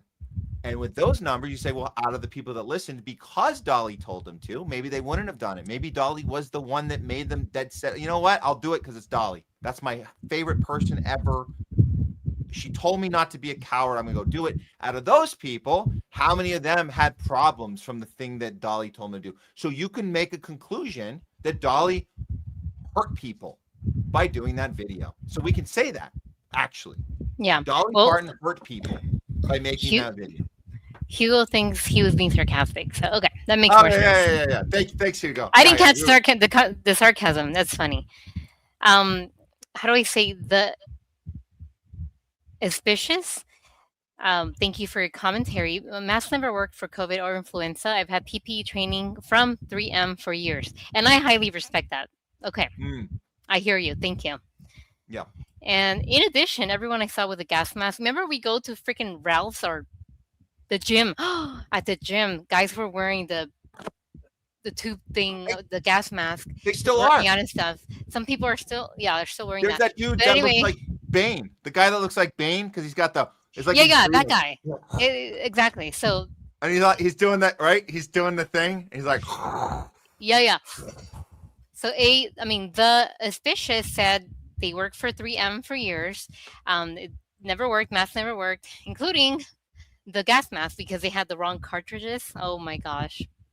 It gave people the feeling of feeling safe, okay? It gave them that reassurance, okay? It's all about feelings. It's all about feelings. Everything's feelings. It's not real. That's why, right? That's why the San Francisco Conservatory, the Exploratorium right now is saying you can come in with your feelings for 2 hours and mask up and feel good about it. And we're going to provide for you guys mask regulations right now in 2026. That is happening in San Francisco right now. From Eno Shadow Walker, the U.S. is not America. It's in America. Thank you. I wish more people knew that. Okay? So when you say make America great again, what are you actually saying there, Trump? That we're a narcissistic bunch and we're the only Americans. Yeah. And Americans are white, blue-eyed, and blonde. Yeah. All right. From Snarky, we were told to get a jab or go to jail. Not just fired. I have been sick since. Oh. Yeah, I would have been fired, and I'm so upset. Not to talk about me, but I'm resentful always for having to get 3 vaccines against my will. Sorry, Snarky. Okay. Greg says 0 respect for Dolly Parton. I'm not going on social media today and yesterday. Most of it's flooded, with Dolly Parton. What an incredible, not just musician and artist, but what an incredible human being she was. And I don't really have, it's too hot. I don't want to put the effort in and talking to people. I'm not going to do that, Matt. People really did love her. They don't know, a lot of these people don't know what's going on behind the curtains in the political world and the vaccine and Israel and all this stuff. So I'm going to let people grieve. Maybe at some point we'll have conversations, but I'll leave it there. Yeah. Snarky says, I'm so happy to be retired. The teachers I left behind are left with a petri dish of students with norovirus, RSV, measles, COVID-26, sporidiosis, shitspalshi, and colorless M&Ms. Thank you for your comments, Snarky. Donald Duck's mom, thank you very much. I still get a lot of seeing people in masks outside. And I think there's a lot of people masked in the Bay Area. A lot of people in LA still. Some people at the gym. of course, a lot of people at my job. Yeah, there's still a lot of those, and it's like 200 degrees in LA right now. People are wearing these things. How do you freaking breathe? There's people in their freaking cars by themselves with the windows rolled up in 100-degree weather With an a N95 mask on, with a freaking mask on right now. That's happening right now. Yeah. Oh, sorry. Okay. I put a quarantine tent over the whole planet, so we're okay. That was funny. Thank you. Thank God. Thank Greg, God. I never wore a mask once during the entire scamdemic. 0 shots either. I am jealous. I had to get 3, but also had to mask as well. We had to mask to do everything, like go grocery shopping, fly. Hey, you remember how I was all defiant with the mask, and I would not like if you insist I do it, then you better provide me one. But I ain't walking in your establishment with one. You're gonna have to give me one of yours and insist I put it on, and we'll make a scene about it. But it's your private business, so whatever you want to do. But I am not gonna voluntarily do it unless you like. Make it, I like to make it awkward. It was funny. I'm like, oh, I always look like, what? Oh, a mask? Oh, I don't know. Okay. And then they have to go get one, and I'm like, oh my God. And then as soon as they turn their head, I take it off again. Yeah. From Chris Cox, Israeli intelligence is in every smartphone except Chinese smartphones. That's why I have a Chinese phone. We need to get one of those, Matt. We need a Chinese phone. A Chinese smartphone might be the next thing, because we got to, and we have to be worried about the cars too, guys. So we're getting to that point in time where there's no return. If you have these particular brand, like the new models come out and they're more surveillance state, right? So there'll be laws that even the car manufacturers can't produce cars without installing this tech where they can turn the car off. That's it. So the older models are going to be more obsolete, or we can go look into Chinese models for the smartphones. But just the time of like the era of upgrade. I think we're done with that. I think we need to be in survival mode and need to be more efficient with our choices, and no more what's the latest model. That shit's done. Latest models in anything is going to be worse for us, not better, worse. Says Ira May is indie. She might not copyright you. Just so you know. Oh, good to know. I think I remember though. We had some notification when I played one of the clips from her before. Oh, you did? Oh, maybe you did. I don't know. I remember you. Yeah. One of the ones that we'll see. Either way, I'm gonna play it. It's happening. We're gonna play it at the end. It's great, and it's got a really good video with it. Really good. Cannot wait to see it again. Yeah. The Ace Fishes. I didn't work for 3M. Sorry. I think they're clarifying. Aviation health and safety. Okay. Thank you for clarifying that. Let's go back to my starred messages. Thanks, anti-imperialist party. Ooh, China got $10,000 electric cars. Oh. Really? Can I import one? Just kidding. I mean, I don't think I can. Let's look into it. It might be able to. There might be something. You guys know a lot of stuff. I have a 2014 Honda CRV that I'm on the fence about. I've already paid it off. It works. It takes me from A to B, but I kind of want a new car. What do you guys recommend I get? Give me some cars. What should I get? I drove a Tesla the other day. It felt nice, but I'm like, do I want a Tesla? I don't know what to get, guys. But in my 2014 Honda CRV, it's feeling a little old. Let's see if anyone responds to that. Don't get a gas guzzler. Come on. I will not. Enough of the. I will not. This is from Rumble. That's yeah. That's Free Palestine. Thank you. This is from Rumble, so I had to put it on here. Yeah, and then it turned up on Twitch when you copied it over. That's funny. Oh, okay. Yeah, no, that's okay. That was the Twitch logo, but you got it from Rumble, so good. I'm glad we were able to get that up from Rumble. Thank you. Chris says, if Netanyahu gave me a pager, don't care if it was diamond studded, I tell him to stick it where the sun don't shine. I like this comment. Hey, Leora. Nice to see you here. All right. I think I may have read that already. Let's see. And then Citizen, a few minutes ago, Jimmy, YouTube, X here. What's next? Preemptively shadow ban. Yeah. Like I read another comment. I think it was from Citizen or somebody else. We need to check out the preemptive shadow ban. Looks like his viewership will go up in November. What's November? His viewership is going to go up in November. I don't know. YouTube, I don't really know what's going on there, but apparently they reached out to YouTube and YouTube said it should come back up in November. Who That's told what somebody what? said. Who said that? What? YouTube said that to Jimmy. Somebody posted a comment that I guess they reached out to YouTube and YouTube said it should be coming back up in November. I don't know if it was a joke or what proof there is of this. Somebody said this. Okay, well, if that happened, then yeah. Well, Jimmy has a liaison at YouTube. We don't. Yeah. So maybe there was an actual communication. We have to check out the segment, but there's a timeline of them effing with us. There's a timeline. It started somewhere for us. Garland Nixon as well. It started around the end of April into May, and it's been weird ever since. Yeah. Yeah. All right. So all my friends are saying hybrid or BYD. A hybrid? Is that a hybrid? A BYD?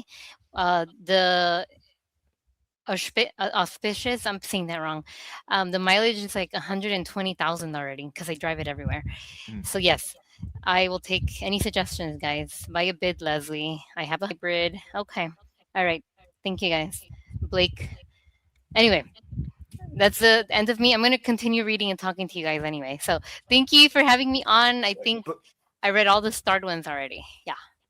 Hey, yeah, and before you bolt out, gotta say, birthday girl coming up. Happy birthday. Me? That's correct. You, Nurse Leslie. Thank you very much. Birthday weekend. Happy birthday. The birthday weekend's coming up. So thank you. I'm not ashamed to say it. You don't ask a lady their age, but I'll tell you guys, I'm gonna be 39 on Sunday. I feel great. I think I look great. I feel good. So here we are. I'm excited. Hell yeah. It's going to be the first birthday without my father, which is weird, but we'll try to make the best of it. But thank you guys. Yeah. Thank you. Thank you guys. Yeah.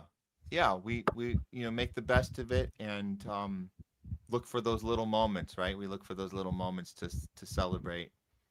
And we forget sometimes, right? We forget about slowing down and taking those moments, even through all that pain and heartache and day-to-day insanity. It's tough, but I hope that this weekend can be fun for you and we'll report back. You'll report back to us how it went, and obviously we'll partake in some stuff for you. And I understand that yes, there's people going through loss, and we still have to find ways to be, I don't know, to live life still, right? Even with all the tragedy, all the chaos, the tragedy, the grief. We still have to find a way to bring some light and positivity. So that's what we're gonna do. Thank you guys for the birthday wishes. Really nice of you. Thank you. It's nice. It's nice to be here, guys. So I read all your comments about the car. So thank you. I appreciate all the commentary about my old little Honda. Thank you, guys. All right. Citizen. Okay. I won't forget. Oh, Citizen. Hey, you got to get it in. Okay. All right. Well, thanks so much, Leslie, for being here today. Helping us out. And fighting that battle with us against the censorship industrial complex, the Zionists, U.S.-Israel war machine, and of course, sticking at the Big Pharma. We love you for that. Thanks. Absolutely. Thank you, guys. Thank you all so much. Pamela, thank you. I need to hear that sometime. Oh, I appreciate that. Thank you. And it's great to be here. Bye, guys. Okay. Bye. There we go, guys. Nurse Leslie. That was a little glitch. Okay. Let's go ahead and do this. We're gonna do one last pause, one last break. I'm gonna play that the little Trust the Science video. We're holding off. Isla May is coming up at the end of the show, but we'll be right back. This is a little clip of this Trust the Science. I couldn't find the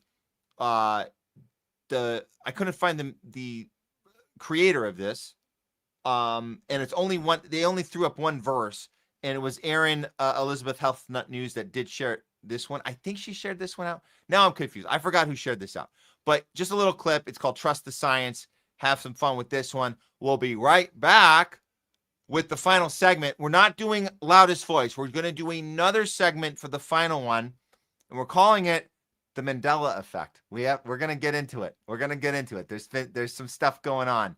There's some stuff going on, and we're looking into it. We'll be right back with that Mandela effect segment, and then we'll give you guys a little Isla May after that. Don't go anywhere. This is the Homeless Left, non-tribal approach to news. I'm Matt Weinglass. We'll be back in a couple minutes. We'll see you guys. Science, get COVID vaxxed. Get triple boosted, don't ask questions, just relax. Stop the spread, stay 6 feet back. 2 weeks to flatten, wait, what happened to that? Trust the science. Trust the science. Everybody trust the science.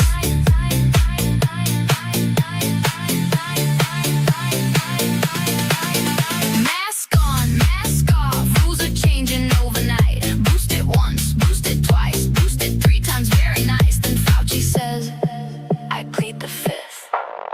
Wait. Bass drops. Just the science.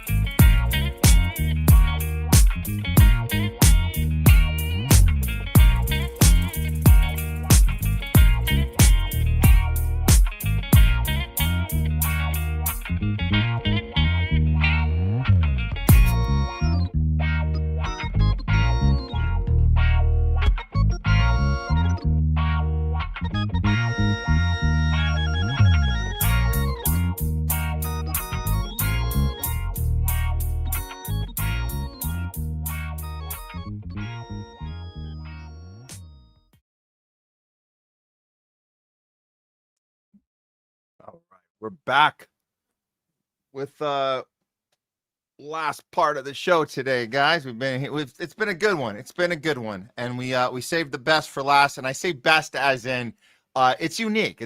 We wanted to do something a little different today. So yeah, we'll do loudest voice next week. We'll get back to that one. That's usually, we like to go out with that usually, but this is a special one. We're gonna do a unique segment on its own. I just want to thank everyone for being here. Again, if you tune in late, and we tell you guys this all the time, kick back, watch it right now. You can partake. I'll even we'll get some more comments up at the end if you guys anything comes in near the end, and we will be giving you guys the Isla May new video on the way out. So that's coming up here too. But let's just take a moment right now to reset. Let's take a second. Okay. Deep breath, guys. This one's going to be good. This one's going to be good. I'm telling you in advance. Get ready. Okay. Okay, here we go.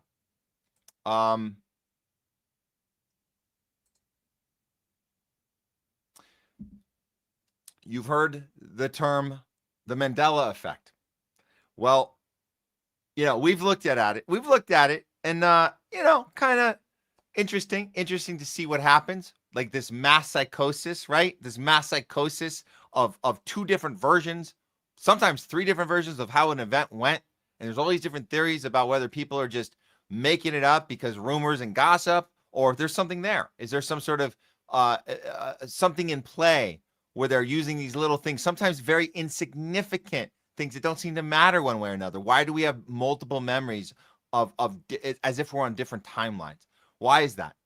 Well, let's just look at the background on Mandela very quickly, where that comes from, and how we're going to apply it right now, because we're seeing some stuff right now that seems to apply to this. So this is why we're bringing this up today. So let's go ahead.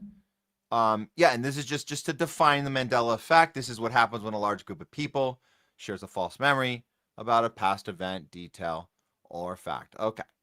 Now they're saying false memory. That's interesting. So which one is the false memory? The memory of the past that is gone, or the current one might be false, or they both might be false. Well, they both can't be true. I think that's the thing. Or can they? So there's a lot there that they seem very concrete. The AI definition seems very concrete.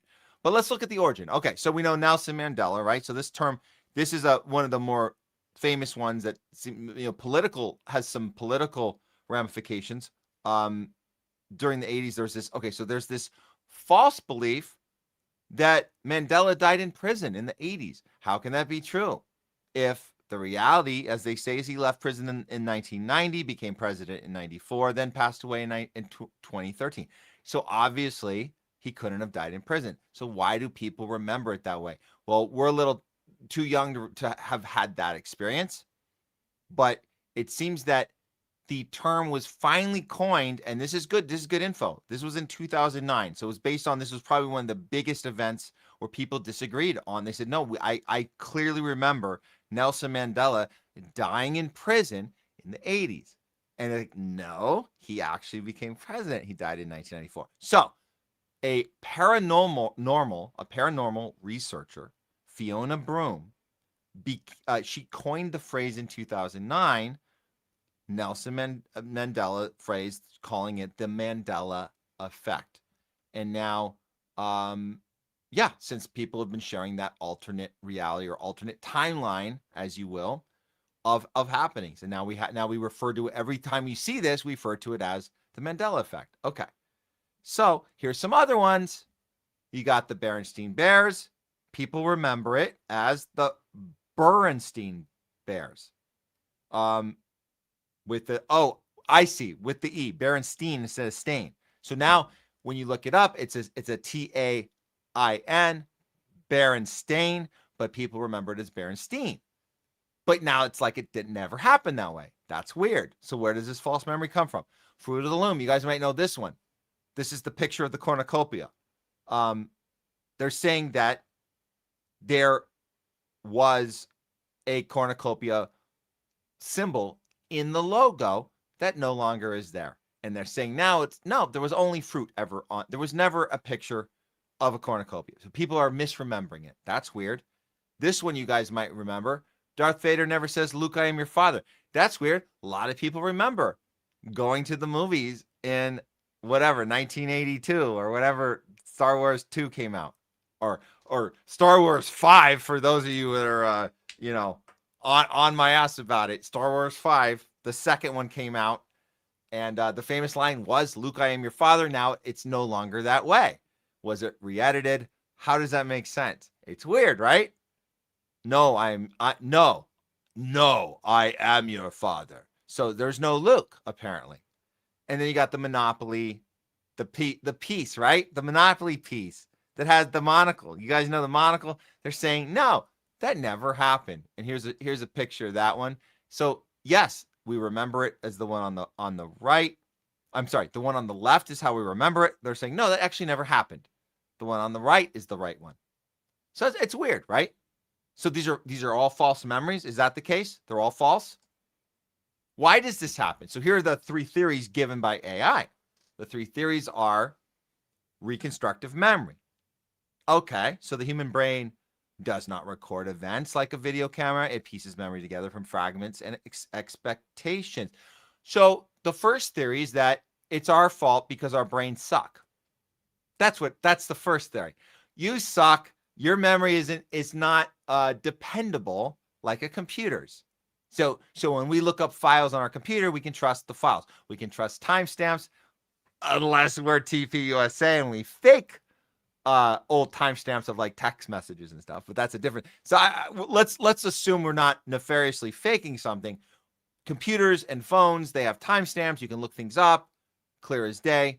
But our brains just suck. Okay, that's one theory. Our brains suck. Number two, social reinforcement. So when you hear something incorrect repeated in pop culture over and over and over in conversation, it makes the false version feel true. Oh, so like in COVID, when we all had to kind of say, no one ever said that getting the jab you would get COVID or not get, you wouldn't be able to get it or pass it. You won't be able to transmit it. No one ever said that like that, because that's what people do now. They say that never happened, but then guess what? All we got to do is play the tape, and they're wrong. So maybe that's it. It's called. So the second reason this happens, first reason is because our brains suck. The second reason is because we're easily influenced by repetition. Okay. So they're saying that because people say something is a lie over and over, then it becomes truth. Got it. Okay. Then the last one, schema theory. That means the brain is attempting to fill in missing gaps by relying on familiar patterns and logic. So it's saying that our brain is trying hard to make sense of insanity and then fills in the gaps. And those gaps are, as they're saying, not necessarily accurate. Okay. Well, I guess we're done exploring this. So there it is. I guess we're done here. Except, no, I'm not done. I'm not done. That's not enough for me. I want to go further. Okay. Let's go a little further. So this happened, and we reported this on the show today. We reported on Tim Curry. Let's bring that up again. Tim Curry passes away at 80. Apparently had the stroke. I'll put that. So if you guys don't know, this is from earlier in the show. He had this stroke in 2012. Curry suffered a stroke in 2012. That's on the second paragraph. Put him in a wheelchair. So he's been in a wheelchair ever since 2012. And then he passes away at 80 after this stroke. Okay. So what's the problem?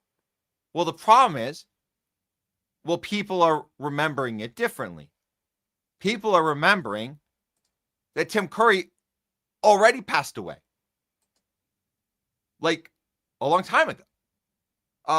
Yeah, that's actually something that people are remembering right now. It's very weird. Well, let's look. This girl breaks this down for us. Let's take this. Let's actually go into this and try to figure out what the hell's going on. Because I'm curious. I want to know what the hell's going on. Because I also kind of remember that. It's weird. It's in my, I remember that he already died. And now he died again. Okay, here's a breakdown. We have another Mandela, Tim Curry. So who else remembers he had a stroke in 2012 and died in 2014? I remember it very well. I've loved Tim Curry's Demon, whatever, since I was a child. I watched Annie and absolutely loved him in it. And I've been a fan of Rocky Horror Picture Show. And yes, I know the context, whatever, but it's amazing how they did it. And it's a lot of fun. I've also gone to a lot of the Rocky Horror Picture Show tributes. There was one in 2014, a couple months after he passed. And it was so much fun. It was amazing. So many people were Dr. Frankenfurter, of course, because it was a tribute to him. And I had an absolute blast. And then apparently in this timeline, he died yesterday. I can't. All right. Who else remembers the 2014 one? And if you remember other times, like, post it on here. Let me know. Have a great day, guys. Yeah, I'm one of those people that remember it. I also remember, and she's talking about this Rocky Horror thing. So yeah, people, there would be tributes and stuff. I didn't see that, but I do, obviously. I have the same films. Clue was my favorite with Tim Curry, and then there was Annie, who's really good in Annie. So yeah, you already kind of go through the loss. So oh, he's dead. That already happened somewhere around 2014. I do remember that. So we looked at her. The people responded, and a lot of people did. There's a ton of responses. Everybody's saying this. Yeah, this is from Hope. Me and my husband said the same thing. We remember him passing years ago. And all of a sudden he dies again.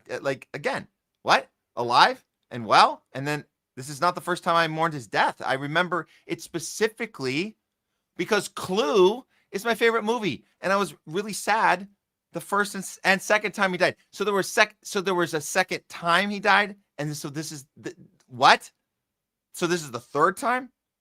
And she says, yes, a favorite of mine as well. That would be Clue, or I guess, Tim Curry particularly. These timelines are changing so quickly now, and many of us are remembering them. Timelines. She says timelines. Multiple timelines. What? Multiple time. What the hell is going on here? Another one. Yo, this timeline is so fucked up. I definitely remember him dying at least once in the past decade. But I think it happened twice. And she says, depending on the timelines you have been in, absolutely, I remember several celebrities dying 2 to 3 times. I really feel the overlords are losing their ability to erase us on the jumps. What the F is happening here? Which is obviously a great thing for us. She's saying this is a great thing for us, that they're not able to control this as well, because things just seem a little more chaotic and unstable, I guess is a good word. Unstable. It's harder to control an unstable. I'll say it again. Timeline. What happens when you go to Google? What the fuck is this? What is happening here? What the F? Remembering Tim Curry. Why is there an article from July 10th, 2014? Tim Curry, who died on August 25th at the age of 80. How is that? That would be now. He's 80 now. Why is the article July 10th? This has to be some sort of internet glitch. That's got to be it. Internet glitch. They didn't put that on Mandela effect. By the way, they didn't put that. And all of their examples are from the 80s. Let me pop in here. I showed you guys those Mandela effect examples. They're all from the 80s. I was alive in the 80s. I don't have a memory of that because as a little kid, I was a little kid. So this one is now. I'm telling you, I actually remember him dying in 2014. And now there's this internet glitch. That didn't seem so. When you ask AI Google, when you ask Gemini, it doesn't give you internet glitch as an option. It says it's either your brain sucks, were easily influenced by others, or the third option is that our brain's trying to make sense of chaos. Well, here's a fourth option. The internet is fucked up. This is fucked up. What the hell is this? There's more, by the way. Look at this. Look at this. Here, I'll come back down. I got to come back down so we can see this. Hold on. Let me bring that back up. Okay.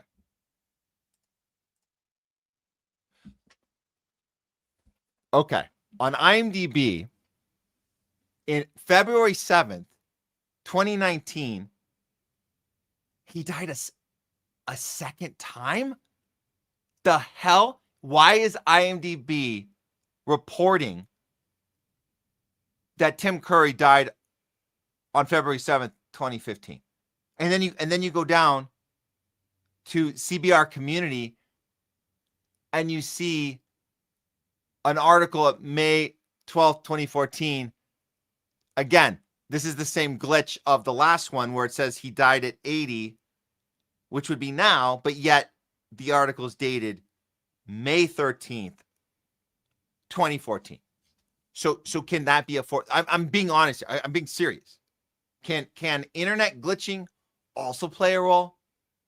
Well, maybe that didn't play a role in the 80s because we didn't have, so all the 80s bad, all the Mandela effect comes from a time where there was no internet. So is that a thing now? Is that the problem? What is the freaking problem here? Why is there so many people remembering that Tim Curry already died? What the hell is going on? Okay, so we're not going to be able to get to the bottom of this exact one right now, but I can do one more thing for you before we wrap this one up. I'm going to do this. I'm going to play you guys a story that was told by I would say an industry entertainment professional here in LA. He's going to tell you a story. He's on his podcast, entertainment professional. I don't know the guy personally, but I know he worked on some video games and he worked on some films here in LA. And he's going to tell you about an experience he had when timelines started to cross. And I'm starting to think this is more about what we're talking about. There's something is weird here when there's two different experiences that they both can't exist in the same timeline, but maybe they can exist in multiple timelines. So they can both be true. In other words, Tim Curry could have died in 2014 and survived a stroke and died in 2026. But here, let's hear this personal story, and you guys come to your own conclusions here. Is this guy telling the truth? Is this story authentic? Something to consider. World shattered for 2 hours where I was experiencing multiple timelines. Really? And it was the singular most scary, disturbing experience in my life. How did you experience multiple timelines? Well, I was, and this is the Keel thing, Keel factor. I was researching the formula, the thing that the guy gave us. We lost it for years. It was lost for years. Well, how'd you get it back? Well, that's a whole crazy story. Okay. Ultimately, Bryce. We will tell you that in a second because that's a good story. Yeah, Bryce will tell that part of the story. But what happened is that it's back in my life where everyone's trying to make sense of it. I'm at an Airbnb in LA one night and I'm researching it because we're going to be doing a podcast, and I'm thinking, we haven't figured out when are we going to talk about it. We're waiting for all this research to come in. So I'm doing some of my own research. And all of a sudden I see, I get a chime on my, my Slack, and my day job is I'm working on a Call of Duty game. I can't talk about it, but, there's people all over the world working on Call of Duty at all times. So it's kind of funny. We can talk about the nature of reality, but don't talk about Call of Duty. Okay. I cannot disclose Call of Duty. So, but I get this chime on my laptop as I'm researching, and it's at like 1 a.m. So somebody in Europe or whatever has come online and they're sending me a message having a question about something. So I read the question and I'm like, well, I'm up, right? So I'll answer it. So I go back to my research and all of a sudden, ping, I come back and it's like, the person's like, what you said makes no sense. I'm like, okay, well, maybe I'm tired. Let me read what I said. I'm like, well, that's not what I just wrote. That's not what I wrote. And I'm like, okay. So I correct it and I send it back, and then comes back and he's like, now you're really confusing me. And I look and I read it again, and it's like nothing that I have. Now, first of all, his original message is different now. And I'm like, okay, this is weird. Am I really tired, right? Am I hallucinating? What's going on? So I go and okay, hold on. I go to another Slack channel and I'm like, okay, I'm going to go to like my creative director. We're talking all the time. So I go and I start reading the messages, and like, I don't recognize our conversation. We're talking about things I've never heard of before. And what are you talking about? The game, but levels that weren't built. Like, just, it's all like, he knows me. I'm having that relationship, but this is not the reality that I am living in. Okay. So he's talking about subtle differences that are very distinct and you can't be mistaken by them. This, I believe this goes on the Mandela effect list because there are things that don't change the world. Well, Nelson Mandela is the biggest example. That's why it's called, it's based off that example, that those two different timelines changed the world. But all the other ones, the Berenstein Bears, the Fruit of the Loom, the Luke, I'm your father, So what he's describing is going on a Slack channel and seeing that these are very minute differences. These are not differences that change the world, but they're very distinct from each other, and they're the same relationship. So they're very minuscule in the sense that he still has the job he has. He has the relationships he has, but they're talking about different things that he never talked about. And it's clearly on the Slack channel. So he's going to explain more. This gets personal. This goes into his personal life too with his wife. And so just pay attention because he's very detailed here. And I think we might be talking about the same thing when we talk about these phenomenons as Google or whatever you call it, Gemini tells us that it's our mind playing tricks on us. Or it's our mind, our brains aren't that good, or we heard something over and over. Okay. And I want to remind you, Tim Curry dies, and people immediately had a problem with the timeline. They didn't. It's not because they overheard too many times people in groups for the last couple days said over and over, Tim Curry died in 2014. They remembered it that way immediately. So it's not. This isn't public pressure. Social caving to hearing something, just to be clear.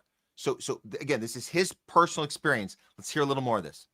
How do you get back to your reality? So I'm like, now I'm starting to get like a little like shaky, like either A, I'm having a psychotic break, which I can never discount.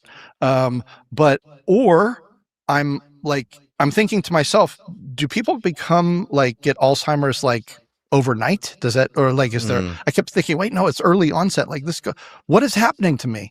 So I'm like, okay, I'm not going to look at this laptop, because then I'm thinking, oh, you know what? Somebody out there is screwing with us. We are watching you. Someone's messing with me. Right. So this is a very logical dude. He's actually going through everything, and he's doing it in real time. He's having this like Twilight Zone moment. And in that moment, he does the thing you're supposed to do. You're supposed to say, am I having a psychotic episode? I don't think so.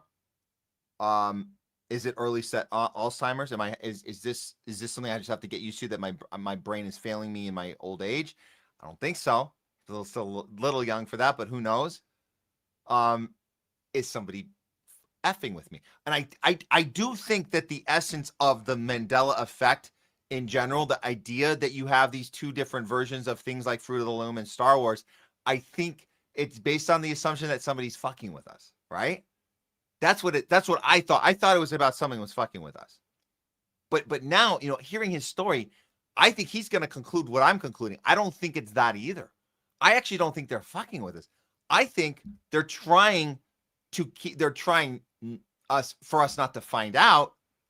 But the reality is there might actually be multiple timelines somewhere that are maybe accidentally they're crossing. They're, as they say in Ghostbusters, crossing streams or whatever. You're not supposed. Or in Back to the Future, what is it? Don't see your future self, or you'll create a paradox that will destroy. What does Doc Brown say? It'll destroy the fabric of the entire universe. So it might not be somebody effing with us, but he's going through the correct steps. A, B, C. He's doing a wellness check, right? He's doing a wellness check. It's not A, it's not B. Could it be C? Are they doing this on purpose? Is somebody playing a joke on me? So I go to a different device. I go to my phone. I'm thinking, okay, I'm going to look at the text from my wife. Like I can trust that, right? So I look on the phone, and we're talking about a dog we don't have. What? We have a dog, but it's not the dog. So now I'm like, okay, so two devices are polluted with things that I can't comprehend. And I'm starting to really freak out now. I'm like, okay, what's going on? I'm looking at different Slack channels, and the more I stare at it, the more things become like even wildly different than it's like you popped into a different timeline. Like your body was ported into another timeline. But there was no moment where it was like I was just researching. All of a sudden I get a ping on a Slack, and that, like, the whole thing. He wasn't teleported in another timeline. I think we as they say, we cross streams. I think there's a glitch, and it's not on the internet. It's not on his Slack channel, right? There's not a glitch on IMDb, as we showed you with Tim Curry. There's some other glitch happening, and it might not actually be on purpose. The only purposeful part is the overlord class, whatever, Epstein class, elite class. They don't want us to know this. But it's harder for them to keep it from us because shit's getting a little too, what was the word we said earlier? A little too unstable. The chaos is getting a little too unstable. So maybe that's what's happening. Moments like these are happening. Took me down this. So all of this is happening, and by the way, I'm in an Airbnb. It's like, by now it's like after 2 a.m. and I don't know who am I going to call. I'm going to call someone and say, I'm in a different timeline. Help me. Don't call me. I'm not going to call. I'm not going to call 911. Like I'm thinking, if I tell anyone what's going on, I'm going to be in a straitjacket. Like they're going to think I'm insane, but I don't know how to get out of this. So I get up and I'm walking around, and I'm like, I'm checking. I'm like, okay, my heart's fine. Like I'm doing things like I'm pinching myself. I'm not dreaming. I'm doing all these checks just to make sure this is really happening, and it really is. And every time I go back to the computer, it keeps changing. It's all these things that I'm not familiar with. So I'm like, okay, stop. I'm going to go take a shower. I'm not going to look at any of this anymore. I'm going to shut down all my devices. I'm going to just take a shower, and I'm going to hope and pray that if I can go to sleep, when I wake up in the morning, everything will be reset. Like that's what the mantra I'm telling myself. I get in the shower, and I'm kind of like trying to wind down, and I hear that voice say, timelines. I'm like, what? Why did you feel the need to show me? Like, I did not like that at all. That's the end of his wellness check. He gets to the fourth option, timelines. So he went through the other ones, and he said, those can't be. So what is it? What does he mean by timelines? I get into bed. I'm thinking about this. I fall asleep. The next morning I wake up, and with dread, I'm looking at my devices going, if I open those and I'm in a different timeline, I feel like I'm going to lose my mind, or that I've lost my mind.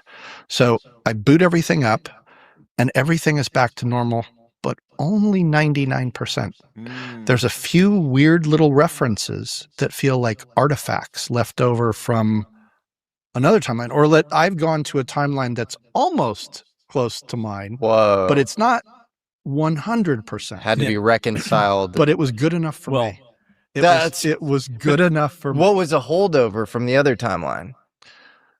It was things like, it was just simple things like dates, like, oh, we have a big thing that we're supposed to do. And it's like, no, I wrote that down on another file.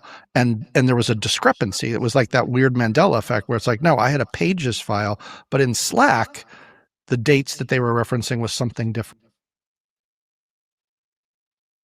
Mandela. He's drawing the connection. And this could just be a story told on its own. And it is, I think this clip went around on Twitter a few months ago. It picked up some slack, as they say, because he was, the Slack reference. But let's connect it here. Let's go in for the kill now. I'm ready to go in for the kill on this. So what does this all mean? What does this all mean? It means that, the 80s references aside, it means that these things are happening. And I know there's others that think this, at least about the Tim Curry thing. I can tell you, I remember him passing away, and now he passes away again. Some are remembering it twice. I remember it once, but remnants, fragments, as he says, fragments left over. So can this be a good thing that we're seeing this? Could this be a good thing, like a Matrix, like we're seeing the Matrix? They don't want us to see the Matrix, but we see it. Will there be more of these? That's a great question. Will there be more? And can we be prepared more grounded, even amongst the chaos we've been living through? Can we find a way to anticipate these moments more? Can we anticipate the next one and say, let's try and rest our brains. Let's get sleep. Let's focus. Let's take breaths. I told you to take a breath to start this segment. We're going to end with a breath before we end. Be grounded, be present, be ready for the next one. That dude seemed grounded as shit. He seemed like he thought this through. He was ready to talk about it on this podcast. and he showed us the process you go through, and he didn't freak out. He didn't have a panic attack. He calmly got through it, and now he can tell us about it. That's how we have to be. We have to have that calm. We have to have that calm, because we don't know what's coming next. But is there a timeline out there that there can be peace, there can be health, that it's not death and destruction? Does that exist? I'll leave you with this one to look back on, and I've talked to my brother about this one, and he's brought it up with me, and now that the Tim Curry thing happened, I'm gonna circle back to this one, and we'll follow up on this topic in the future. I'm gonna go back to we've talked about JFK. There seems to have been a weird moment with JFK where it's so complicated what happened there, and it might have happened again with Charlie Kirk. There sometimes in the timeline, there are these moments where multiple things happen, and it's even the same with the same outcome. Multiple things happen. With the JFK one, we know that there's this weird footage that seems that there's different timelines in which the footage has changed. And I'm talking about the car where he gets killed, and there's eyewitnesses, and there's some footage that exists or doesn't exist, or it's changed, where the driver turns around and shoots, and you can see it, and then there's footage where that doesn't happen, and it's weird. So it's like there might be moments in the timeline that are just where just these merging moments of different possibilities all happening at the same time, and JFK might be one of those.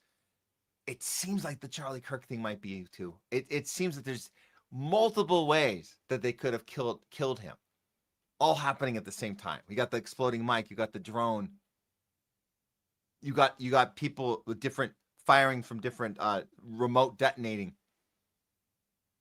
It's weird, right? So let's look at that. Let's keep an open mind. I'm not making any conclusive decisions here, but I will say that for me, the Tim Curry thing made it relevant to me, because now I have that memory. I was too young, really, honestly, to be paying attention to the Star Wars one and as much. I wasn't really paying attention to those ones. The Fruit of the Loom, all the examples we gave you guys. The Monopoly one. That one, I think I do remember the monocle. But if you have one of these, you need to speak up too. You say, hey, I remember it differently. And I think you need people to do that, especially right when it happens, not to wait years. So with Tim Curry, we do see it. Go look it up, guys. There's plenty of people. I just gave you a few examples. There's plenty of people that are saying, I remember that he already passed away. Where's that memory coming from? Where is it? Let's be curious. Let's ask questions. Let's not brush it off because it seems weird and outlandish. Let's stay curious. And I think that's really the point here. Let's be open to learn about new things. And maybe in the process, we can evolve our impressions and our opinions and our ideas about how not just the world works, but how the universe functions at all. Okay. That should do it for today, guys. We'll end on that. And we'll be back next week. With more show for you guys. We went long. We went hard today. We'll be done before we hit the 5-hour mark. Oh, right at the 5-hour mark. We're gonna make it right in time. Okay. So we'll wrap it up here. I want to give a big thanks to Jay Scott and to Nurse Leslie being here. Big shout out, happy birthday to Leslie, of course, this weekend. And we'll see you guys back here again on Tuesday and Thursday. I'm gonna throw up a couple of the comments that you guys had since. I know you guys had some stuff to say about that last segment, so we'll get that up too. And I'll remind you guys, if you didn't hear, next Monday, before we're back here on Monday, you can catch me on RBN, Revolutionary Blackout Network, with Nick Cruz. We'll be live on his show, YouTube and all the other platforms at 5:30 Pacific, 8:30 Eastern. I'll see if I can multi-stream it on our channel as well. We're fighting the censorship machine big time, guys. What is happening right now on Rumble? Because I think we're gonna do a little. We'll do a little Rumble raid. I know we've been doing Sabby Sabs. Let me check just so I can see where I want to throw you guys over to. Yeah, we see a little Sabby Sabs just getting started. A little Last American Vagabonds going. Some others are going. We'll get you guys over to one of those. But don't go anywhere yet. Do not change. I will change the channel for you guys. If you're on Rumble, I will change the channel for you when we do the Rumble raid. It'll either be, I'll have to flip a coin on it. It'll either be Sabby or Ryan Christian, one of those two. So Last American Vagabond or Sabby Sabs. Do not change. You know why? Because we're going to show you guys. We're going to just play it. We're going to play it on the outro. You guys get to see the Isla May video.